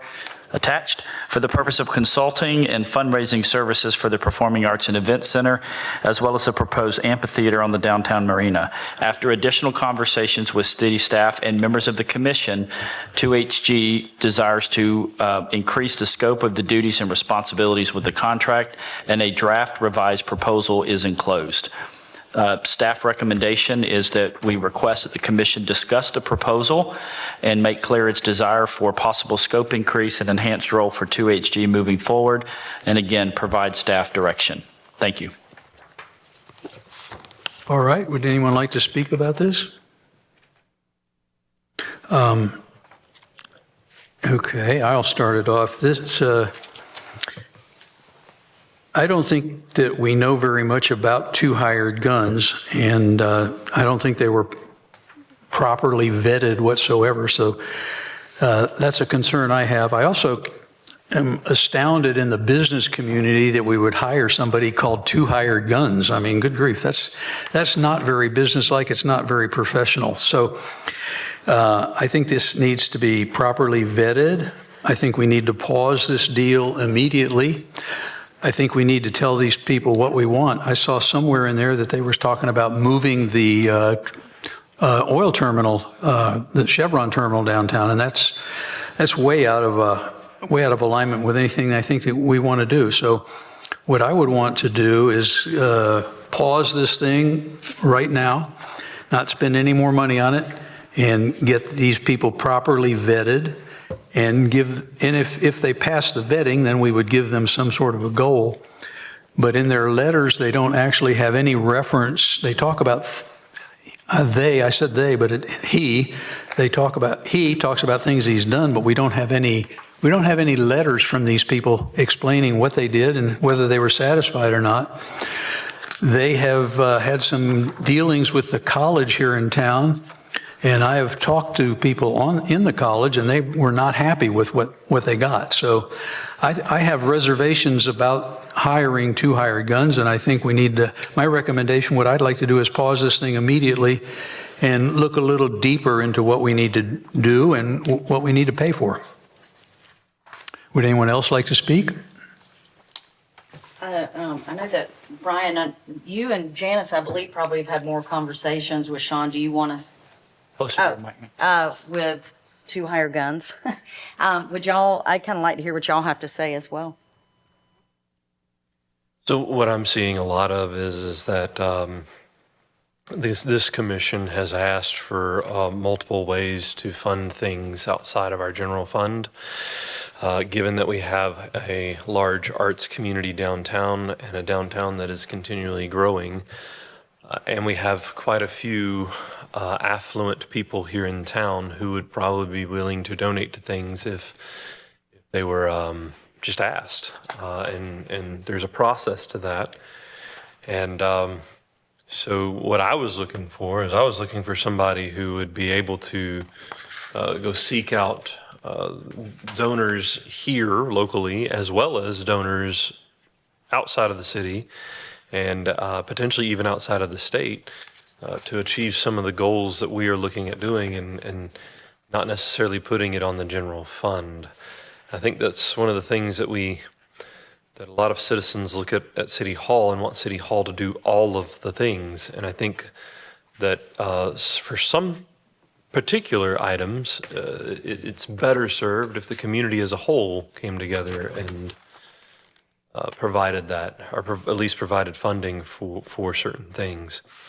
I know of two individuals who would be willing to donate, but it is very, very difficult to get an idea of a consensus on some of those projects from those of us on the dais because of the Sunshine Law. And this is not an end run around the Sunshine Law, but it is more of an idea of that person can come to each one of us and say, what would you like to see and how would you like to see it be done?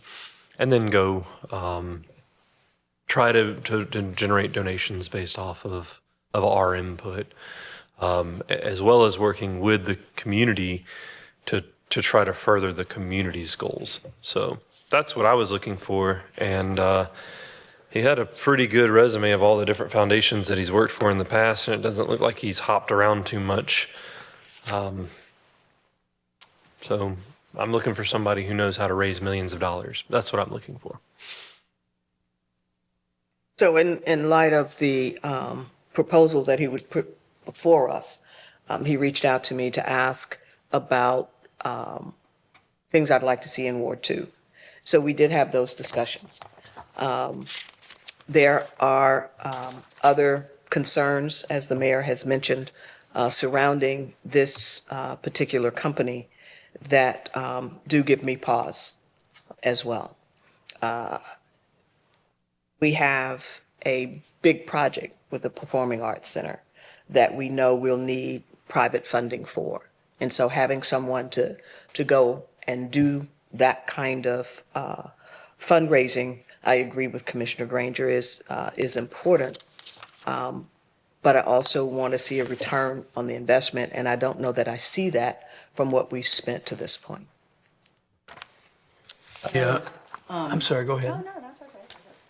I would say that that's kind of how, I feel like you're right. We definitely need help. I also feel like we have had and I've also talked to this company. I think he's probably a fine person. I did follow up with the highest possible person at Gulf Coast, and that is to be rumors of some loss and all that. He did fulfill his obligation at Gulf Coast.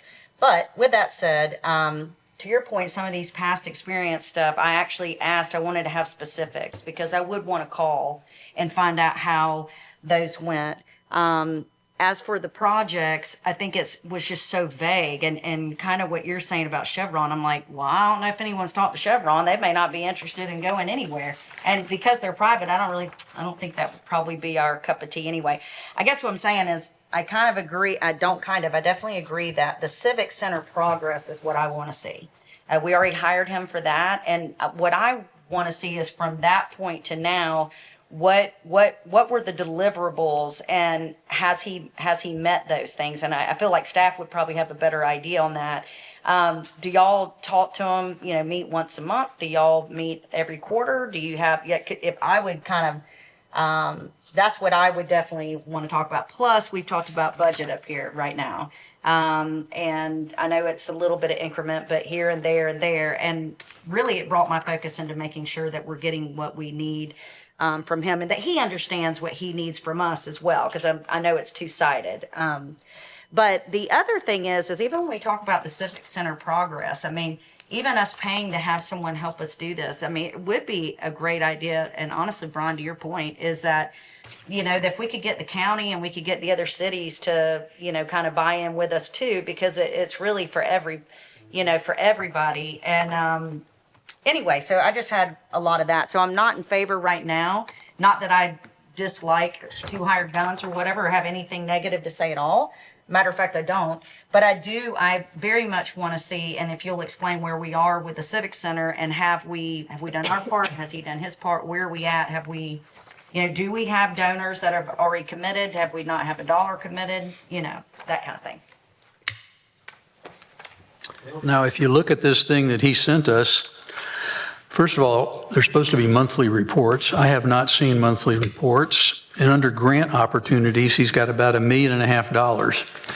So we've got grant opportunities of $1.5 million of something that's going to cost at least $100 million. I don't see any reason that we should, and he wants $100,000 a year.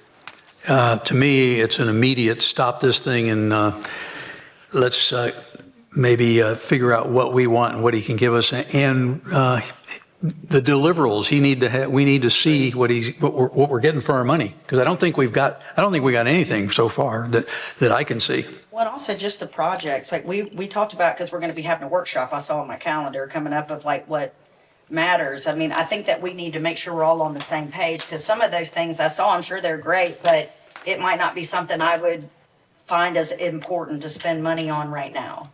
So, very good. So to be fair to him, the projects that he has listed are all just, Yeah, of course. they're not necessarily ones he would go after, but they are ones that he has, that he could potentially go after. And to also be fair to him, his current contract only allows him to go after the Performing Arts Center money. So if we're asking him to do anything else, which is the whole reason why he's even brought this to us, if we're asking him to go after different types of projects, well, then we would have to amend the contract. So if we're going to say, hey, we got to have deliverables from him, well, his current contract, the PAC is the only deliverable. I'd be willing to withdraw the discussions now, realizing they were premature with him about the Which projects? the projects in Ward 2. Well, that's kind of what I explained to him, was Yeah. that I said, I can tell by looking at this, you've had, which is great. I mean, that's great. But we haven't, as a commission, we haven't decided yet. And so to me, it has nothing to do with the company as much as it has to do with us knowing where we're going. And then I guess, Jonathan, you'll tell us the update on the Civic Center, kind of like what your experience has been so far. I would like to look at his client success stories. He completed a multi-million-dollar capital project in a state-of-the-art facility in Tennessee. Why don't we have a letter from the people in Tennessee that tells us about this multi-million-dollar project that he was so successful? Then we've got a multi-million-dollar lead endowment for a Florida museum. Well, let's see the beef. Let's see what's going on there. We need letters from these people. Cultivated this largest single gift for a local foundation. What is it? Secured millions in individual and corporate support for a foundation in Kentucky. Completed a master plan for a large museum. Launched several successful strategic plans for multiple clients. These all sound wonderful, but I need proof. I want to see these people that he did this work for, and I want to see if they were happy, how much he brought to the table. So that's where I am, and in fairness to him, we need to tell him exactly what we want, when we want it, and so I think we should stop this thing immediately and maybe talk about a workshop on it or somewhere where we can get on the same page. So I wanted to just, and this is, I don't want to poll everybody, but this was my thoughts, and I could be completely off base. I thought priority one was after Civic Center is cleared, we're going in with amphitheater, and that's like the first step. Then after that, it gets more open-ended. Like when we've had votes upon where Civic Center should be, I know there's at least two of us on this dais didn't think the marina was the best spot for it. But where that spot is, I don't think there's been any decision that's been made on that too. So I think the Civic Center conversation is an important one because, I mean, ultimately you tear something down, people expect you to have a plan on what's next. And so right now what the plan was that, and this is just my understanding, is we're going back with an amphitheater. And we've looked at amphitheaters before on that site too. So, you know, I don't know if this should have been more focused on the amphitheater and we should have had further discussions on the Civic Center or from that standpoint, because I think that the idea that we're going to get a bunch of donations for a Civic Center, I don't think is necessarily the case. We might get somebody to donate property. We might get somebody to partner on certain things at the operation standpoint, but you know, I mean, I think the idea of somebody writing a $20 million check towards their Civic Center is probably pretty slim. And so I could be wrong.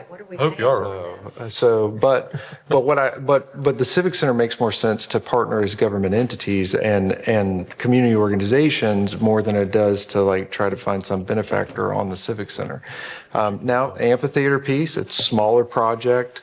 You have a much more, if you get a donation, it has a lot more impact on that type of facility because it's outdoor.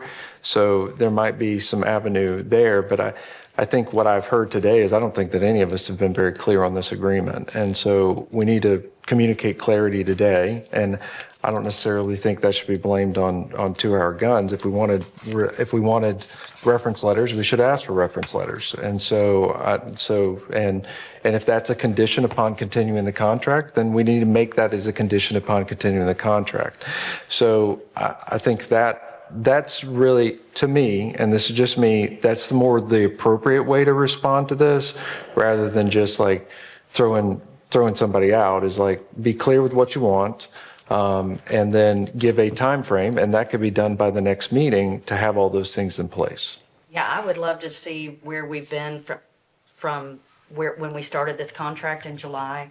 I will say that I did verify the local foundation was Gulf Coast, and he did secure the largest single donation that they've ever had before. So that's a true statement, but I still agree that I would like to do some more of that. What I'm more concerned about is that I don't care who it is that we have a contract that we're paying out money per month, and I just want to, I should have asked already. But I'm curious, like, where are we? Are we progressing? And when it comes to the amphitheater, I agree with you because, I mean, but I'm also like being a donor myself to certain things. I don't know if I would just give money to something that's supposed to be temporary. So I think we need to make some have that conversation. Decisions of like what we're going to do. So it brings up a lot of good conversation. So I'm really grateful that he brought this forward. But Jonathan, I would love to know where we are. Yeah, absolutely. So, go ahead, sir. I just want to make sure. So what I've heard today is reference letters. Mayor, that was one of the things that you wanted to see. Absolutely, yes, So that's one that we've talked about. And then, Jenna, you mentioned having a report of where we're at today. Yeah. And then I think we all need to be ready to say, this is what we need to focus on and what's something we're even looking for funding for, because I think that's kind of been unclear.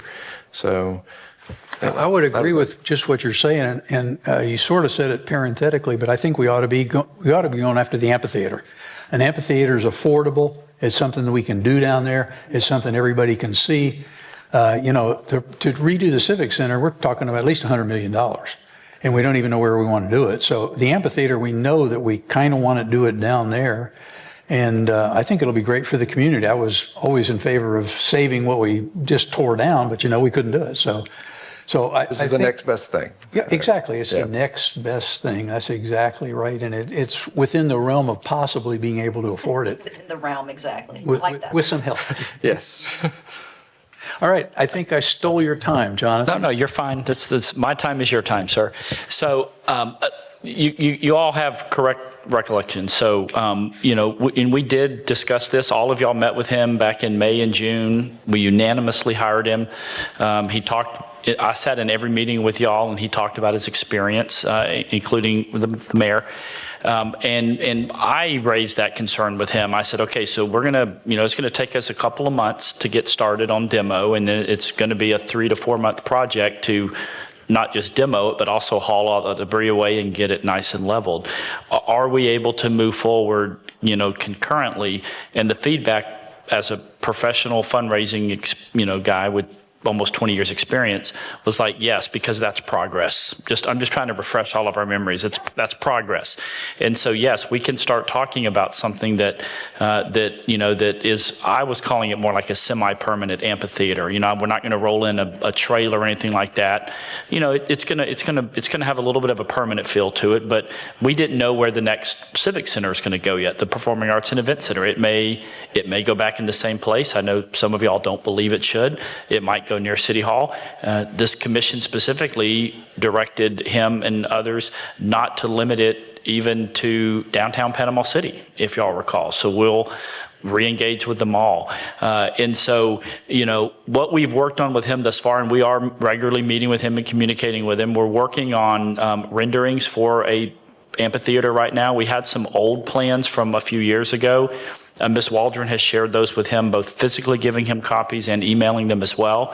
And we're working with logistics and with Parks, Culture, and Recreation right now with a couple of architectural firms locally who pro bono want to kind of just offer some sketches for the semi-permanent amphitheater.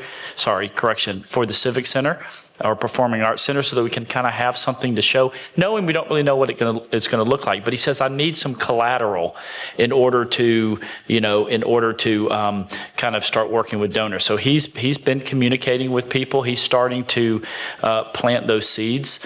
And so, yes, I mean, maybe we could have waited a couple of months, but, and started, maybe instead of starting July 1, started October 1, or September 1. But I believe that that was a very deliberative decision to go ahead and move forward and start planting those seeds, start cultivating those relationships with potentially some $5, $10, $20 million donors. And I know there are some out there, some that are in Northwest Florida and some that are maybe more in the Southeast that desire to see the arts and the performing arts and that expend. So I will say we do have a 30-day written notice, and if we want to modify it in any way or terminate it or press on as we're doing. If we do increase it in any way, which it sounds like there's not a consensus to do that, we'd have to bring back a budget amendment for that. But we really just wanted to have this time of conversation. And again, I think y'all clearly acknowledged. I just think he's had a lot of conversations with some of y'all, which is where some of these additional ideas came out and projects. So I mean, he's very engaged. I guess I understand the concern with the name of the company, but I mean, that would have been something should have brought that up in May or June when we were entertaining that. So I'm happy to request expanded reports if that's what y'all desire. I do know when he's meeting with people, there needs to be in fundraising, and I know this a little bit because I did it for campaigns, and I know he expressed this like, we got to be able to trust him a little bit with some level of discretion, because if he goes and has a meeting with Johnny and Susie Q, Northwest Florida, and they're open to giving a gift, and they're talking through it and they're thinking through it, and he's okay, well, they asked for some more information, and then he goes, well, we're going to meet again next month and follow up on this conversation. And then at the next day he sends a report out that's a public record and everybody knows he's already met with them. That's going to push people away. And so I think, I think we need to be realistic when it comes to this type of things. On the front end of these efforts, he needs to be able to have a little bit of discretion as he's cultivating these relationships. Really what I care about is money. Right. So show me the money. I just want to know, like, have we given a time frame, or is it just endless, paying out, and we're not have a requirement of money that we expect to raise? Like, we should have. And once again, shame on me for not asking this question before, but shouldn't we have like a, once again, this is not his fault. This to me is our fault, but do we not have a threshold of what expectation, or else it's not worth the money we're paying out if we're not bringing in more than what we're paying out? Exactly. Right. So if you look at the original agreement, which is the current one that he's under, so the first 6 months was a higher monthly retainer with a lot of prep work, a lot of planning and kind of initial efforts. And then as we get into the second phase, that retainer drops in half. Down to $3,000 a month until the goal of, and we kind of said $50 million is kind of what we're looking at. So I think the $100 million, I think we need to get away from that. That was in the past. We have had a lot of conversations with the city manager's office, Parks, Culture and Recreation, logistics with some of these firms that are experts, and they've kind of said it's kind of around the $50 million, is what we can do. Obviously, taking down some of the bells and whistles. And I think that's the reason we move forward, because when you start talking about $40 million plus to rebuild the Civic Center at this point, or remodel the Civic Center, you've already pretty much built a brand new, facility that's in a potentially better location. So there are no specific thresholds like by the end of March 31st of 2025, you needed to have secured, $500,000. We didn't put any threshold like that. I think there might be some gifts and commitments that are going to be, easier to attain on the front end, and some are going to take a little bit longer. And it's going to take a collaborative effort between him and staff and the elected officials, collectively, in order to be that successful. If we want to modify this to set some more clear benchmarks, but really it's the first 6 months were really just. The prep work, the initial efforts, and then once it moves into 2025, it's more of a commission based and a much smaller monthly fee. So then he's really only truly paid, other than a small monthly retainer, a percentage of what he brings in. And that's page number 2 under this. That's the original thing that we have. This looks obvious to me, where we pay somebody a bunch of money and we get a bunch of plans and we don't ever do anything with them. And you said we had some $10 million donors out there. I don't believe you. I don't believe you can find $10 million donors on this thing. You alluded to the fact in Northwest Florida, we got some $10 million. Or Southeast America, Southeast U.S., yeah. I think you can go to the whole United States. I don't think you're going to find $10 million donors for this thing. And the other thing, this guy supposedly got the largest donation at Gulf Coast College. Well, the largest donation happened to be Mrs. Hilton, which who knows how many people were working on her when she gave $1 million. So I don't know that it was solely his deal. My deal is, we don't know for sure where we're going. We need to slow this train down. We're talking about $100,000 a year on this new contract. He wants $8,000 a month. So, ridiculous. I think maybe we ought to talk about a permanent amphitheater down there and do something good. And I don't know that we need a fundraiser to help us with that. I think we can look for proposals for other people, and we quit paying this kind of money. I don't disagree with that. I'm not one of the decision makers. But I do think that a lot of people have expressed support for that and think that that is a much better use of that piece of property. Look, I have no concerns if we want to. If you guys want to end this today, I'm advancing the unanimous desire and direction of this commission. If y'all want to change it today, I absolutely will respect and submit to that, and we'll take more of this on hand with staff and with the elected officials. I serve at y'all's pleasure. My suggestion is do not engage any further than this, but give Two Hired Guns the opportunity to provide what we've asked for today.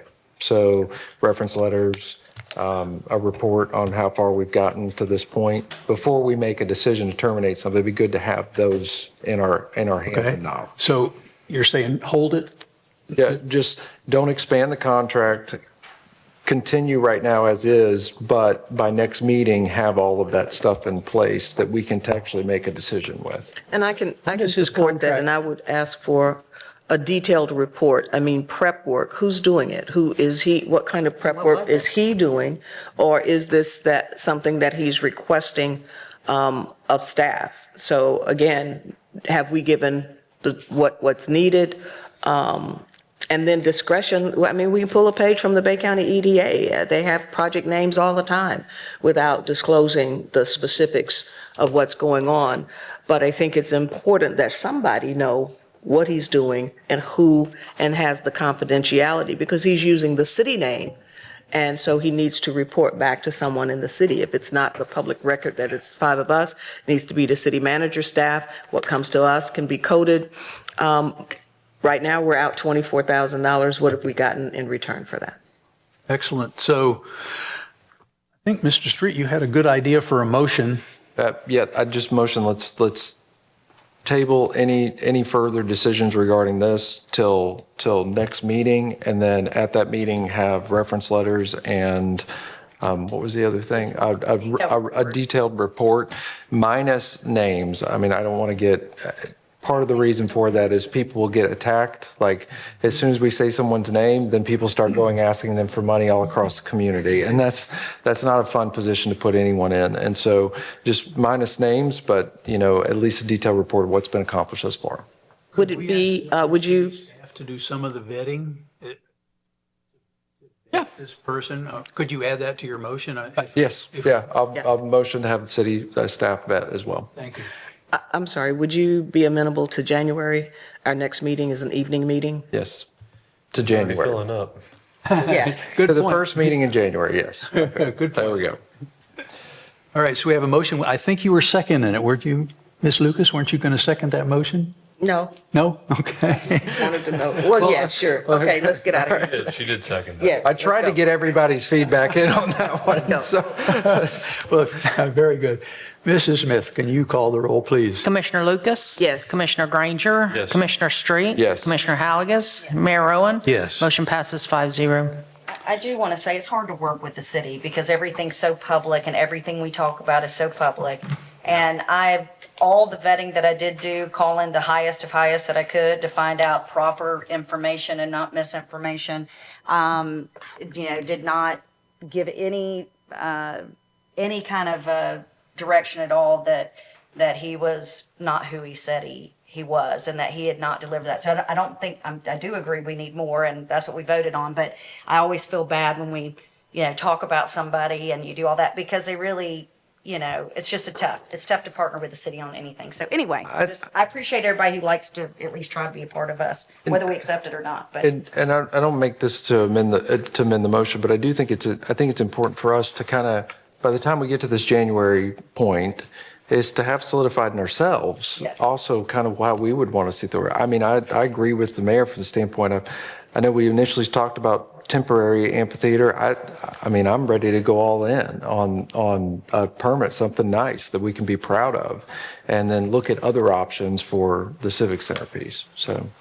I think we probably need to vote on that. I mean, not today, but in January, I think we need to be prepared to say, hey, even if we don't know where the location is, if we don't want it to be at the marina, then we just need to go ahead and do that so we can move forward one way or the other. So would it be in order that staff bring us a recommendation in January after having vetted and listened to all of us, that we can kind of expedite the, We will do that, ma'am.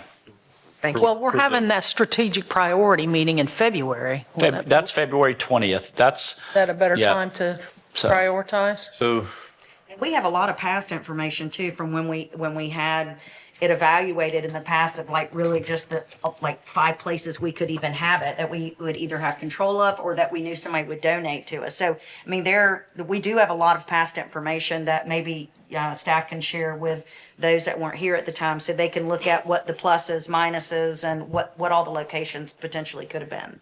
So your recommendation or your request to staff, Commissioner Lucas, for them to recommend to us, was that for amphitheater or was that for the Performing Arts Center? That's for what we're discussing here, how to move forward. We've tabled it, and now instead of coming back for another broad discussion among us, let's narrow it down and have something we can vote up or down. And that would be in January, I think so we were changing it to January. Got it. First meeting in January. And I just want to take the opportunity that the clerk created she's correct. We have a strategic priorities kind of workshop for February 20th.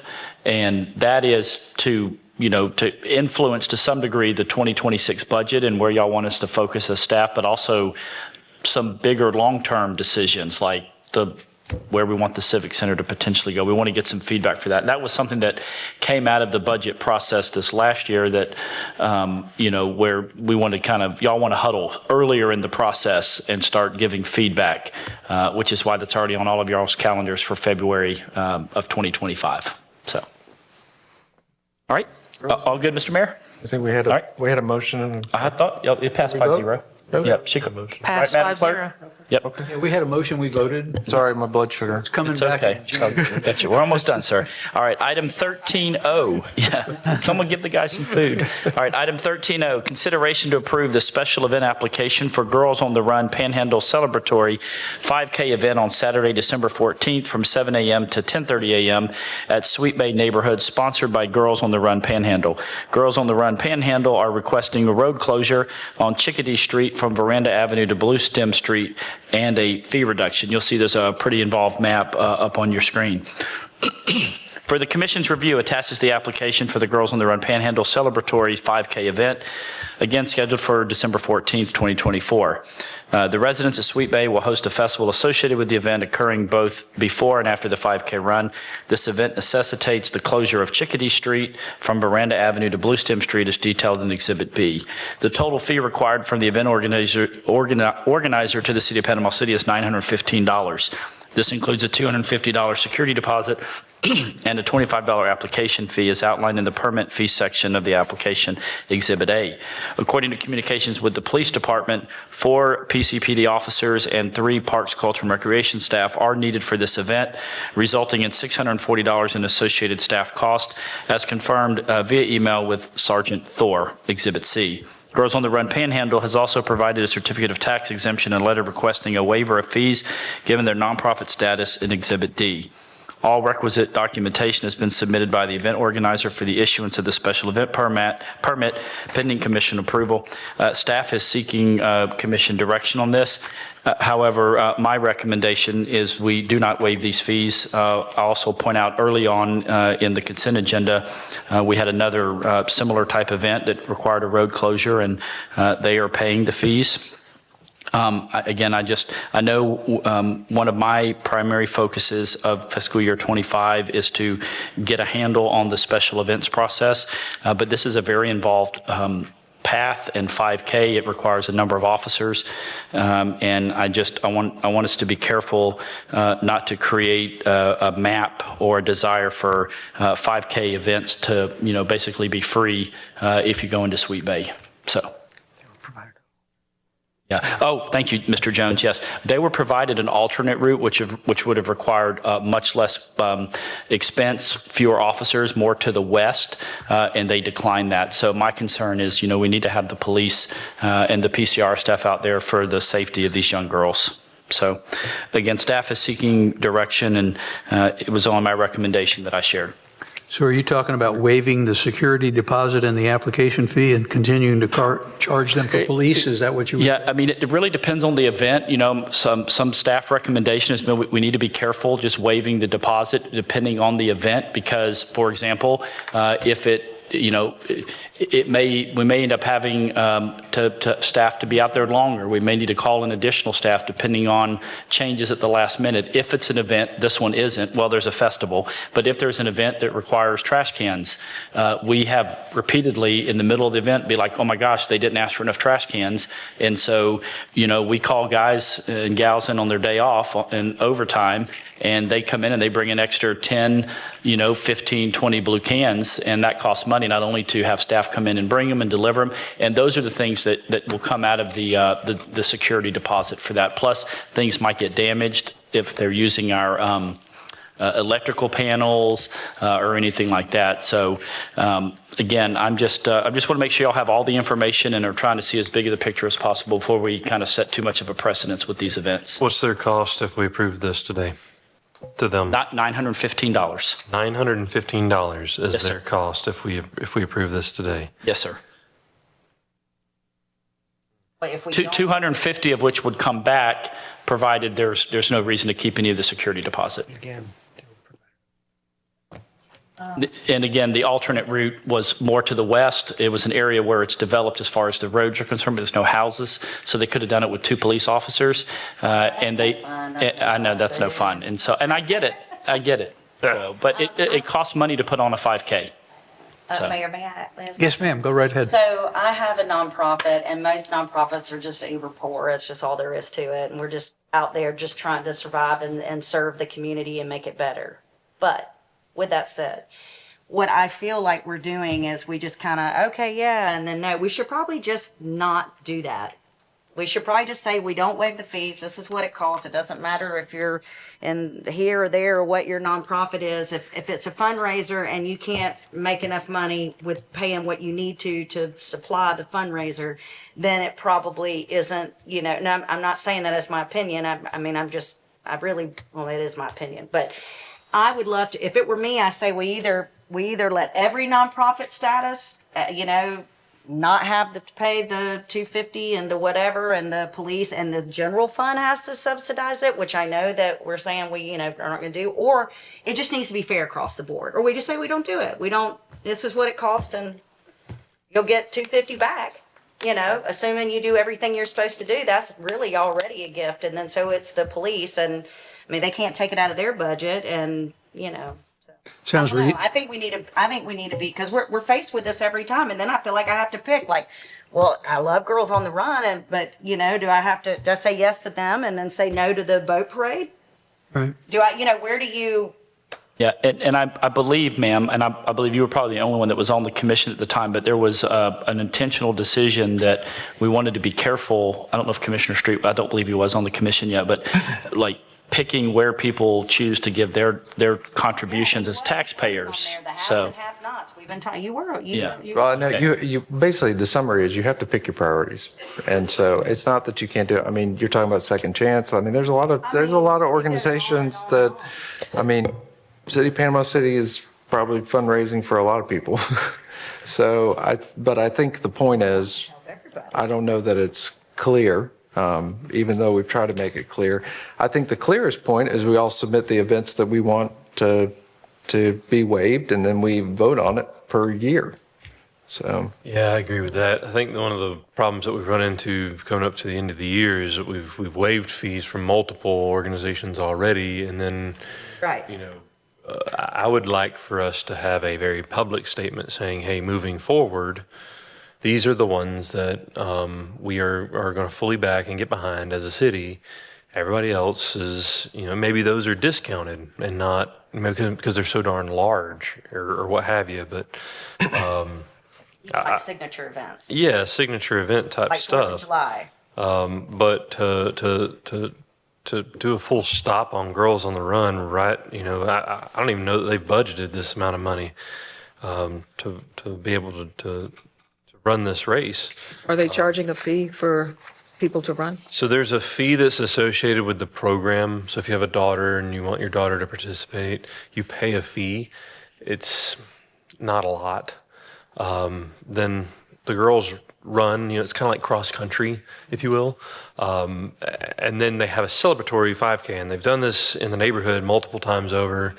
I've seen it. I've driven in the neighborhood with the girls, coming through. And how have they done it in the past? So I will say this. They didn't go out on they mainly stayed in Not financing, I'm sorry. Did they get permits from us to do it? No, they just did it without getting any permits or city approval. It's over. It's not a huge 5K, right? So it's not like when we envision 5Ks and when you see thousands of people show up. It's not like that.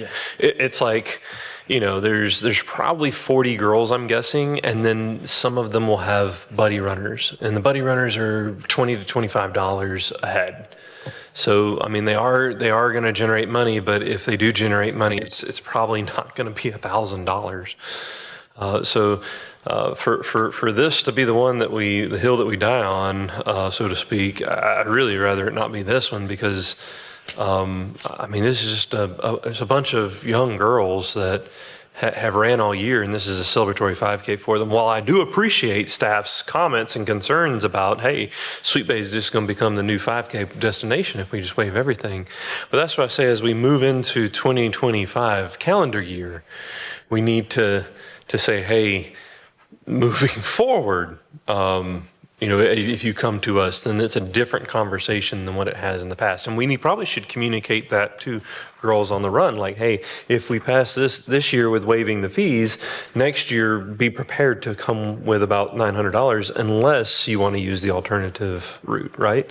And I think that's a better conversation with our community partners and the folks that are nonprofits that are out here trying to improve the lives of our citizens than just, hey, here's a $900 fee. If you can't pay it, you can't do it. So kind of to Jonathan's point, though, we have this, the mini fall music festival, and that's also youth oriented. Actually, it's a youth that put that together. Like, we just say, okay, well, because we didn't give them any special. The reality is, and Jen, I know you remember They were this. just We did approved at the have a couple of members on the commission that would just pay for stuff like this, and so for whether or not the community liked everything that they did, this was one of the ways that they would resolve certain things like this, so. Maybe we could consider waiving the fees for these next two and then say January 1, nobody gets fees waived or something to that effect. Because I think what Mr. Granger's saying is, we got to treat, and Ms. Halligus, we got to treat everybody sort of the same. But I don't know if we can afford to keep giving things away. I think this should be a part of our strategic, planning session on how we're going to prioritize. So We've already said we were going to have Rome, we got serious feedback, sir. Okay, thank you. That special events will be all by itself. I mean, Yes, that's going to be a that's what I 3 or was 4 about hour to say. meeting, probably 2 or 3 of them. And then to the point of a nonprofit, you've heard me say, again, being a nonprofit does not mean you don't profit, because you cannot fulfill your mission if you do not make more than you spend consistently. And so, working with the United Way, we're going to revitalize our Nonprofit 101 and ways to help our nonprofits, do better, make money. It's a struggle. The struggle is real financially. And so when it comes to certain things that nonprofits do as businesses, I'm not opposed and advocate for having the nonprofits to complete RFPs or whatever to bid for the service. This 5K is certainly not in that category. So that's my 2 cents on it. I mean, can we just do this? Can we just, either do whatever we're going to do and just say this is how we're going to do it till the end of the year, and then kind of like what the mayor was saying, starting Jan 1? Yeah. We just pause it and say no more. We're not doing any of that till we have a special workshop and work this out. I think if it would be good to communicate with everyone that's pulled a permit in the last year to send that out and have proactive communication to all of the. Look at all the permits and send them a letter letting them know. So I want to be clear, are we talking about events January 1 and beyond? Because we'll probably bring back some, I would assume, Mr. Befford, right? There'll probably be some things brought to the December 10th meeting requesting this, but if it's after January 1, the answer I know. We go ahead and prepare them and not even bring it forward. And I would say, and this is, and not everybody may like this, but the city events need to be treated the same way. So that means if you guys are going to come up with an event, you need to give the accurate cost to us so that we know what we're approving for out of budget for the costing of that event too, so that we can actually get to some accurate fees and we're treated all the same. But couldn't So- they be included in the budget process, like we do budget amendments and so forth? Because That's why I it's a mean, the city- strategic planning and then- process, we can accommodate for some of that. And then pull it out of the special events category because it's not a special event. It's our event. It's our event. Yeah, but I like the idea of all of, anything the city does should be treated the same as if the city's not doing it, right? So what I mean by that is if somebody downtown wants to create an event and close down Harrison Avenue, they've got to go through this process, and there's a cost that's associated with that, right? But like, if we want to do it, we can just shut it down. We don't have to worry about the cost. Yeah. What I'm saying is that it shouldn't have to go through the same special events process. Oh, like a permit and all those kind of things. It comes to us. I'm not saying don't do it, just go close the streets. Yeah, I mean, But there's another process. Maybe it's under the city manager, the resolution, or whatever. I just want us to budget for it. That's really what I'm saying.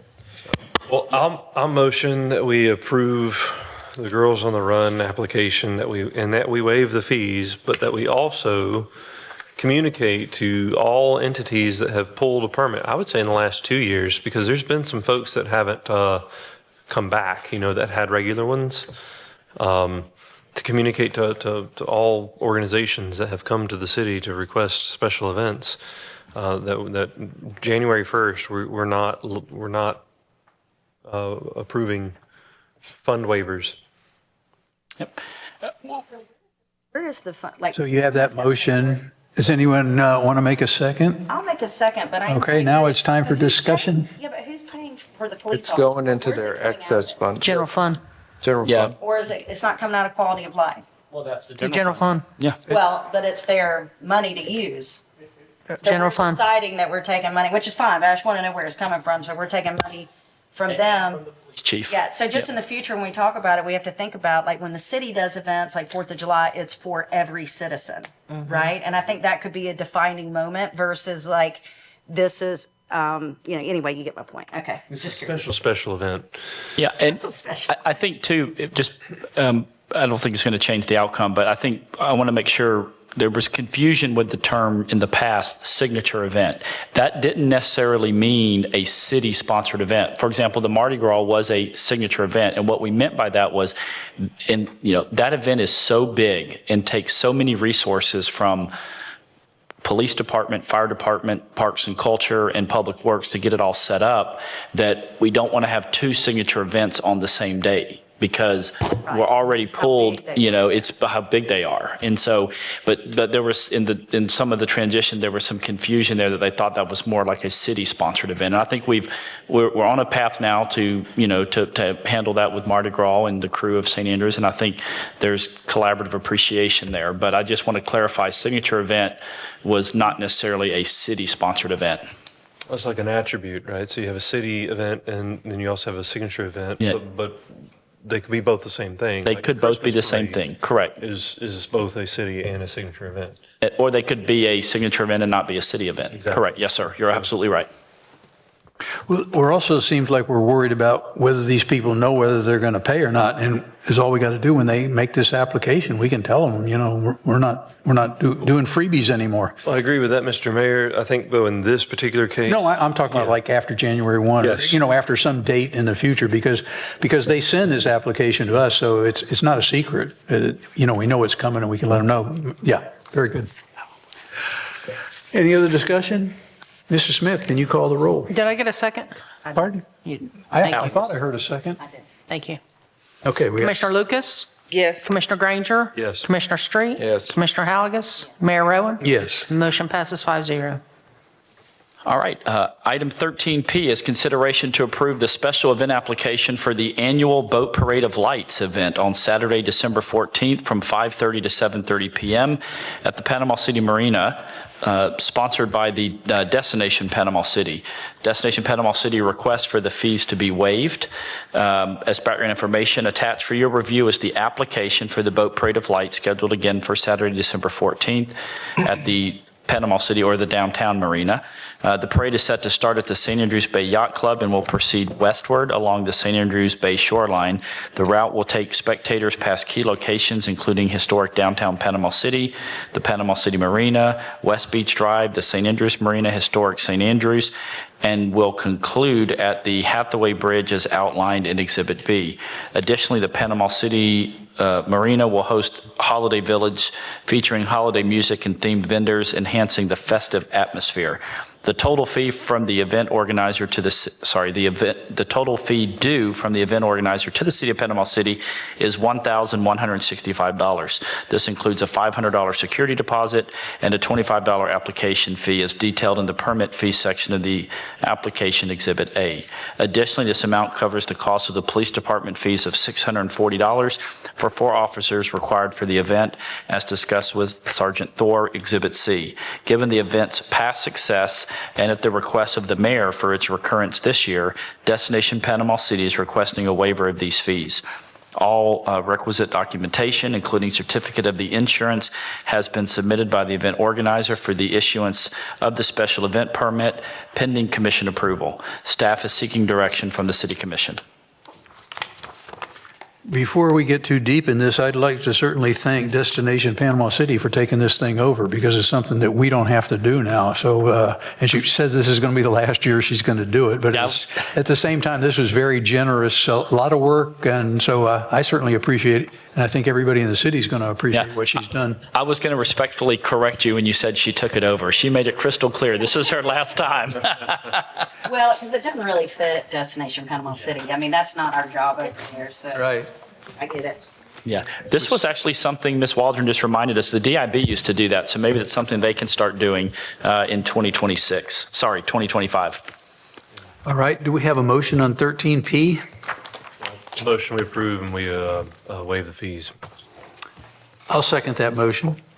Mrs. Smith, can you call the roll? Commissioner Lucas? Yes. Commissioner Granger? Yes. Commissioner Street? Yes. Commissioner Halagus? Mayor Owen? Yes. Motion passes 5-0. Motion we adjourn. Smith, can you call the roll? Commissioner Lucas? Yes. Commissioner Granger? Yes. Commissioner Street? Yes. Commissioner Halagus? Mayor Owen? Yes. Motion passes 5-0. At 13:52. Meeting is